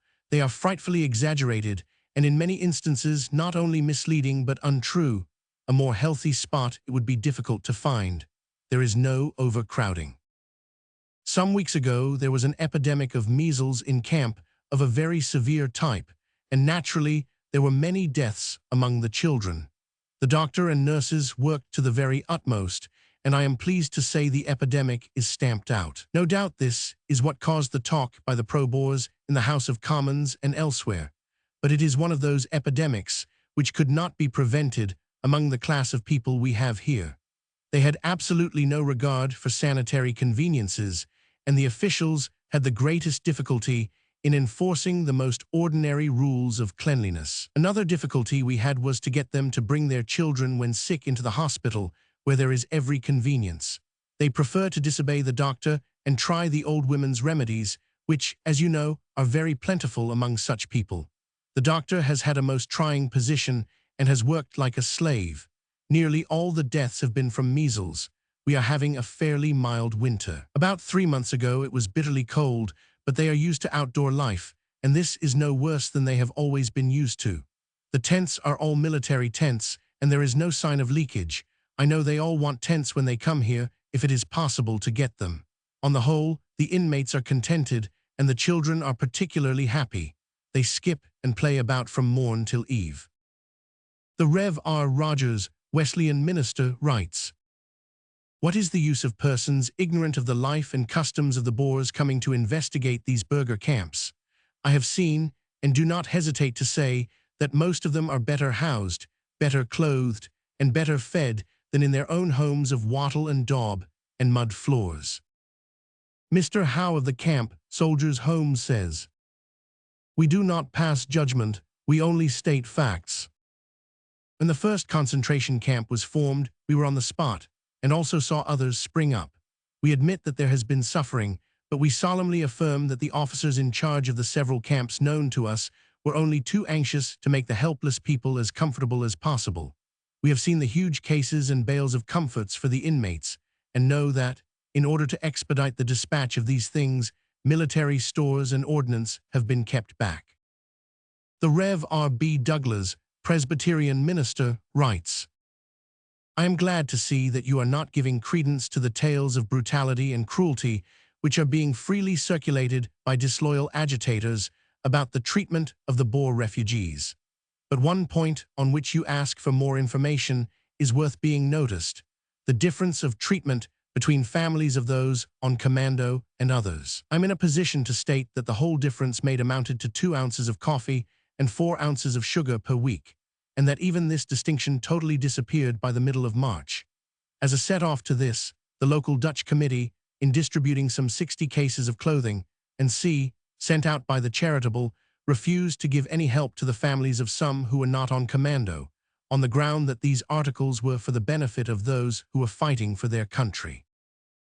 Mrs. Gauntlet of Johannesburg writes, "I have read certain statements you sent me from English papers on cruelty to Boer refugee families. I am amazed at the iniquity of men who circulate such lies and the credulity of those who believe them. The opinion of Germans, French, Americans, and even many Dutch, here on the spot, is that the leniency and amazing liberality of the government to their foes is prolonging the war. A Dutch girl in the Pretoria camp declared to the nurse that for 7 months they had not been able to get such good food as was given them by the British."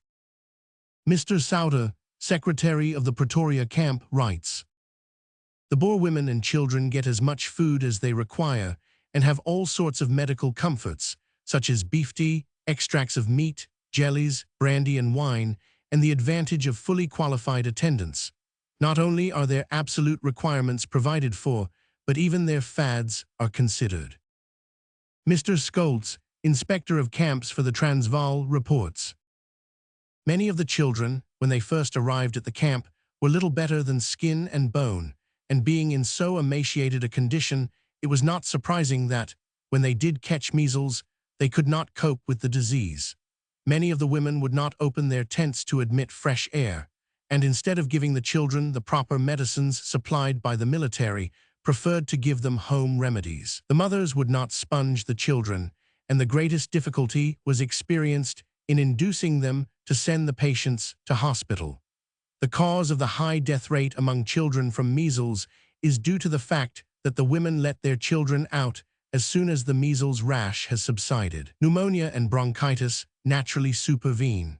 Another cause is that the mothers persist in giving their children meat and other indigestible foods, even when the doctors strictly prohibit it, dysentery resulting as a matter of course.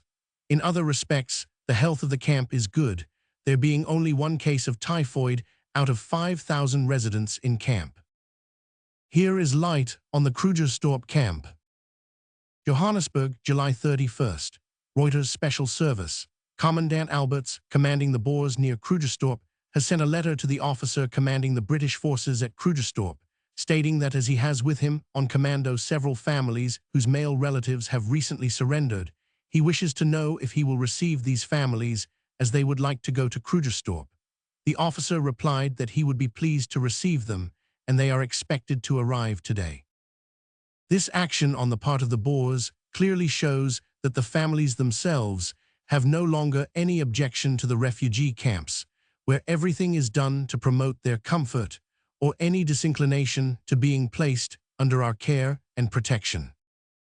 From Reuters, agent at Springfontein. I today visited the Boer refugee camp here, containing 2,700 inmates. The camp is splendidly situated and well laid out.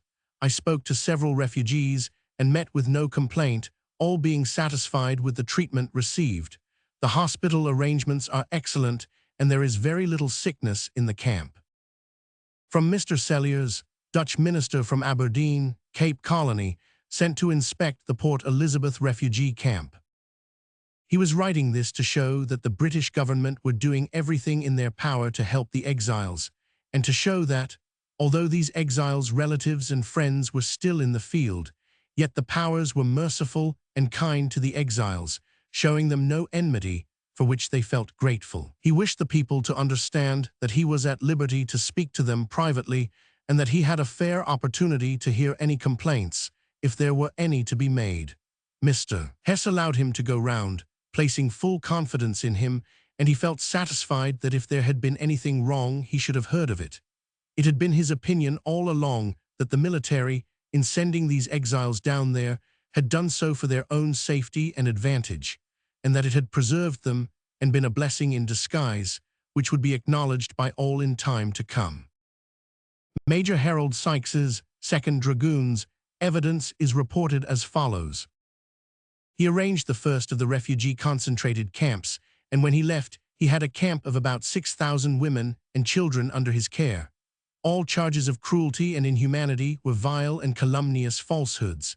Nay, worse, they were miserable, despicable concoctions. Both women and children were better off, the great bulk of them, than ever they were in their lives. The only thing approaching cruelty to them was that the authorities insisted upon cleanliness and proper attention to sanitary regulations, which the average Boer, being a stranger to, utterly disliked. He had seen all the workings of these camps. He could give an unqualified denial to all the villainous allegations that had recently been made in public meeting and in the House of Commons. Under date November 1, an officer of the Kroonstad camp writes, "We have cricket, tennis, and croquet for them, and they are all jolly well treated. Besides other amusements, they have a band twice a week, and the other day they got up a concert." This is what Mr. Stead calls doing to death by slow torture all the women and children whom we have penned behind the barbed wire of our prison camps. Can a cause be a sound one which is pleaded in such terms? Now for some Boer voices. Commandant Alberts writes, "Major Walter Boksburg, honored sir, I must express to you and the other officers of Boksburg my heartfelt thanks for the great kindness shown towards my wife, and at the same time for the message, and I hope that this kindness may sometime be repaid to you. May you and I be spared to have a personal meeting. I have the honor to be your honor's servant. Signed, H. Alberts, Commandant. A Dutch minister writes to Captain Snowden, O.C. of Boer Camp, Johannesburg. Sir, I am directed by the Committee of the Dutch Reformed Churches here to convey to you the appreciation of the committee for the kindly interest and sympathy shown by you to the women and children under your charge. 100 male refugee Boers in the camp at Kroonstad signed the following sentiment. We also wish to tender your Excellency our heartiest thanks for the interest you take in the education of our youth, and we trust you will succeed in your endeavors, and that the growing up generation will be taught to be God-fearing, honest, and loyal citizens under the British flag. We regret, however, to state that, notwithstanding the highly appreciated efforts of our worthy superintendent and doctors, still so many cases of sickness and deaths occur daily in this camp. Still, we hope and trust your Excellency will do all in your power for the health in this camp. We trust that the efforts of our worthy superintendent towards promoting our welfare under trying circumstances will be appreciated by your Excellency. We are happy to state that the spirit of loyalty is daily increasing in this camp, and that the majority of the male refugees have taken the oath of allegiance. Mr. Dudley Keyes, a surrendered burgher, writes to his brother, I have been in camp now for more than 7 months, a sufficient time you will allow for reflection, and the immutability of the life provides ample scope for indulgence in that direction. How we long for the settlement you cannot imagine, nor can you imagine with what disgust and impatience we regard every endeavor on the part of the pro-Boers, as they are called, to divert the natural and inevitable course of things. You will not be surprised at hearing this from a one-time Dutch Republican when you take into consideration that all of us who have surrendered are fully aware of the fact that we were the aggressors, and that our statesmen are to blame for our present predicament. A large number of Boers, of course, will never come to view the matter in this light. That, of course, is not the result of thought and reflection, but utter and total ignorance. When Miss Hobhouse was here, I frequently saw her priming herself or being primed. Some of our women would tell her anything for a dress or a pair of boots. If she knew our countrymen and women as well as we know them, her story would have been a short one. Now the Home Government are dispatching this commission. Well, when they see the women and children in camp, they will naturally feel sorry for them. Who would not? But if they only remember that this is war and not a picnic, they will satisfy the people in England on their return that all we want is peace, and plenty of it. He adds, in spite of the lack of gratitude shown by our people, the authorities continue to make improvements and to lessen the hardships. That this entails enormous expenditure you will see by the statistics frequently published in the English papers. When I hear our people grumble, I often wonder how they would have treated the Britishers if the positions were reversed, and I am bound to acknowledge that it would not compare favorably with the treatment we receive. A Boer woman, writing from Pietermaritzburg, says, those who complain of anything must lie, for we are in good circumstances. In a second letter, she says, I can make no complaint at all. Mrs. Blignant, writing from the Port Elizabeth refugee camp, says, if we had to complain, it would be false complaint, and all the stories about ill treatment are untrue as far as I can find out.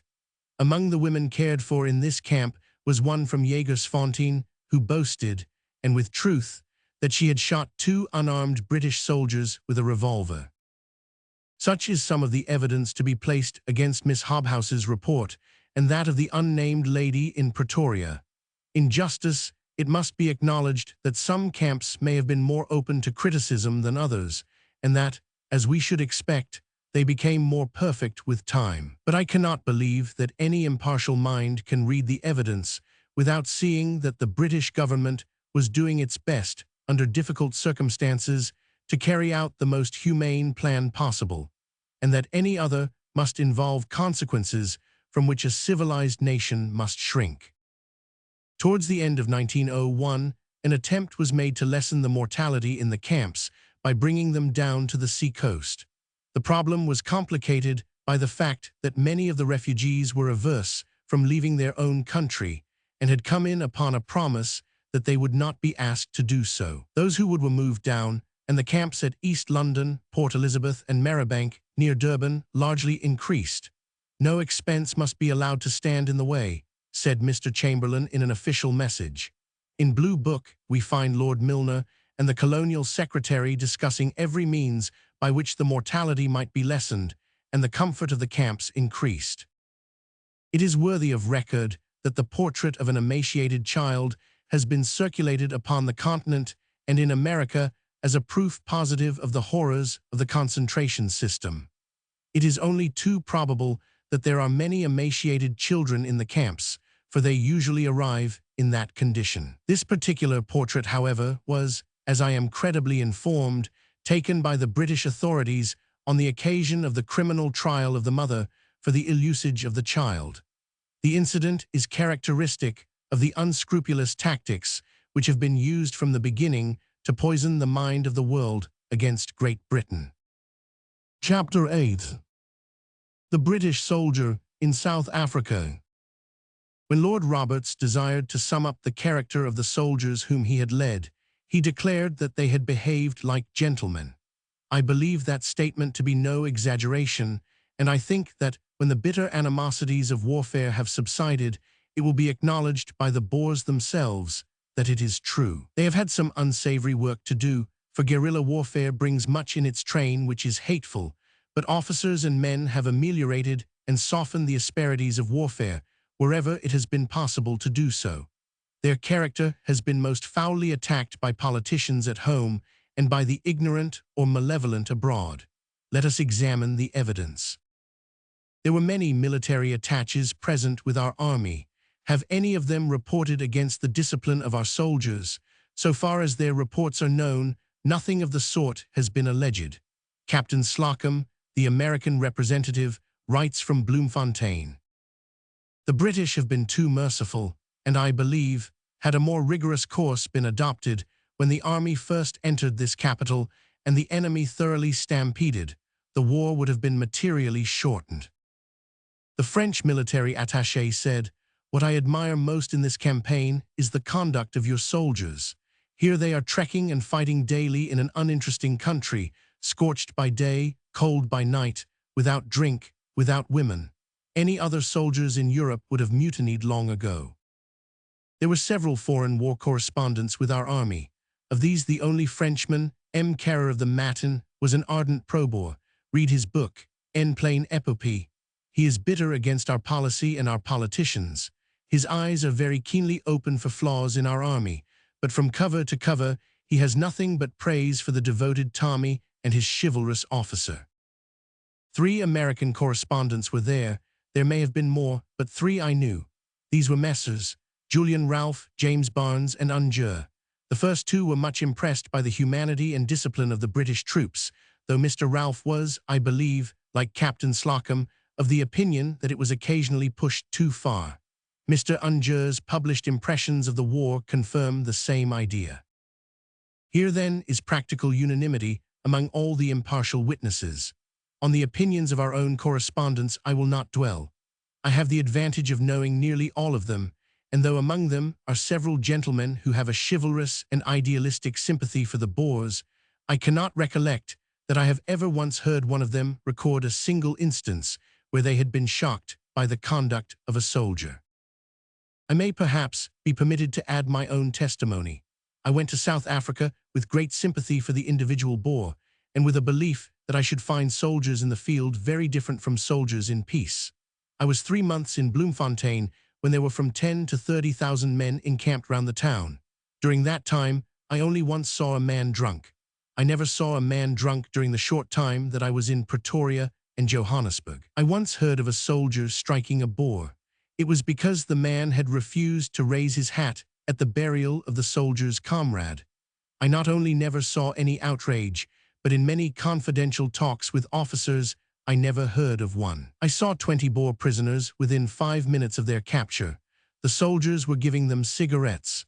Only 2 assaults on women came to my ears while I was in Africa. In each case, the culprit was a Kaffir, and the deed was promptly avenged by the British Army. Miss Hobhouse has mixed with a great number of refugees, many of whom are naturally very bitter against us. She is not reticent as to the tales which they told her. Not one of them all has a story of outrage. One woman, she says, was kicked by a drunken soldier, for which, she adds, he was punished. An inmate of the Springfontein refugee camp, Mr. Maltman, of Philippopolis, writes, "All the Boer women here speak in the highest terms of the treatment they have received at the hands of soldiers." Here is the testimony of a burgher's wife, Mrs. Van Niekerk. "Will you kindly allow me to give my testimony to the kindly treatment of the Dutch women and children by the British troops? As the wife of a Transvaal burgher, I have lived in Krugersdorp since 1897, until 3 weeks ago. The town was taken in June last, and since then there has always been a fairly large force of men in, or quite near it. Indeed, on several occasions the numbers have amounted to 10,000 or more, and have been of many different regiments, English, Scotch, Irish, and colonial. At such times, the streets and the few shops open were thronged with soldiers, while even when the town was quietest, there were always numbers of them about. The women were at first afraid, but they very soon discovered that they could move about as freely as in ordinary times, without fear of any annoyance. During the whole 6 months, I never saw or heard of a single instance where a woman was treated with the slightest disrespect. The bearing of both officers and men was invariably deferential to all women, and kindly to children. Last July, a detachment of Gordon Highlanders was camped on the veldt for a week in front of my house, which stands almost alone on the outskirts of the town. My husband was away during the time, and I was alone with my young children. The nearest campfires were not a dozen yards from my gate, yet I never experienced the least annoyance, nor missed from my ground even so much as a stick of wood. I could multiply instances, but after this little need be said. If I had not seen it, I could not have believed that a victorious army would behave with such humanity and consideration in the territory of a people even then in arms against them. And if they behave so in Krugersdorp, a place, mind you, where during the last 6 months their doings could not be openly criticized, is it likely that their conduct in other places will be so entirely different? I am and see. This is the testimony of a woman. Here it is from a man's point of view, an old burgher who had very special opportunities for studying the conduct of British troops. Allow me to state here, once for all, that throughout the entire war all the English officers, and a great many of all ranks came to see us, treated us with the greatest kindness and courtesy. They knew, too, that I was a burgher, and that I had several sons who were doing their duty in fighting for the independence of our country. I return once more to the conduct of Tommy Atkins. We saw numbers of convoys, some of which were more than 16 kilometers long, bringing a great many Boer prisoners and their families to Pretoria. Tommy was everywhere, watching the wagons, marching without a word in clouds of dust, frequently in mud to the ankle, never rough towards women or children, as has been so often repeated. We have heard the contrary stated by our tried friends and by our own children. During halts, Tommy was the best and readiest creature imaginable. He got the water boiled, laid himself out to attend to the children in 1,000 ways, and comforted the broken-hearted mothers. His hand was ready with help for every invalid. At our farm he helped of his own free will in saving a drowning beast, or in removing a fat pig that had been killed, sometimes even in rounding in cattle that had strayed out of bounds, and so on, giving help in 1,000 ways. For all that he wanted no reward.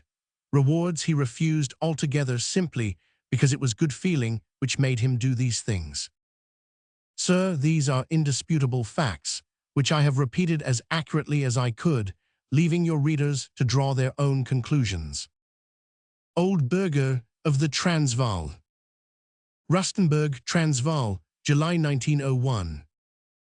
A long and curious letter appears in the Swiss Liberale from a young Swiss who spent the whole time of the war upon a farm in the Thabanchu district of the Orange Free State. It is very impartial in its judgments and remarks, among other things, talking of the life of the local garrison. They make frequent visits, send out invitations, and organize picnics. In the town they get up charity concerts, balls, sports, and horse races. It is a curious thing that the English, even when they are at war, cannot live without their usual sports, and the conquered do not show the slightest repugnance to joining the victors in their games or to mixing in society with them. Is this consistent with stories of military brutality? It appears to be a very modified hell which is loose in that portion of Africa. Mr. and Mrs. Osborne Howe were the directors of the camp soldiers' homes in South Africa. They have seen as much of the army in South Africa as most people and have looked at it with critical eyes. Here are some of their conclusions. Neither we nor our staff, scattered between Dar and Pretoria, have ever heard of a single case of outrage or ill treatment. One and all indignantly denied the accusations against our soldiers and have given us many instances of great kindness shown by the troops towards helpless women and children. We ourselves saw nothing which we could not tell to a gathering of schoolgirls. When living in the Orange River colony, we were in the midst of the farm-burning district and witnessed Lord Roberts's efforts to spare the people suffering by issuing warning proclamations. We saw how the officers waited till the farmers had had time to digest these repeated warnings, and then, with what reluctance, both officers and men went to carry out the work of destruction. But we never heard of a case where there had not first been some overt act on the part of the enemy. A story of reported outrage at a Dutch mission house in the slums of a large town was found after personal investigation to have been anything but an outrage, as the result proved. The young soldiers who entered the house when the door was opened in answer to their knock withdrew after they had discovered that the ladies who occupied the house were missionaries, nor had anything been removed or injured. But the garbled story, with its misuse of the word outrage, reached a district in Cape Colony where it did no little mischief in fanning the flames of animosity and rebellion. Thus, the reported outrage was not even a common assault. It may be said that our love for the soldiers has warped our judgment. We would say we love God and we love truth more than the honor of our soldiers. If there was another side, we should not hide it. So much for the general facts, but it is notoriously difficult to prove a negative. Let us turn then to particular instances which have been raked together and see what can be made of them. One of them occurred early in the war, when it was stated that there had been 2 assaults upon women in northern Natal. Here are the lies duly nailed to the counter. The Vicar of Dundee, colony of Natal, on being requested by the Bishop of Natal to inquire into the truth of a statement that 4 women of a family near Dundee, named Bistur, were outraged by English soldiers, reported that he had had an interview with the father-in-law of Bistur, Jacobus Maritz, who is one of the most influential farmers in the district. Maritz said to him, "Well, Mr. Bailey, you do right in coming to me, for our family, Mrs. Bistur is his daughter, is the only family of Bistur in the district, and you can say from me that the story is nothing but a pack of lies." The other case, alleged at Dundee, furnished no names. The only thing specified was that one of the men was in the uniform of a Highlander. The vicar replies to this, "As you are aware, no Highland regiment has been stationed at Dundee during the war." The weapons of slander were blunted by the fact that about May 1900, the Transvaal government, wishing to allay the fears of the women in the farms, published an announcement in the Volkstem, advising every burgher to leave his family upon the farms, as the enemy were treating women and children with the utmost consideration and respect. We know that both President Kruger and General Botha acted up to this advice by leaving their own wives under our protection while they carried on their campaign against us. At the very instant that Kruger was falsely stating at Marseille that we were making war on women and children, his own infirm wife was being so sedulously guarded by British soldiers that the passerby was not even allowed to stare curiously at the windows or to photograph the house. There was a lull in the campaign of calumny which was made up for by the wholehearted effort of M. van Broekhuizen. This man was a minister in Pretoria and, like most of the Dutch ministers, a red-hot politician. Having given his parole to restrain his sentiments, he was found to be still preaching inflammatory political sermons, so he was advised to leave and given a passage gratis to Europe. He signalized his arrival by an article printed in the Independence Belge, declaring, among other statements, that 30% of the Boer women had been ruined by the British troops. Such a statement from such a source raised a feeling of horror in Europe, and one of deep anger and incredulity on the side of those who knew the British Army. The letter was forwarded to Pretoria for investigation and elicited the following unofficial comments from M. Constantin, the former Swiss consul in that city, who had been present during the whole British occupation. I am more than astonished, I am disgusted, that a Lausanne paper should print such abominable and filthy lies. The whole article from the beginning to the end is nothing but a pack of lies, and the writer, a minister of the gospel of all men, ought to know better than to perjure himself and his office in the way he does. I have lived for the last 18 years in or around Pretoria and know almost every Boer family in the district. The two names mentioned by Broekhuizen of women assaulted by the troops are quite unknown to me and are certainly not Boer names. Ever since the entry of the troops in the Transvaal, I have travelled constantly through the whole of Pretoria district and part of the Waterberg. I have often put up at Boer houses for the night and stopped at all houses on my road on my business. In most of these houses, the men were away fighting against the British. Women and children alone were to be found on the farms. Nowhere and in no instance have I heard a single word of complaint against the troops. Here and there, a few fowls were missing and fencing poles pulled out for firewood, but this can only be expected from troops on the march. On the other hand, the women could not say enough in praise of the soldiers and their behavior towards their sex. Whenever a camp was established close to the homestead, the officers have always had a picket placed round the house for the object of preventing all pilfering, and the women, rich or poor, have everywhere been treated as ladies. Why the Boer women were so unanimous in their praises is because they were far from expecting such treatment at the hands of the victors. Our town is divided into wards, and every woman and child has been fed whenever they were without support, and in one ward we have actually 500 of these receiving rations from the British government, although in most cases the men are still fighting. In the towns, the behavior of the troops has been admirable. All canteens have been closed, and in the last 6 months I have only seen 2 cases of drunkenness amongst soldiers. We are quite a little Swiss colony here, and I don't know one of my countrymen who would not endorse every word of my statement.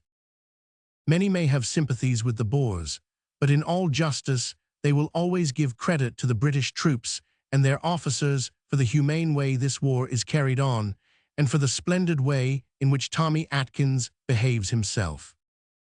With this was printed in the Gazette de Lausanne, which instituted the inquiry, a letter from Mr. Gray, Presbyterian minister in Pretoria, which says, "A few days ago I received an extract from your issue of November 17 last entitled La Civilisation Anglaise en Afrique.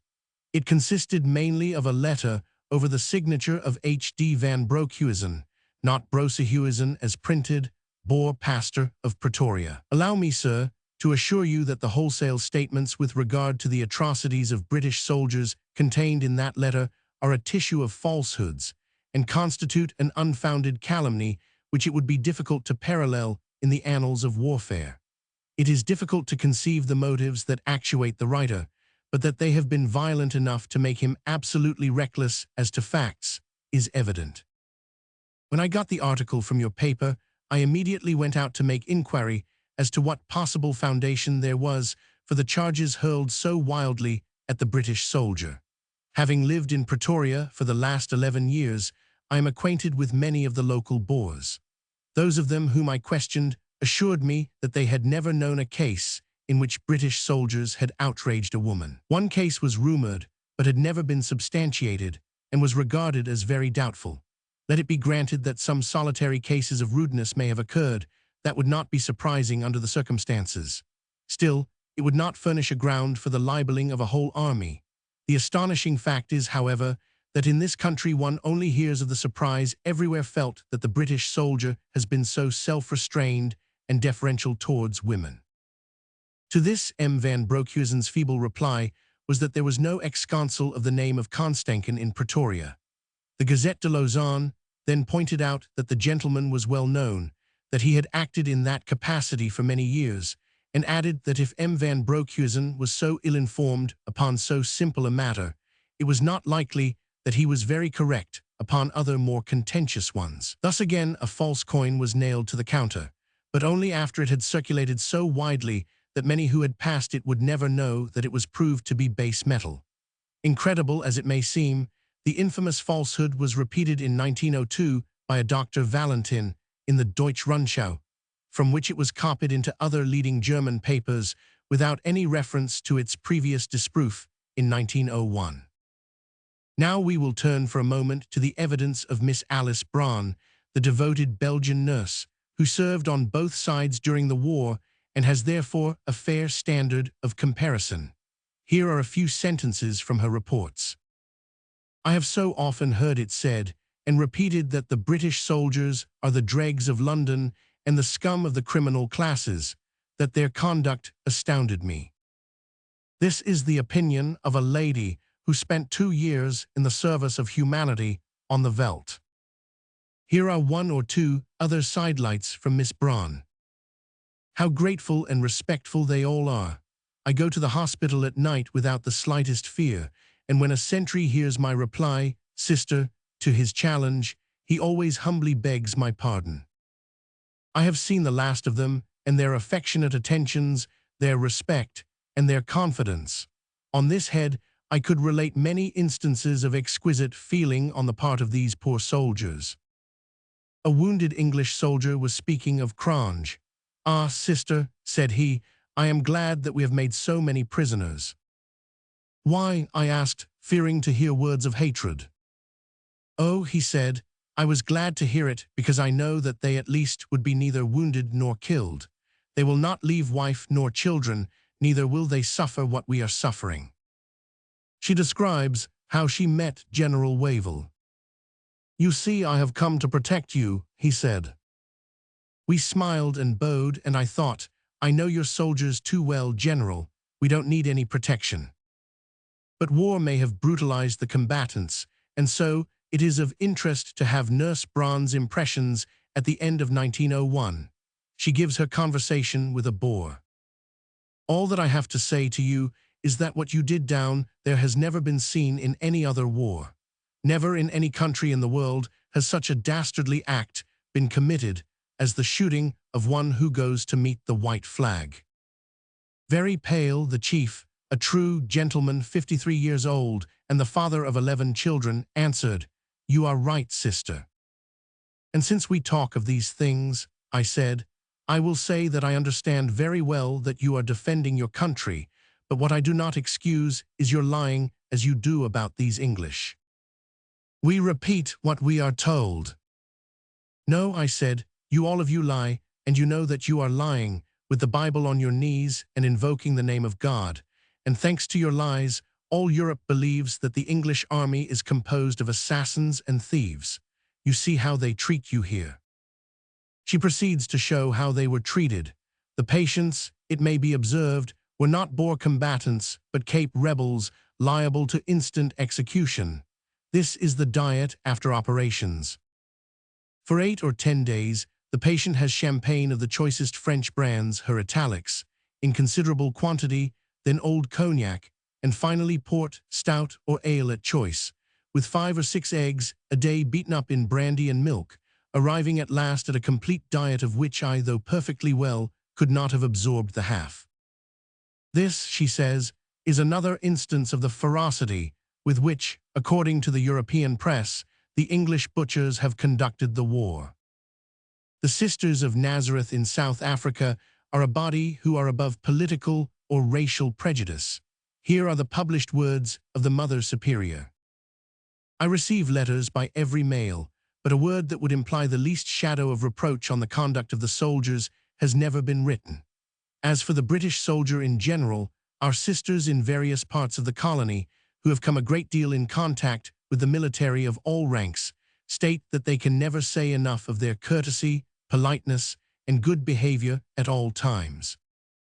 These are not the impressions which the Boer agents, with their command of Secret Service money and their influence on the European press, have given to the world.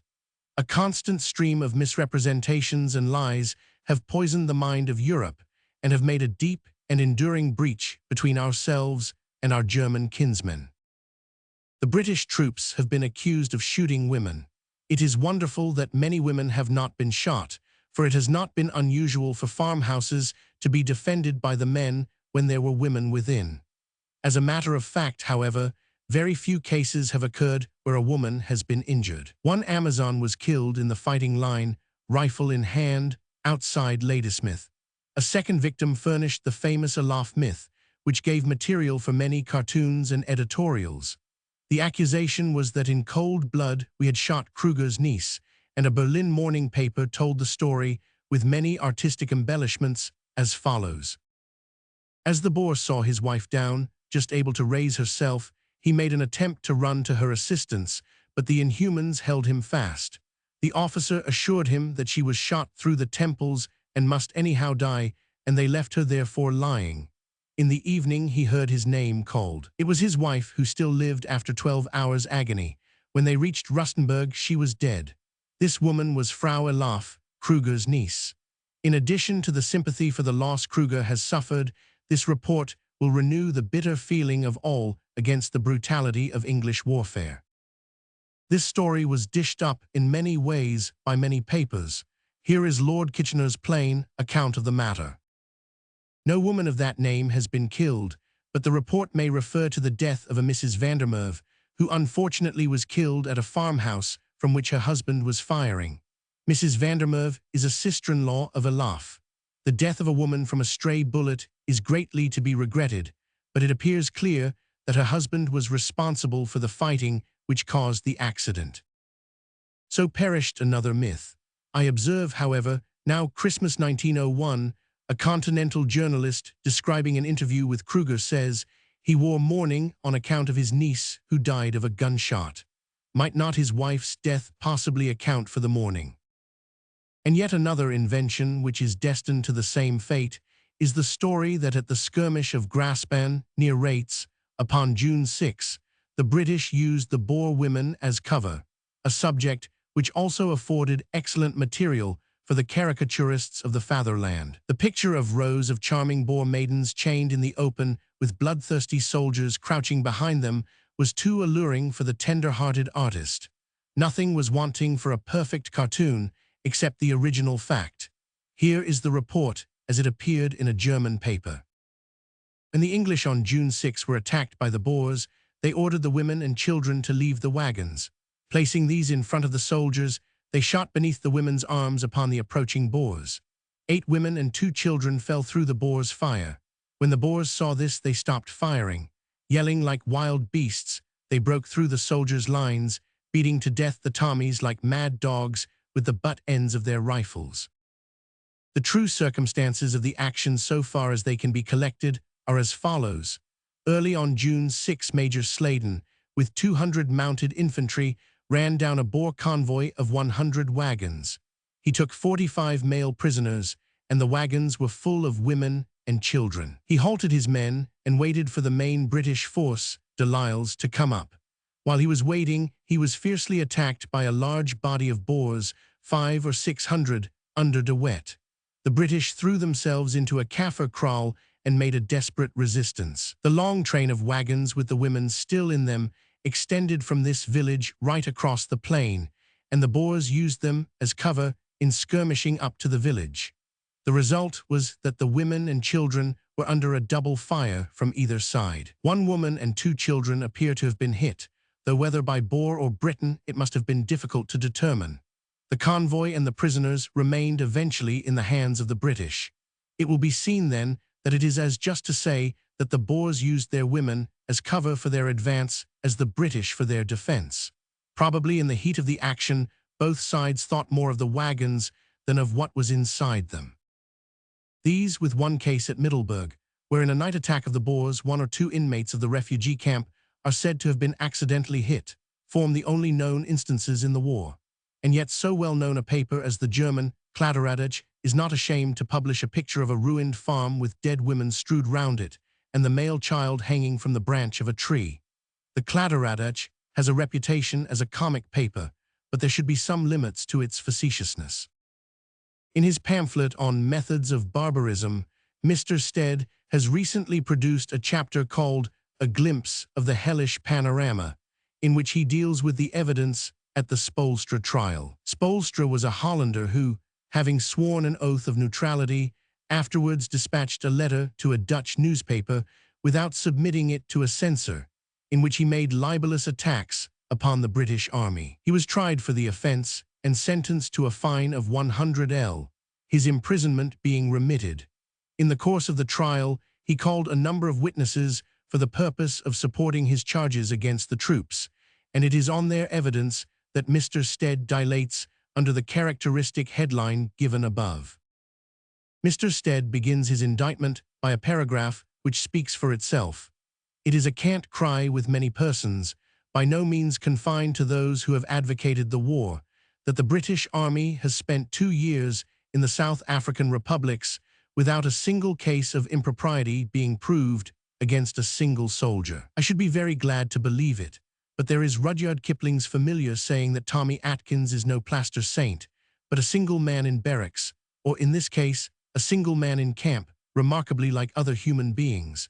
We all know him at home. There is not one father of a family in the House or on the London press who would allow his servant girl to remain out all night on a public common in England in time of profound peace in the company of a score of soldiers. If he did, he would feel that he had exposed the girl to the loss of her character. This is not merely admitted, but acted upon by all decent people who live in garrison towns or in the neighborhood of barracks. Why then should they suppose that when the same men are released from all the restraints of civilization and sent forth to burn, destroy, and loot at their own sweet will and pleasure, they will suddenly undergo so complete a transformation as to scrupulously respect the wives and daughters of the enemy? It is very unpopular to say this, and I already hear in advance the shrieks of execration of those who will declare that I am calumniating the gallant soldiers who are spending their lives in the defense of the interests of the empire. But I do not say a word against our soldiers. I only say that they are men. He adds, "It is an unpleasant fact, but it has got to be faced like other facts. No war can be conducted, and this war has not been conducted, without exposing multitudes of women, married and single, to the worst extremities of outrage. It is an inevitable incident of war. It is one of the normal phenomena of the military inferno. It is absolutely impossible to attempt any comparative or quantitative estimate of the number of women who have suffered wrong at the hands of our troops. Was ever such an argument adduced in this world upon a serious matter? When stripped of its rhetoric, it amounts to this: 250,000 men have committed outrages. How do I prove it? Because they are 250,000 men, and therefore must commit outrages. Putting all chivalry, sense of duty, and every higher consideration upon one side, is Mr. Stead not aware that if a soldier had done such a thing, and if his victim could have pointed him out, the man's life would be measured by the time that was needed to collect a military court to try him? Is there a soldier who does not know this? Is there a Boer who does not know it? It is the one offense for which there would be no possible forgiveness. Are the Boers so meek-spirited a race that they have no desire for vengeance? Would any officer take the responsibility of not reporting a man who is accused of such a crime? Where, then, are the lists of the men who must have suffered if this cruel accusation were true? There are no such lists, because such things have never occurred. Leading up to the events of the trial, Mr. Stead curdles our blood by talking of the 11 women who stood up upon oath to testify to the ill treatment which they had received at the hands of our troops. Taken with the context, the casual reader would naturally imagine that these 11 women were all complaining of some sexual ill usage. In the very next sentence, he talks about such horrible and shameful incidents. But on examination, it proves that 8 out of the 11 cases have nothing sexual or, indeed, in many of them, anything criminal in their character. One is that a coffin was dug up to see if there were arms in it. On this occasion, the search was a failure, though it has before now been a success. Another was that the bed of a sick woman was searched without any suggestion of indelicacy. 2 others, that women had been confined while on the trek in wagons. The soldiers did not bother the woman during or after the confinement. They did not peep into the wagon, said the witness. These are the trivialities which Mr. Stead tries to bluff us into classifying as horrible and shameful incidents.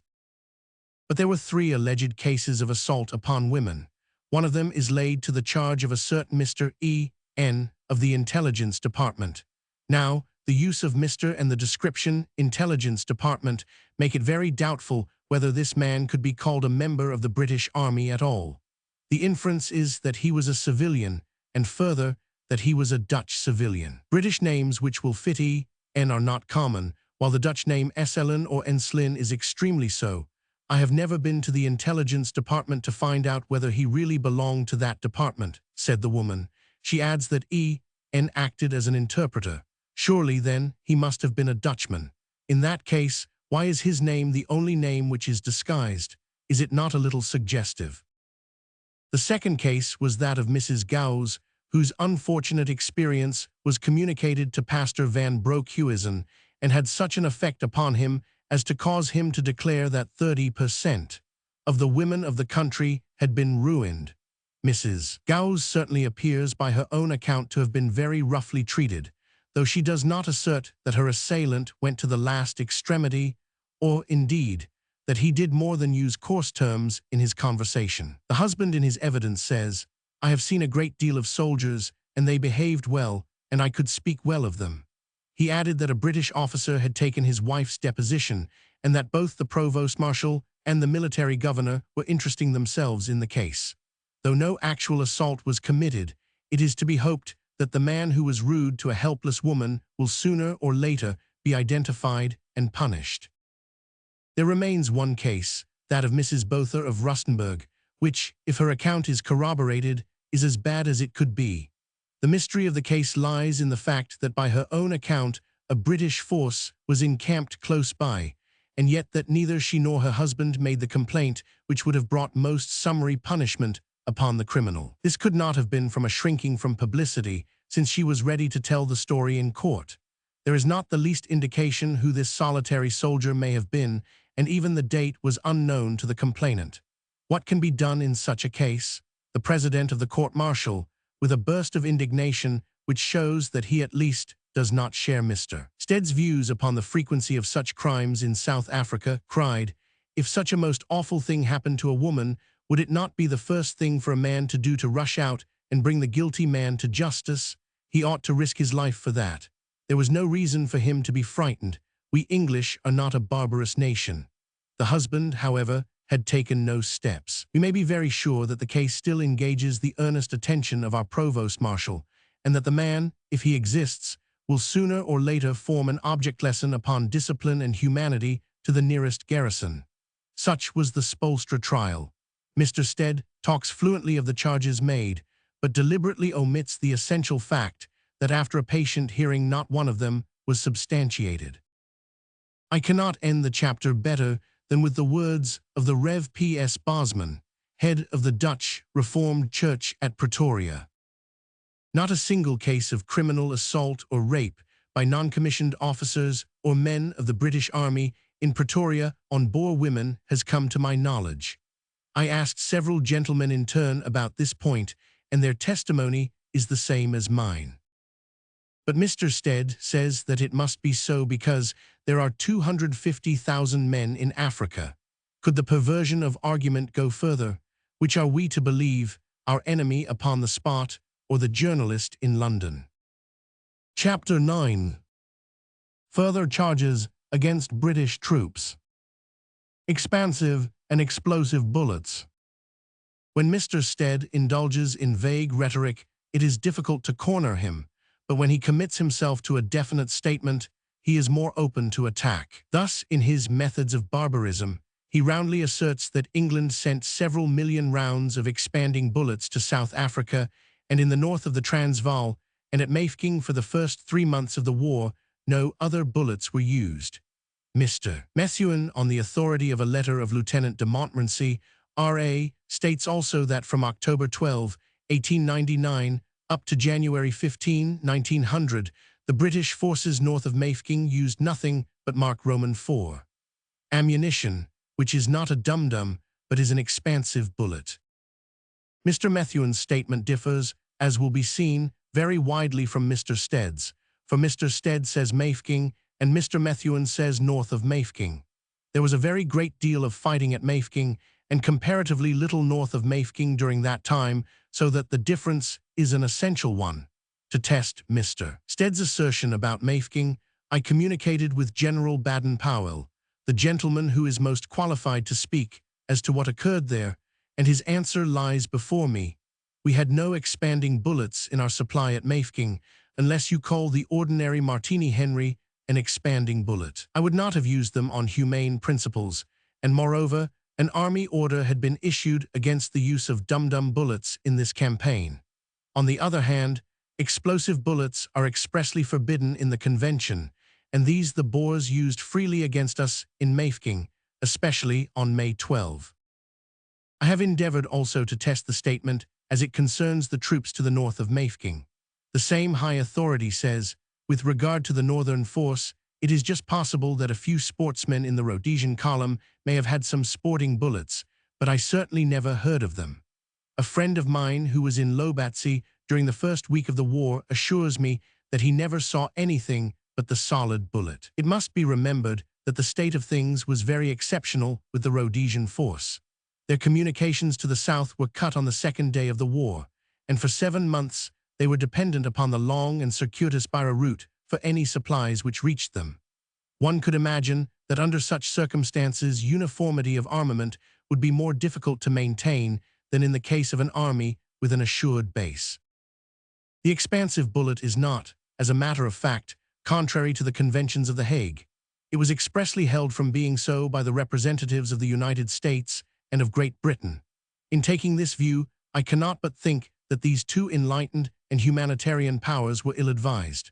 Those conventions were, of course, only binding on those who signed them, and therefore, in fighting desperate savages, the man-stopping bullet could still have been used. Whatever our motives in taking the view that we did, a swift retribution has come upon us, for it has prevented us from exacting any retribution or even complaining when the Boers have used these weapons against us. Explosive bullets are, however, as my distinguished correspondent points out, upon a different footing, and if the Boers claim the advantages of the conventions of The Hague, then every burgher found with these weapons in his bandolier is liable to punishment. Our soldiers have been more merciful than our Hague diplomatists, for in spite of the reservation of the right to use this ammunition, every effort has been made to exclude it from the firing line. An unfortunate incident early in the campaign gave our enemies some reason to suspect us. The facts are these. At the end of the spring of 1899, some hundreds of thousands of hollow-headed bullets, made in England, were condemned as unsatisfactory, not being true to gauge and see, and were sent to South Africa for target practice only. A quantity of this ammunition, known as Metford Mark Roman IV, was sent up to Dundee by order of General Simmons for practice in field firing. As Mark Roman IV was not for use in a war with white races, all these cartridges were called in as soon as Kruger declared war, and the officers responsible thought they were every one returned. By some blundering in the packing at home, however, some of this Mark Roman IV must have got mixed up with the ordinary, or Mark Roman II, ammunition, and was found on our men by the Boers on October 30. Accordingly, a very careful inspection was ordered, and a few Mark Roman IV bullets were found in our men's pouches and at once removed. Their presence was purely accidental and undoubtedly caused by a blunder in the Ordnance Department long before the war, and it was in consequence of this that some hollow-headed bullets were fired by the English early in the war without their knowledge. What is usually known as the dum-dum bullet is a soft-nosed one, but the regulation Mark Roman II is also made at the dum-dum factory, and the Boers, seeing the dum-dum label on boxes containing the latter, naturally thought the contents were the soft-nosed, which they were not. It must be admitted that there was some carelessness in permitting sporting ammunition ever to get to the front at all. When the Derbyshire militia were taken by De Wet at Rudyville, a number of cases of sporting cartridges were captured by the Boers. The officers had used them for shooting springbok. My friend, Mr. Langman, who was present, saw the Boers, in some instances, filling their bandoliers from these cases on the plausible excuse that they were only using our own ammunition. Such cartridges should never have been permitted to go up. But in spite of instances of bungling, the evidence shows that every effort has been made to keep the war as humane as possible. I am inclined to hope that a fuller knowledge will show that the same holds good for our enemies, and that in spite of individual exceptions, they have never systematically used anything except what one of their number described as a gentlemanly bullet. Conduct to prisoners on the field. On this count, also, the British soldiers have been exposed to attacks, both at home and abroad, which are as unfounded and as shameful as most of those which have been already treated. The first occasion upon which Boer prisoners fell into our hands was at the Battle of Landslacht on October 21, 1899. That night was spent by the victorious troops in a pouring rain, round such fires as they were able to light. It has been recorded by several witnesses that the warmest corner by the fire was reserved for the Boer prisoners. It has been asserted, and is again asserted, that when the Lancers charged a small body of the enemy after the action, they gave no quarter, too well substantiated and too familiar, says one critic of this assertion. I believe, as a matter of fact, that the myth arose from a sensational picture in an illustrated paper. The charge was delivered late in the evening, in uncertain light. Under such circumstances, it is always possible, amid so wild and confused a scene, that a man who would have surrendered has been cut down or ridden over. But the cavalry brought back 20 prisoners, and the number whom they killed or wounded has not been placed higher than that, so that it is certain there was no indiscriminate slaying. I have read a letter from the officer who commanded the cavalry and who directed the charge, in which he tells the whole story confidentially to a brother officer. He speaks of his prisoners, but there is no reference to any brutality upon the part of the troopers. Mr. Stead makes a great deal of some extracts from the letters of private soldiers at the front who talk of bayoneting their enemies. Such expressions should be accepted with considerable caution, for it may amuse the soldier to depict himself as rather a terrible fellow to his home-staying friends. Even if isolated instances could be corroborated, it would merely show that men of fiery temperament in the flush of battle are occasionally not to be restrained, either by the power of discipline or by the example and exhortations of their officers. Such instances, I do not doubt, could be found among all troops in all wars. But to found upon it a general charge of brutality or cruelty is unjust in the case of a foreigner and unnatural in the case of our own people. There is one final and complete answer to all such charges. It is that we have now in our hands 42,000 males of the Boer nations. They assert, and we cannot deny, that their losses in killed have been extraordinarily light during 2 years of warfare. How are these admitted and certain facts compatible with any general refusal of quarter? To anyone who, like myself, has seen the British soldiers jesting and smoking cigarettes with their captives within 5 minutes of their being taken, such a charge is ludicrous, but surely even to the most biased mind, the fact stated above must be conclusive. In some ways, I fear that the conventions of The Hague will prove, when tested on a large scale, to be a counsel of perfection. It will certainly be the extreme test of self-restraint and discipline, a test successfully endured by the British troops at Landslacht, Bergendal, and many other places, to carry a position by assault, and then to give quarter to those defenders who only surrender at the last instant.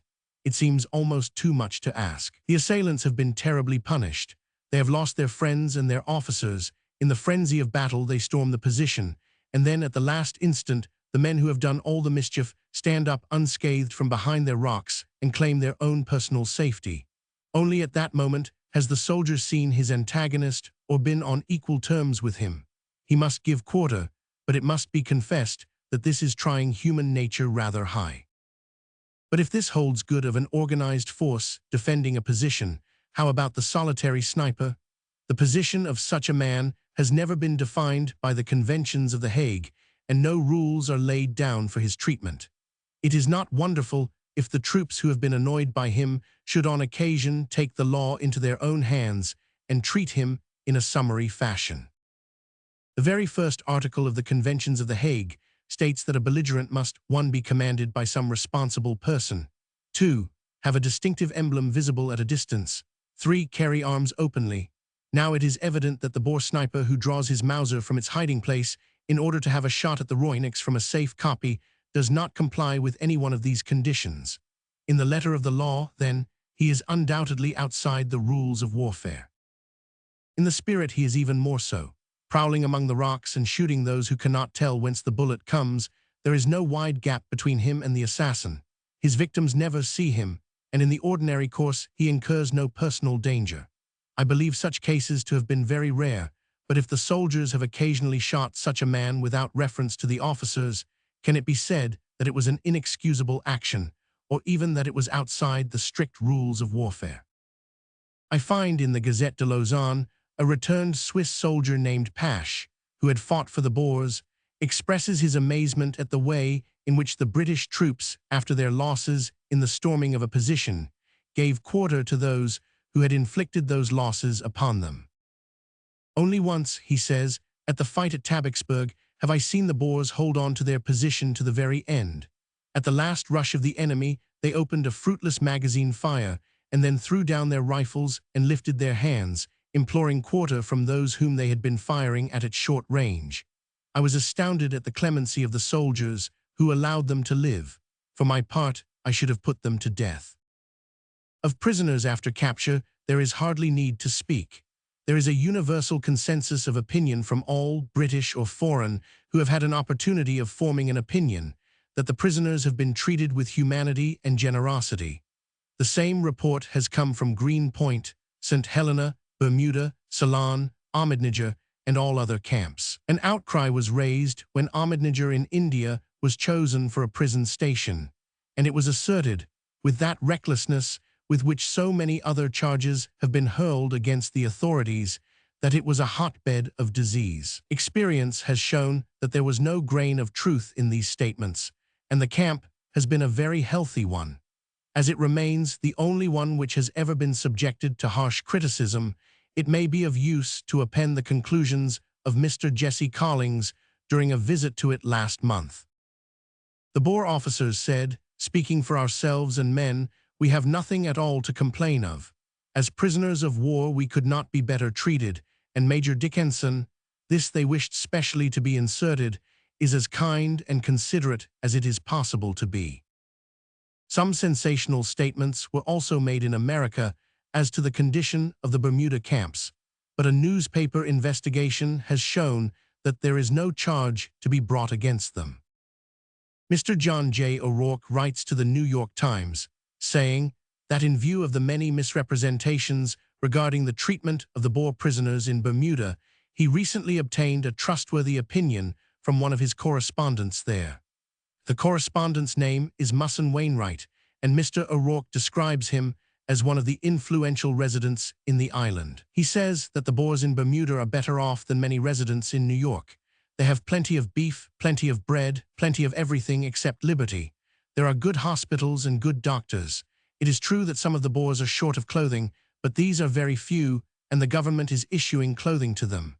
On the whole, says Mr. Wainwright, Great Britain is treating the Boers far better than most people would. Compare this record with the undoubted privations, many of them unnecessary, which our soldiers endured at Waterville near Pretoria, the callous neglect of the enteric patients there, and the really barbarous treatment of British colonial prisoners, who were confined in cells on the absurd plea that in fighting for their flag, they were traitors to the Afrikaner cause. Executions.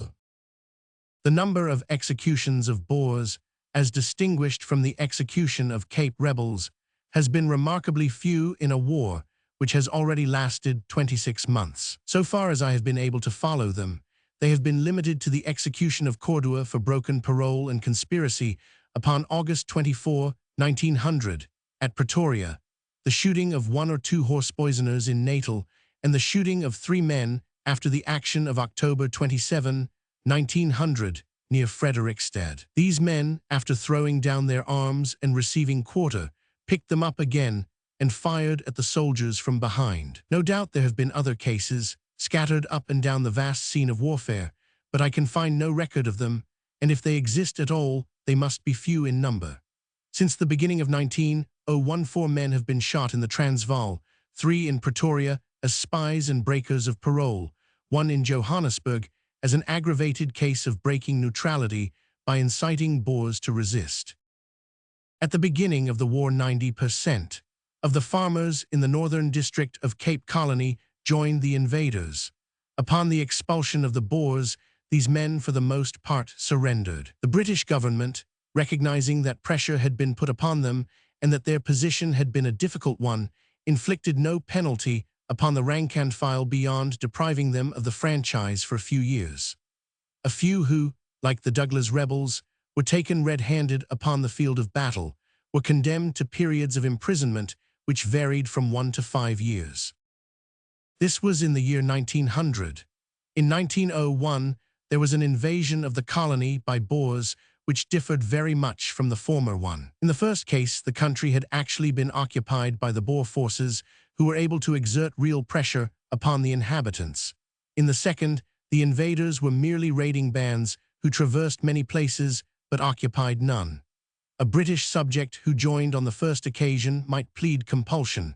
On the second, it was undoubtedly of his own free will. These Boer bands, being very mobile and never fighting save when they were at an overwhelming advantage, penetrated all parts of the colony and seduced a number of British subjects from their allegiance. The attacking of small posts and the derailing of trains, military or civilian, were their chief employment. To cover their tracks, they continually murdered natives whose information might betray them. Their presence kept the colony in confusion and threatened the communications of the army. The situation may be brought home to a continental reader by a fairly exact parallel. Suppose that an Austrian army had invaded Germany, and that while it was deep in German territory, bands of Austrian subjects who were of German extraction began to tear up the railway lines and harass the communications. That was our situation in South Africa. Would the Austrians, under these circumstances, show much mercy to those rebel bands, especially if they added cold-blooded murder to their treason? Is it likely that they would? The British, however, were very long-suffering. Many hundreds of these rebels passed into their hands, and most of them escaped with fine and imprisonment. The ringleaders and those who were convicted of capital penal offenses were put to death.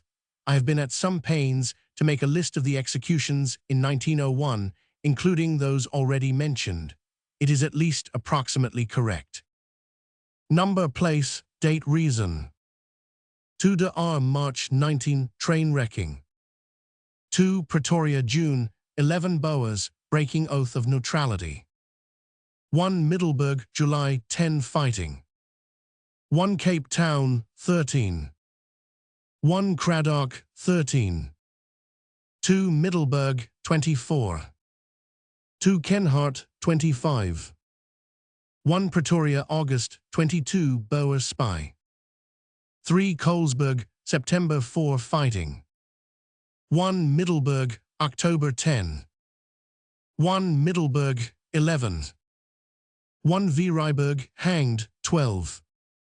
Several Tarkastad, 12. 1 Tarkastad, 14. 1 Middelburg, 15. 2 Cradock, 1 hanged, 1 shot, 17 train wrecking and murdering native. 2 Vryburg, 29 fighting. 1 Mafeking, no shooting a native. 1 Colesberg, 12 fighting, marauding and assaulting, and Johannesburg, 23 persuading surrendered burghers to break oath. 1 Aliwal North, 26 Cape police deserter. 1 Krugersdorp de shooting, wound Mafeking, 27 Kaffir murder. Allowing 3 for the several at Tarkastad on October 12, that makes a total of 34. Many will undoubtedly be added in the future for the continual murder of inoffensive natives, some of them children, calls for stern justice. In this list, 4 were train wreckers, aggravated cases by rebels. 1 was a spy, 4 were murderers of natives, 1 a deserter who took 20 horses from the Cape Police, and the remaining 23 were British subjects taken fighting and bearing arms against their own country. Hostages upon railway trains. Here the military authorities are open, as it seems to me, to a serious charge. not of inhumanity to the enemy, but of neglecting those steps which it was their duty to take in order to safeguard their own troops. If all the victims of derailings and railway cuttings were added together, it is not an exaggeration to say that it would furnish as many killed and wounded as a considerable battle. On at least 5 occasions, between 20 and 30 men were incapacitated, and there are very numerous cases where smaller numbers were badly hurt. Let it be said at once that we have no grievance in this. To derail a train is legitimate warfare, with many precedents to support it. But to checkmate it by putting hostages upon the trains is likewise legitimate warfare, with many precedents to support it also. The Germans habitually did it in France, and the result justified them as the result has justified us. From the time, October 1901, that it was adopted in South Africa, we have not heard of a single case of derailing, and there can be no doubt that the lives of many soldiers and possibly of some civilians have been saved by the measure. I will conclude this chapter by 2 extracts chosen out of many from the diary of the Austrian Count Sternberg. In the first, he describes his capture. 3 hours passed thus without our succeeding in finding our object. The sergeant then ordered that we should take a rest. We sat down on the ground and chatted good-humoredly with the soldiers. They were fine fellows, without the least sign of brutality, in fact, full of sympathy. They had every right to be angry with us, for we had spoiled their sleep after they had gone through a trying day, yet they did not visit it on us in any way and were most kind. They even shared their drinking water with us. I cannot describe what my feelings were that night, a prisoner. He adds, I can only repeat that the English officers and the English soldiers have shown in this war that the profession of arms does not debase, but rather ennobles man. Chapter 10. The Other Side of the Question. Writing in November 1900, after hearing an expression of opinion from many officers from various parts of the seat of war, I stated in the Great Boer War, the Boers have been the victims of a great deal of cheap slander in the press. The men who have seen most of the Boers in the field are the most generous in estimating their character. That the white flag was hoisted by the Boers as a cold-blooded device for luring our men into the open is an absolute calumny. To discredit their valor is to discredit our victory. My own opinion would have been worthless, but this was, as I say, the result of considerable inquiry. General Porter said, on a few occasions the white flag was abused, but in what large community would you not find a few miscreants? General Littleton said, the Boers are brave men, and I do not think that the atrocities which have been reported are the acts of the regular Dutch burghers, but of the riffraff who get into all armies. It is a painful fact, but the words could not possibly be written today. Had the war only ended when it should have ended, the combatants might have separated each with a chivalrous feeling of respect for a knightly antagonist. But the Boers, having appealed to the God of battles and heard the judgment, appealed once more against it. Hence came the long, bitter, and fruitless struggle which has cost so many lives, so much suffering, and a lowering of the whole character of the war. It is true that during the first year there were many things to exasperate the troops. The Boers were a nation of hunters, and they used many a ruse which seemed to the straightforward soldier to be cowardly and unfair. Individuals undoubtedly played the white flag trick, and individuals were guilty of holding up their hands in order to lure the soldiers from their cover. There are many instances of this. Indeed, in one case Lord Roberts was himself a witness of it. Appended is his official protest. Another instance having occurred of a gross abuse of the white flag and of the signal of holding up the hands in token of surrender, it is my duty to inform your honor that if such abuse occurs again, I shall most reluctantly be compelled to order my troops to disregard the white flag entirely. The instance occurred on the kopje east of Driefontein Farm yesterday evening and was witnessed by several of my own staff officers, as well as by myself, and resulted in the wounding of several of my officers and men. A large quantity of explosive bullets of 3 different kinds was found in Kronj's lager, and after every engagement with your honor's troops. Such breaches of the recognized usages of war and of the Geneva Convention are a disgrace to any civilized power. But British officers were not unreasonable. They understood that they were fighting against a force in which the individual was a law unto himself. It was not fair to impute to deliberate treachery upon the part of the leaders every slim trick of an unscrupulous burgher. Again, it was understood that a coward may hoist an unauthorized white flag, and his braver companions may refuse to recognize it, as our own people might on more than one occasion have done with advantage. For these reasons, there was very little bitterness against the enemy, and most officers would, I believe, have subscribed the opinion which I have expressed. From the first, the position of the Boers was entirely irregular as regards the recognized rules of warfare.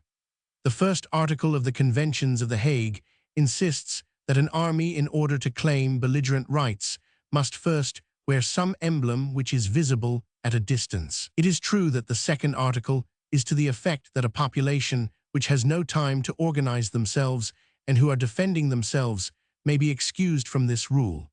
But the Boers were the invaders at the outset of the war, and in view of their long and elaborate preparations, it is absurd to say that they could not have furnished burghers on commando with some distinctive badge. When they made a change, it was for the worse, for they finally dressed themselves in the khaki uniforms of our own soldiers, and by this means effected several surprises. It is typical of the good humor of the British that very many of these khaki-clad burghers have passed through our hands, and that no penalty has ever been inflicted upon them for their dangerous breach of the rules of war.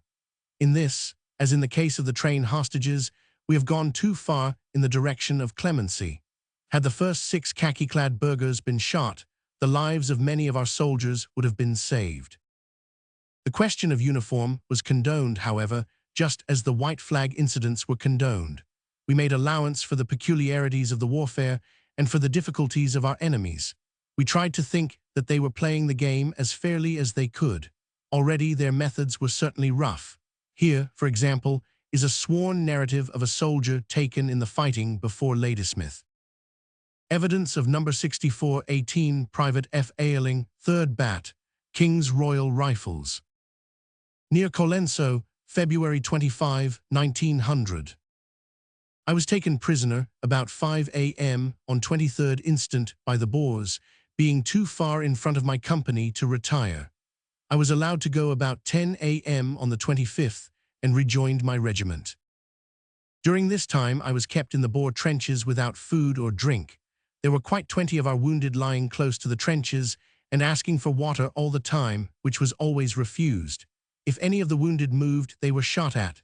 Most of them died for want of assistance, as they were lying there 2 days and 2 nights.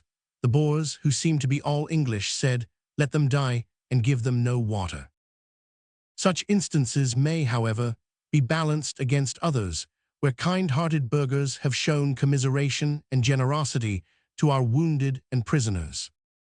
As the war dragged on, however, it took a more savage character upon the part of our enemy, and it says much for the discipline of the British troops that they have held their hands and refused to punish a whole nation for the cruelty and treachery of a few. The first absolute murder in the war was that of Lieutenant Numia, which occurred at the end of November 1900.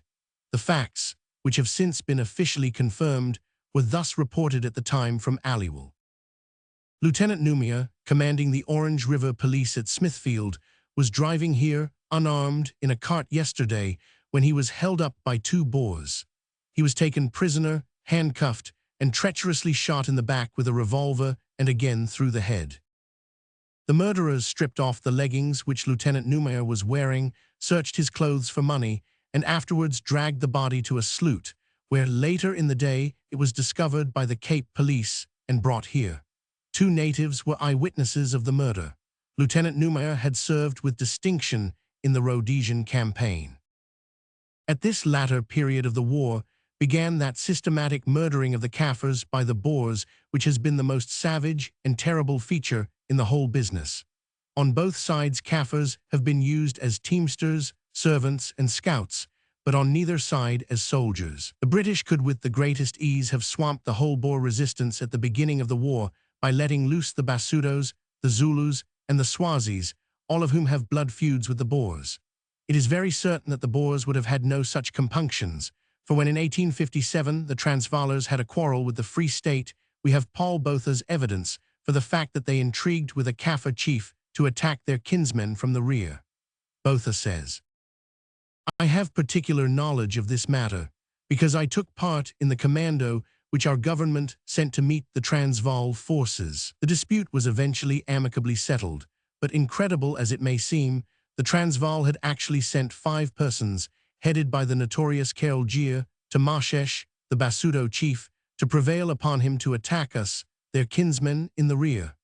I was one of the patrol that captured Gier and his companions, some of whom I got to know subsequently, and who revealed to me the whole dastardly plot. This will give some idea as to what we might have had to expect had native sympathy gone the other way. In the letter already quoted, written by Snyman to his brother, he asserts that Kruger told him that he relied upon the assistance of the Swazis and Zulus. As it was, however, beyond allowing natives to defend their own lives and property when attacked, as in the case of the Baralongs at Mafeking and the Kaffirs in the Transkei, we have only employed Kaffirs in the pages of the Continental cartoons. As teamsters, servants, guides, and scouts, the Kaffirs were, however, essential to us, and realizing this, the Boers, when the war began to go against them, tried to terrorize them into deserting us by killing them without mercy whenever they could in any way connect them with the British. How many hundreds were done to death in this fashion, it is impossible to compute. After a British defeat, no mercy was shown to the drivers of the wagons and the native servants. Boer commandos covered their tracks by putting to death every Kaffir who might give information. Sometimes they killed even the children. Thus Lord Kitchener, in his report, narrates a case where a British column hard upon the track of a Boer commando found 4 little Kaffir boys with their brains dashed out in the kraal which the Boers had just evacuated. A case which particularly touched the feelings of the British people was that of Esau, the colored blacksmith, who was a man of intelligence and education, living as a loyal British subject in the British town of Calvinia. There was no possible case of spying here, since the man had not left his own town. The appended documents will show why the nation will not have done its duty until justice has been done upon the murderers. A touching letter has been published from Esau to the governor of the district, in which he says that, come what may, he would be loyal to the flag under which he was born. The next news of him was of his brutal murder. Abraham Esau, a loyal colored blacksmith, was mercilessly flogged for refusing to give information as to where arms were buried. Inflammation of the kidneys set in. Nevertheless, he was again beaten through the village with sjambaks until he was unable to walk, and was then shot dead. Calvinia, February 8. Times, February 16, 1901, Piece 7. The district surgeon at Calvinia, writing to the colonial secretary, has fully confirmed the flogging and shooting of Esau by a Boer named Strydom, who stated that he acted in accordance with orders. No trial was held, and no reason is alleged for the deed. Cape Town, February 19. Times, February 20, 1901, p. 5. The authority for the statement of the flogging by the Boers of a colored man named Esau at Calvinia was a Reuters telegram, confirmed subsequently by the report made to Cape Town by the district surgeon of Calvinia. From Mr. Broderick's reply to Mr. Laboucher in House of Commons, February 21. Times, February 22, 1901. I had a telegram from Sir A. Milner in confirmation of the reports from various quarters that have reached me. The High Commissioner states that the name of the district surgeon who reported the maltreatment of the colored man is Foote. Sir A. Milner adds, there is absolutely no doubt about the murder of Esau. From Mr. Broderick's reply to Mr. Dillon in House of Commons, February 22. Times, February 23, 1901. The original rule of the British service was that the Black Scouts should be unarmed, so as to avoid all accusations of arming natives.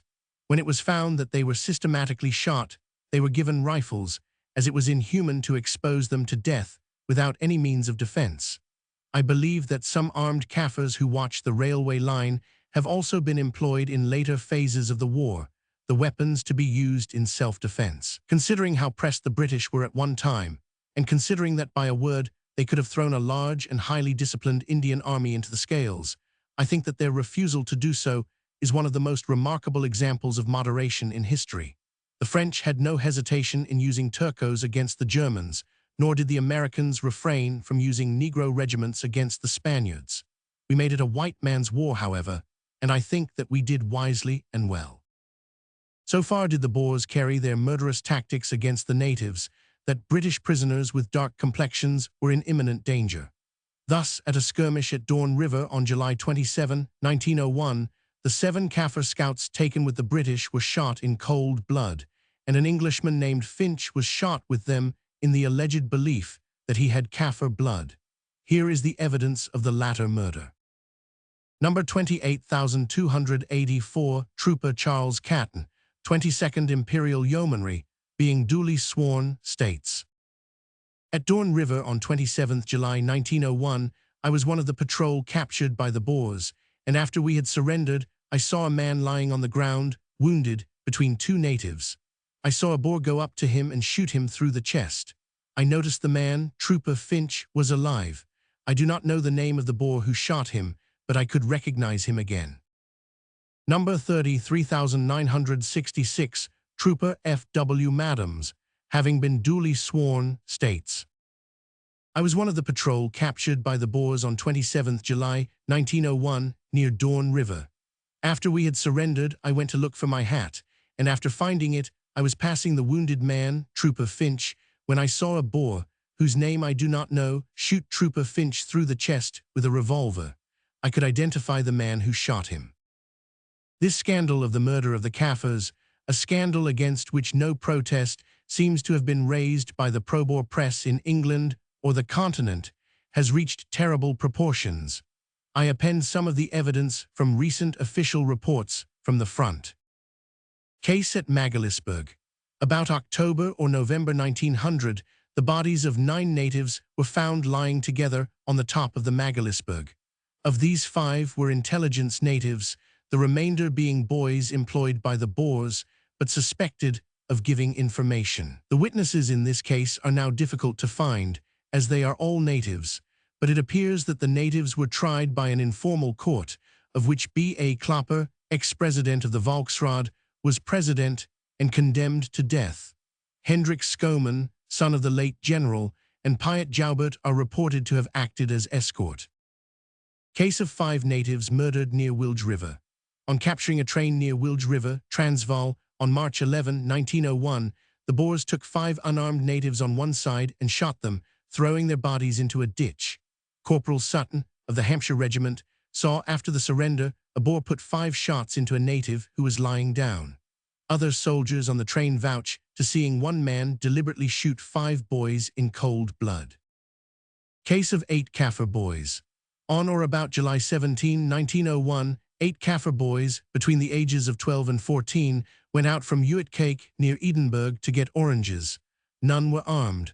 Boers opened fire, shot 1, captured 6, 1 escaped, and is now with Major Damant. Corporal Willett, Damant's horse, afterwards saw boys' bodies near farm, but so disfigured that they could not be recognized. Some Kaffirs were then sent out from Edinburgh and recognized them. 1 boy is supposed to have been spared by Boers, body not found. Lieutenant Kentish, Royal Irish Fusiliers, saw bodies and substantially confirms murder and states Boers were under Field Cornet Durait. Case of Klaas Langsprout Standerton. Klaas's wife states that on August 3, 1901, Cornelius Laws of Langsprout and another Boer came to the kraal and told Klaas to go with them. On his demurring, they accused him of giving information to the British, and C. Laws shot him through the back of the head as he ran away. Another native, the wife of a native clergyman at Standerton, saw the dead body.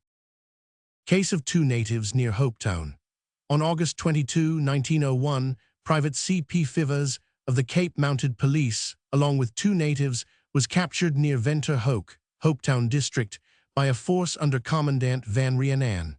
He had off-saddled at the time, and the natives were sleeping in a stable. He heard Van Rienan give his men an order to shoot the natives, which order was promptly carried out in his presence as regards 1 man, and he was told that the other had also been shot. The resident on the farm, A.G. Liebenberg, who warned Fivers at 5 a.m. of the approach of the enemy, buried both the bodies where he found them, viz. one about 40 yards from the house and the other about 500 yards away. His statement is corroborated by his son, who saw one of the boys killed. Case of John Macron. John Macron and Ulfius Bampa, the witness, are unarmed natives living near Warmbaths, north of Pretoria. On the evening of September 17, 1901, Andries van der Walt and a party of Boers surrounded Macron's house. Van der Walt told the boy to come out, and when he did so, two men seized him. While two men held Macron's hands up, Van der Walt stood 5 yards behind him and shot him through the head with a Mauser rifle. When the boy fell, he shot him again through the heart, and then, with a knife, cut a deep gash across his forehead. Both these boys formerly worked for Van der Walt. Case at Zandspruit. On the night of October 1, 1901, about 11:30 p.m., a party of Boers surrounded a native house at Dassie Klip, near Zandspruit, and killed 4 natives in or about the house. The party consisted of 24 under the following leaders: Dirk Badenhorst of Dassie Klip, Cornelius Erasmus of Streepfontein, and C. van der Merwe of Rui Dry. The witnesses in this case are all natives residing at Dassie Klip, who knew the assailants well. In one case, a native called Karl was endeavoring to escape over a wall, but was wounded in the thigh. On seeing he was not dead, Stoffel Visage of Skuilhoek drew a revolver and shot him through the head. The charge against these natives appears to have been that they harbored British scouts. Case of Jim Zulu. On or about October 18, 1901, Vicethys Pretorius, presumably of Pretoria, with 70 men, visited Waterval North on the Pretoria-Pietersburg line and practically murdered 2 natives, wounding 3 others, one of whom afterwards died. The witnesses state that on the morning of October 18, 1901, Pretorius came to a colliery near Waterval North and called for Jim Zulu, and on his appearance shot him through the face. 3 days later, this native died of his wounds. At the same time, he and another man, named Dorsey Hasmus, also shot 3 other natives. Here is a further list, showing how systematic has been this brutality. I reproduce it in its official curtness. Report of Resident Magistrate, Berkeley West, January 28, 1900. Native dispatch rider shot and mutilated. November or December 1900. Near Virginia, 2 natives were shot, being accused of showing the British the road to Ventersburg. Report of Resident Magistrate, Tongs, December 4, 1900. 3 natives murdered at border siding. December 18, 1900. Native Philip shot at Vlakplaats, 8 miles southwest of Pretoria, by J. Johnson and J. Dilmer of J. Joubert's Commando. Report of Resident Magistrate, Tongs, December 24, 1900. Native shot by Boers at Pudemo, 3 natives killed at Christiana. Report of Resident Magistrate, Herschel, January 6, 1901. 2 natives shot as spies. Report of Resident Magistrate, Calvinia, January 29, 1901. Esau case and ill treatment of other natives. February 28, 1901. Zulu boy shot dead at Zevenfontein, between Pretoria and Johannesburg, charged with giving information to the British, by men of Field Cornet Jan Joubert's Commando. Report of Resident Magistrate, Cradock, March 21, 1901. Murder of native witness, Salmon Bowie. Report of Resident Magistrate, Tongs, May 8, 1901. Natives shot by Boers at Manth. Report of Resident Magistrate, Gordonia, May 23, 1901. Native shot dead. May 25, 1901. District Harrismith. A native accused of laziness and insolence was shot by men in M. Prinsloo's Commando. May 28, 1901. At Sanna's Post 3 natives were captured and shot. June 5, 1901. 3 natives with Colonel Plumer's column captured and shot near Paardeberg. July 27, 1901. 7 natives captured with a patrol of Imperial Yeomanry near Dorn River Hut were shot on the spot. Report of Intelligence, East Cape Colony, July 29, 1901. Shooting of natives by Commandant Myburg. Report of Resident Magistrate, Aliwal North, July 30, 1901. Shooting of natives at refugee camp. August 23, 1901. Native captured with a private of the Black Watch near Clocolan and shot in his presence. September 1, 1901. 4 natives with Colonel Dawkins' column captured in Forestmouth district and shot by order of Judge Herzog. Report of Resident Magistrate, Aliwal North, September 4, 1901. Brutal treatment of natives by Boers under Besteur, J.P. of Aliwal North. Report of Resident Magistrate, Riversdale, September 4, 1901. 2 colored dispatch riders severely flogged.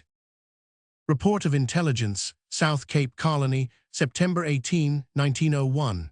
Natives murdered by Thuron's orders. Report of Chief Commissioner, Richmond, September 23, 1901. 2 unarmed natives shot by Commandant Mallon. Report of Resident Magistrate, Prieska, September 26, 1901. Murder of 2 unarmed natives. Report of Colonel Hickman, Ladysmith, October 1, 1901. Shooting of 2 natives by sheepers. Date uncertain. A native in Petersburg jail was shot in his cell by 2 Boers on the approach of the British troops. So much for the Kaffir murders. It is to be earnestly hoped that no opportunism or desire to conciliate our enemies at the expense of justice will prevent a most thorough examination into every one of these black deeds, and a most stern punishment for the criminals. I return, however, to the question of the conduct of the Boers to their white opponents.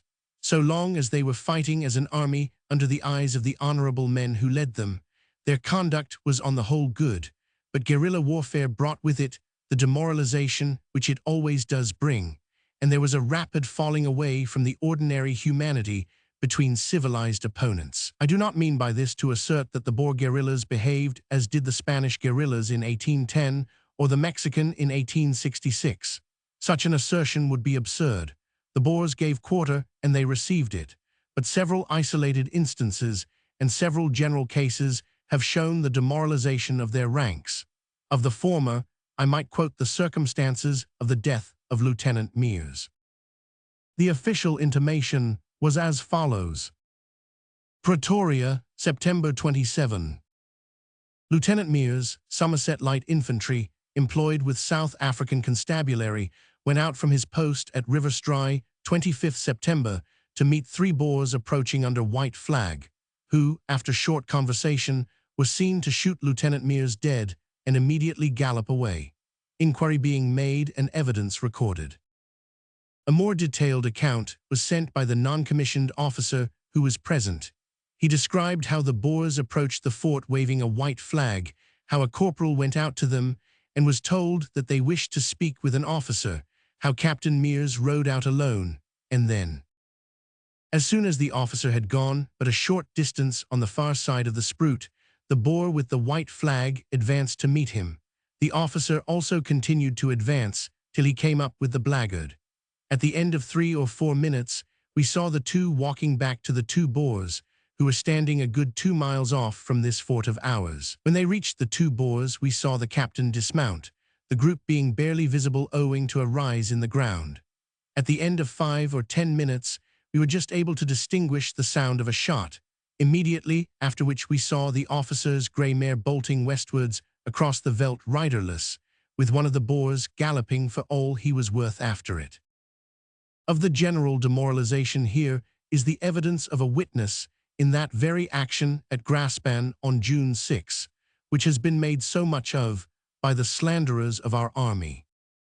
Number 4703, Lance Corporal James Hanshaw, 2nd Bat, Bedfordshire Regiment, being duly sworn, states, at Graspan on June 6, 1901, I was present when we were attacked by the Boers, having previously captured a convoy from them. On going towards the wagons, I found the Boers already there. Finding we were outnumbered and resistance hopeless, we threw down our arms and held our hands up. Private Blunt, who was with me, shouted, "Don't shoot me, I have thrown down my rifle." The Boers then shot Private Blunt dead. He was holding his hands above his head at the time. Lieutenant Mayer then shouted, "Have mercy, you cowards."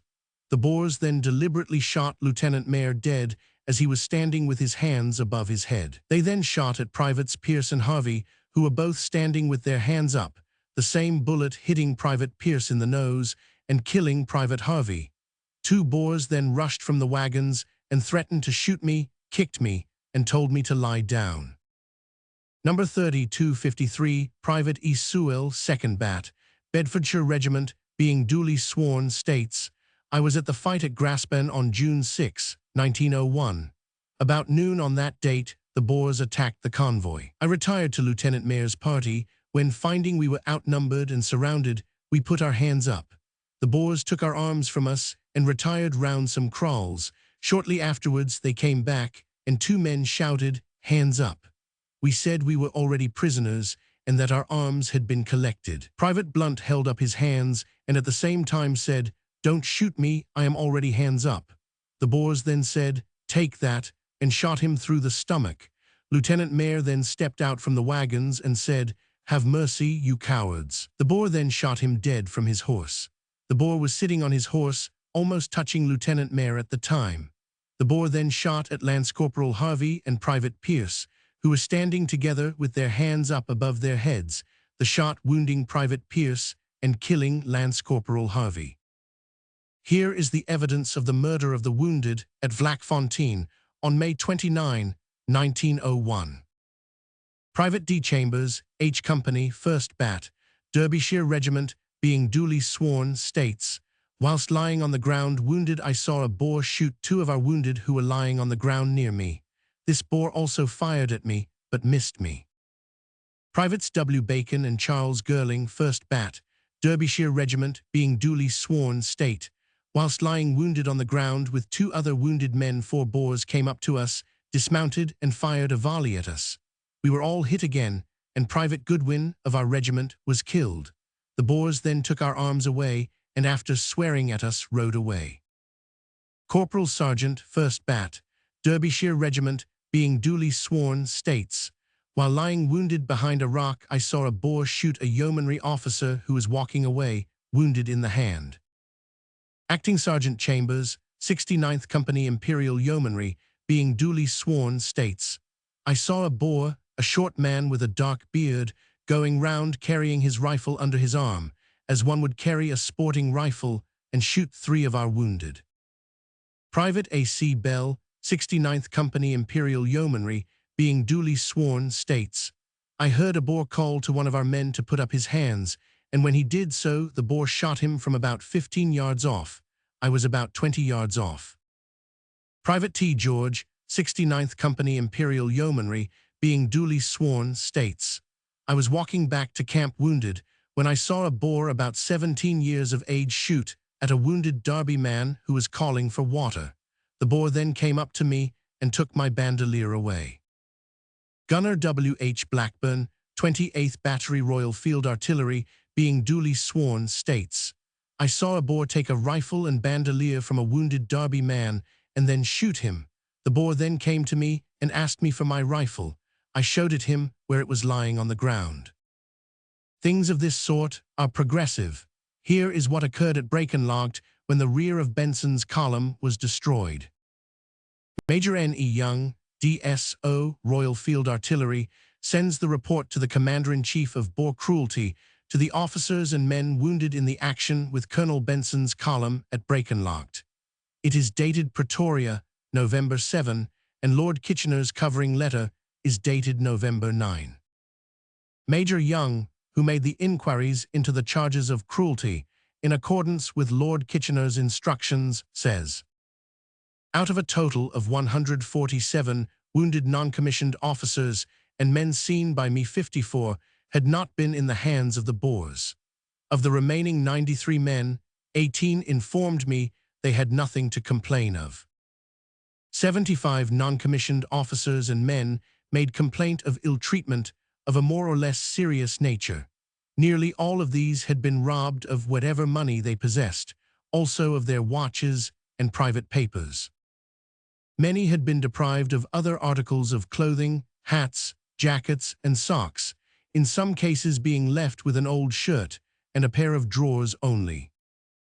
There is a consensus of opinion that the wounded lying round the guns were fired on by Boers, who had already disarmed them for a long period, after all firing in their neighborhood from our side had ceased.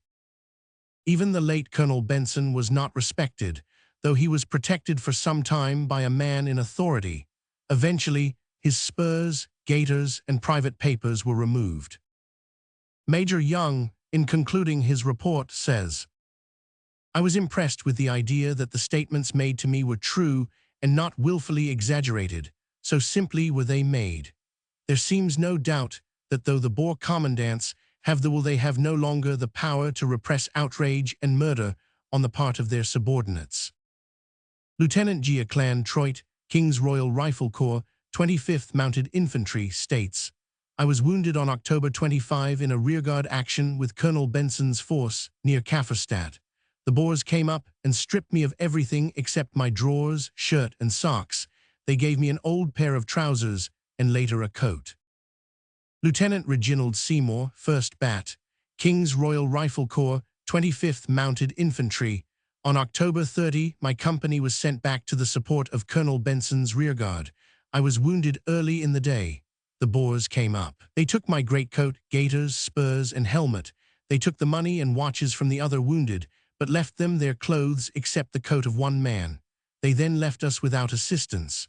2 Boers afterwards returned and took away a greatcoat belonging to one of our men which had been left over me. One of the party who stripped us was addressed by the remainder as Commandant. Captain C.W. Collins, Cheshire Regiment, "I was signaling officer to Colonel Benson on October 30. I was wounded and lying near the guns about 100 yards in rear of them. A field cornet came up and went away without molesting me.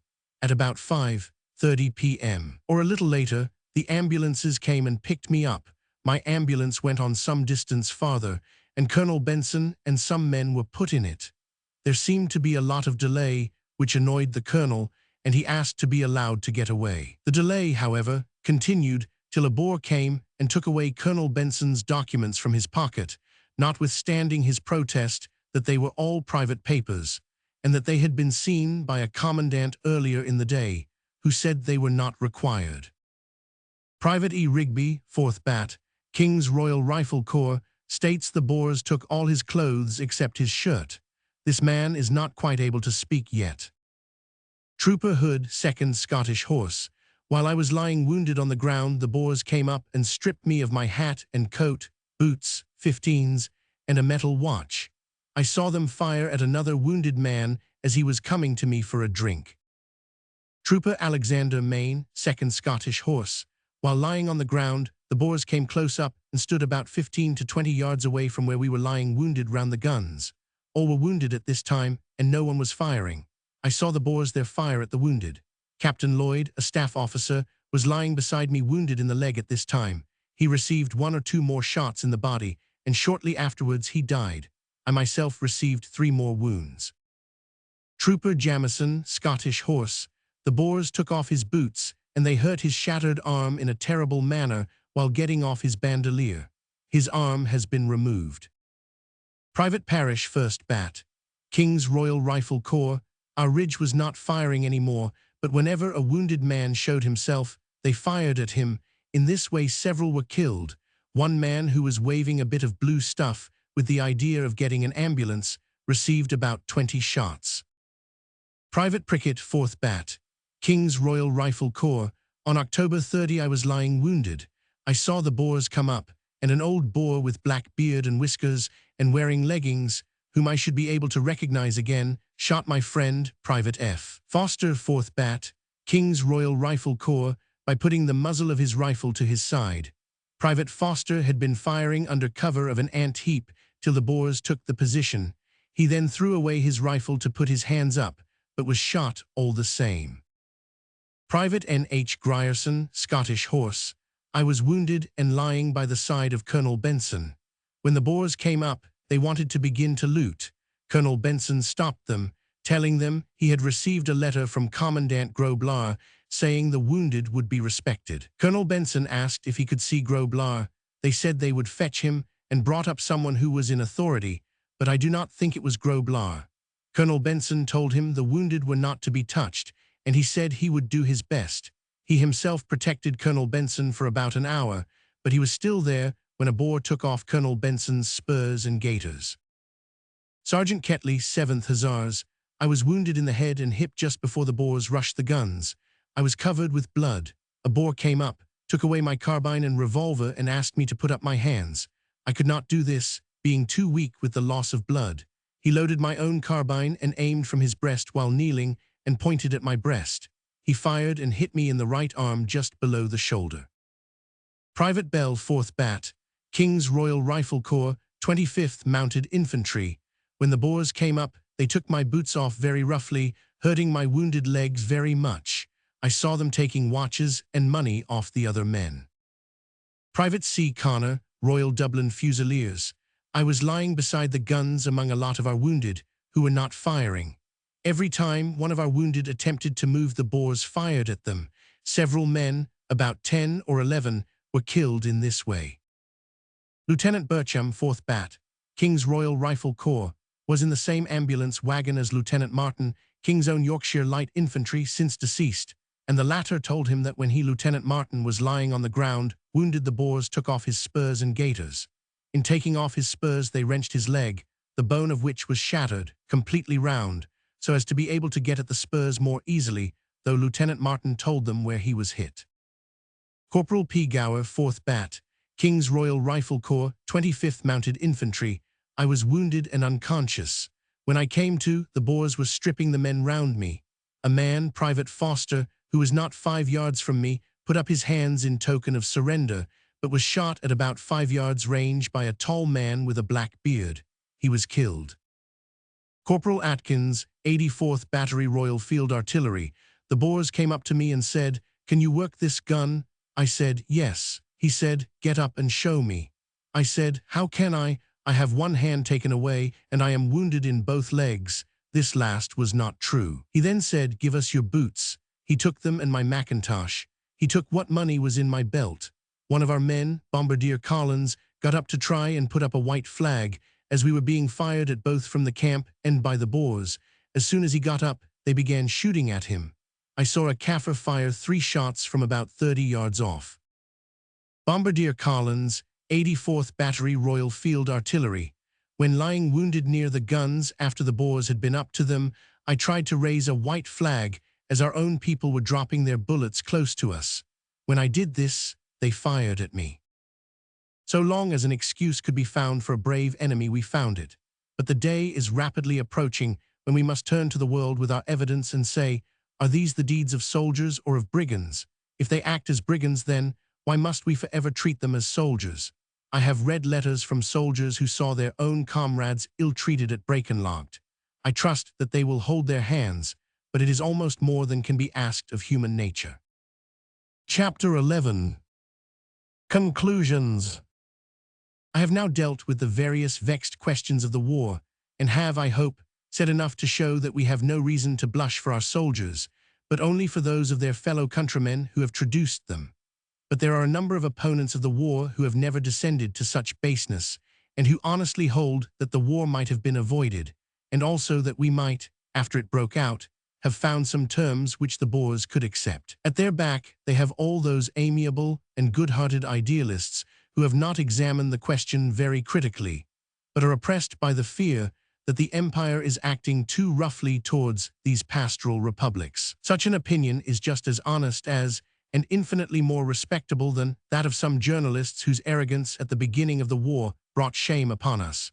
There is no better representative of such views than Mr. Methuen in his Peace or War, an able and moderate statement.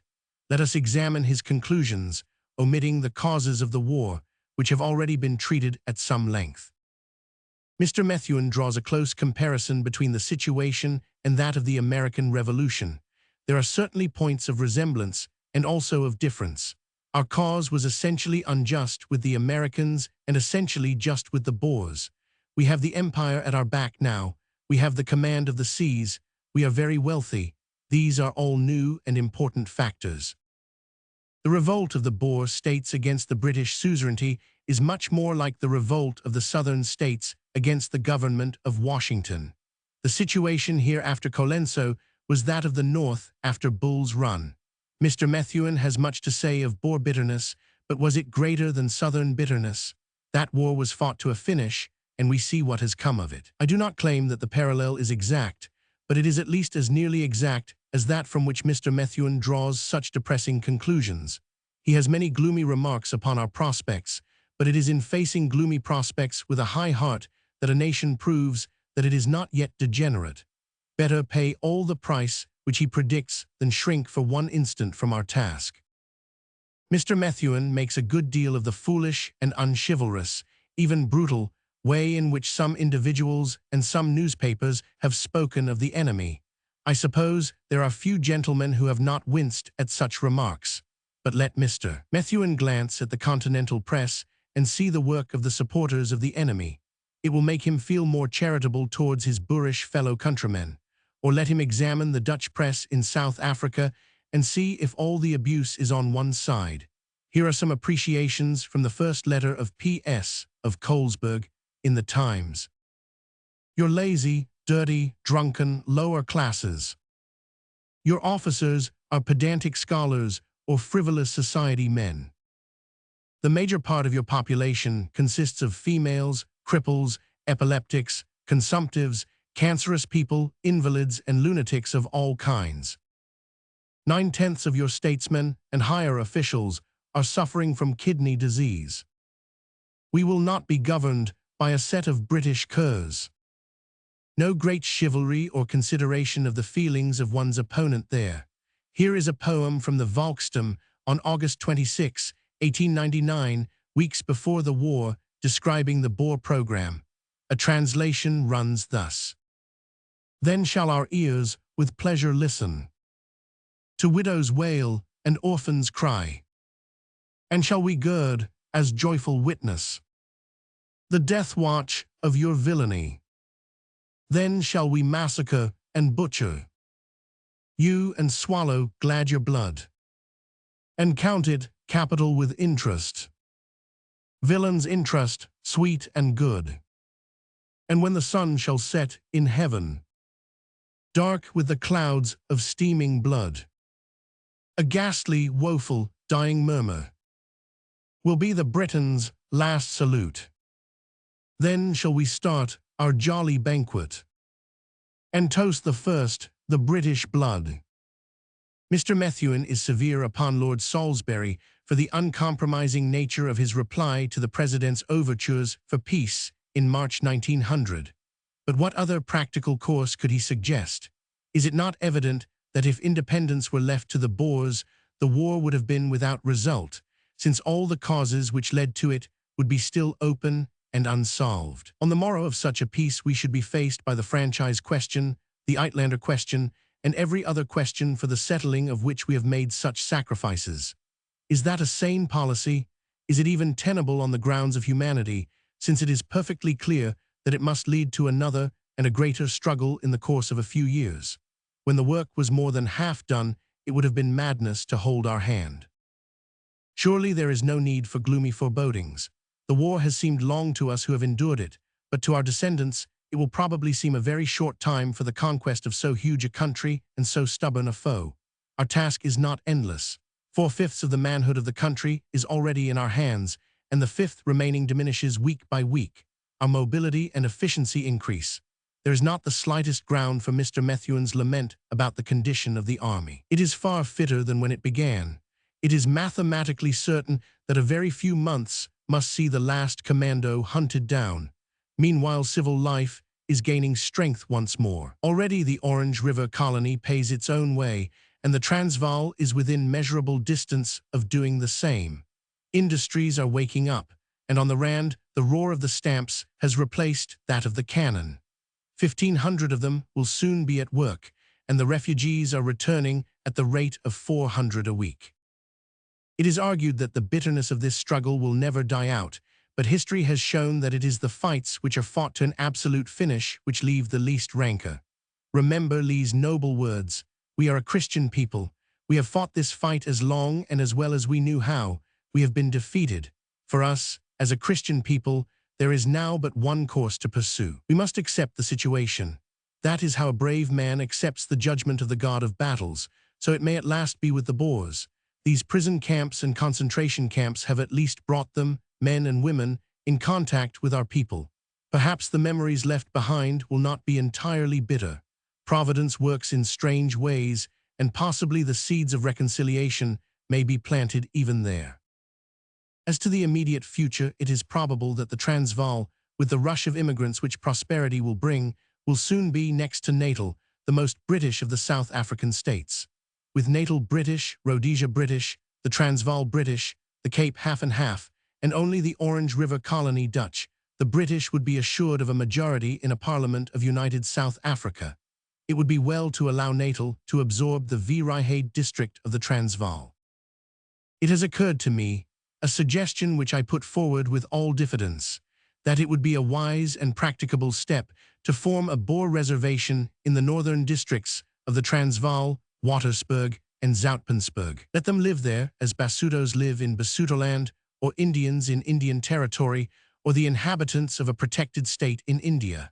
Guarantee them, as long as they remain peaceable under the British flag, complete protection from the invasion of the miner or the prospector. Let them live their own lives in their own way, with some simple form of home rule of their own. The irreconcilable men who could never rub shoulders with the British could find a home there, and the British colonies would be all the stronger for the placing in quarantine of those who might infect their neighbors with their own bitterness. Such a state could not be a serious source of danger, since we could control all the avenues by which arms could reach it. I am aware that the Waterberg and the Zoutpansberg are not very desirable places of residence, but the thing is voluntary, and no man would need to go there unless he wished. Without some such plan, the empire will have no safety valve in South Africa. I cannot conclude this short review of the South African question without some allusion to the attitude of continental nations during the struggle. This has been in all cases correct upon the part of the governments, and in nearly all cases incorrect upon the part of the people. A few brave and clear-headed men, like Yves Guillot in France, and M. Talichet and M. Naville in Switzerland, have been our friends, or rather the friends of truth, but the vast majority of all nations have been carried away by that flood of prejudice and lies which has had its source in a venal, or at best an ignorant, press. In this country, the people in the long run can always impose its will upon the government, and it has, I believe, come to some very definite conclusions which will affect British foreign policy for many years to come. Against France, there is no great bitterness, for we feel that France has never had much reason to look upon us in any light save that of an enemy. For many years we have wished to be friendly, but the traditions of centuries are not so easily forgotten. Besides, some of our shortcomings are of recent date. Many of us were, and are, ashamed of the absurd and hysterical outcry in this country over the Dreyfus case. Are there no miscarriages of justice in the empire? An expression of opinion was permissible, but the wholesale national abuse has disarmed us from resenting some equally immoderate criticism of our own character and morals. To Russia, also, we can bear no grudge, for we know that there is no real public opinion in that country, and that their press has no means for forming first-hand conclusions. Besides, in this case also there is a certain secular enmity which may account for a warped judgment. But it is very different with Germany. Again and again in the world's history we have been the friends and the allies of these people. It was so in the days of Marlborough, in those of the great Frederick, and in those of Napoleon. When we could not help them with men, we helped them with money.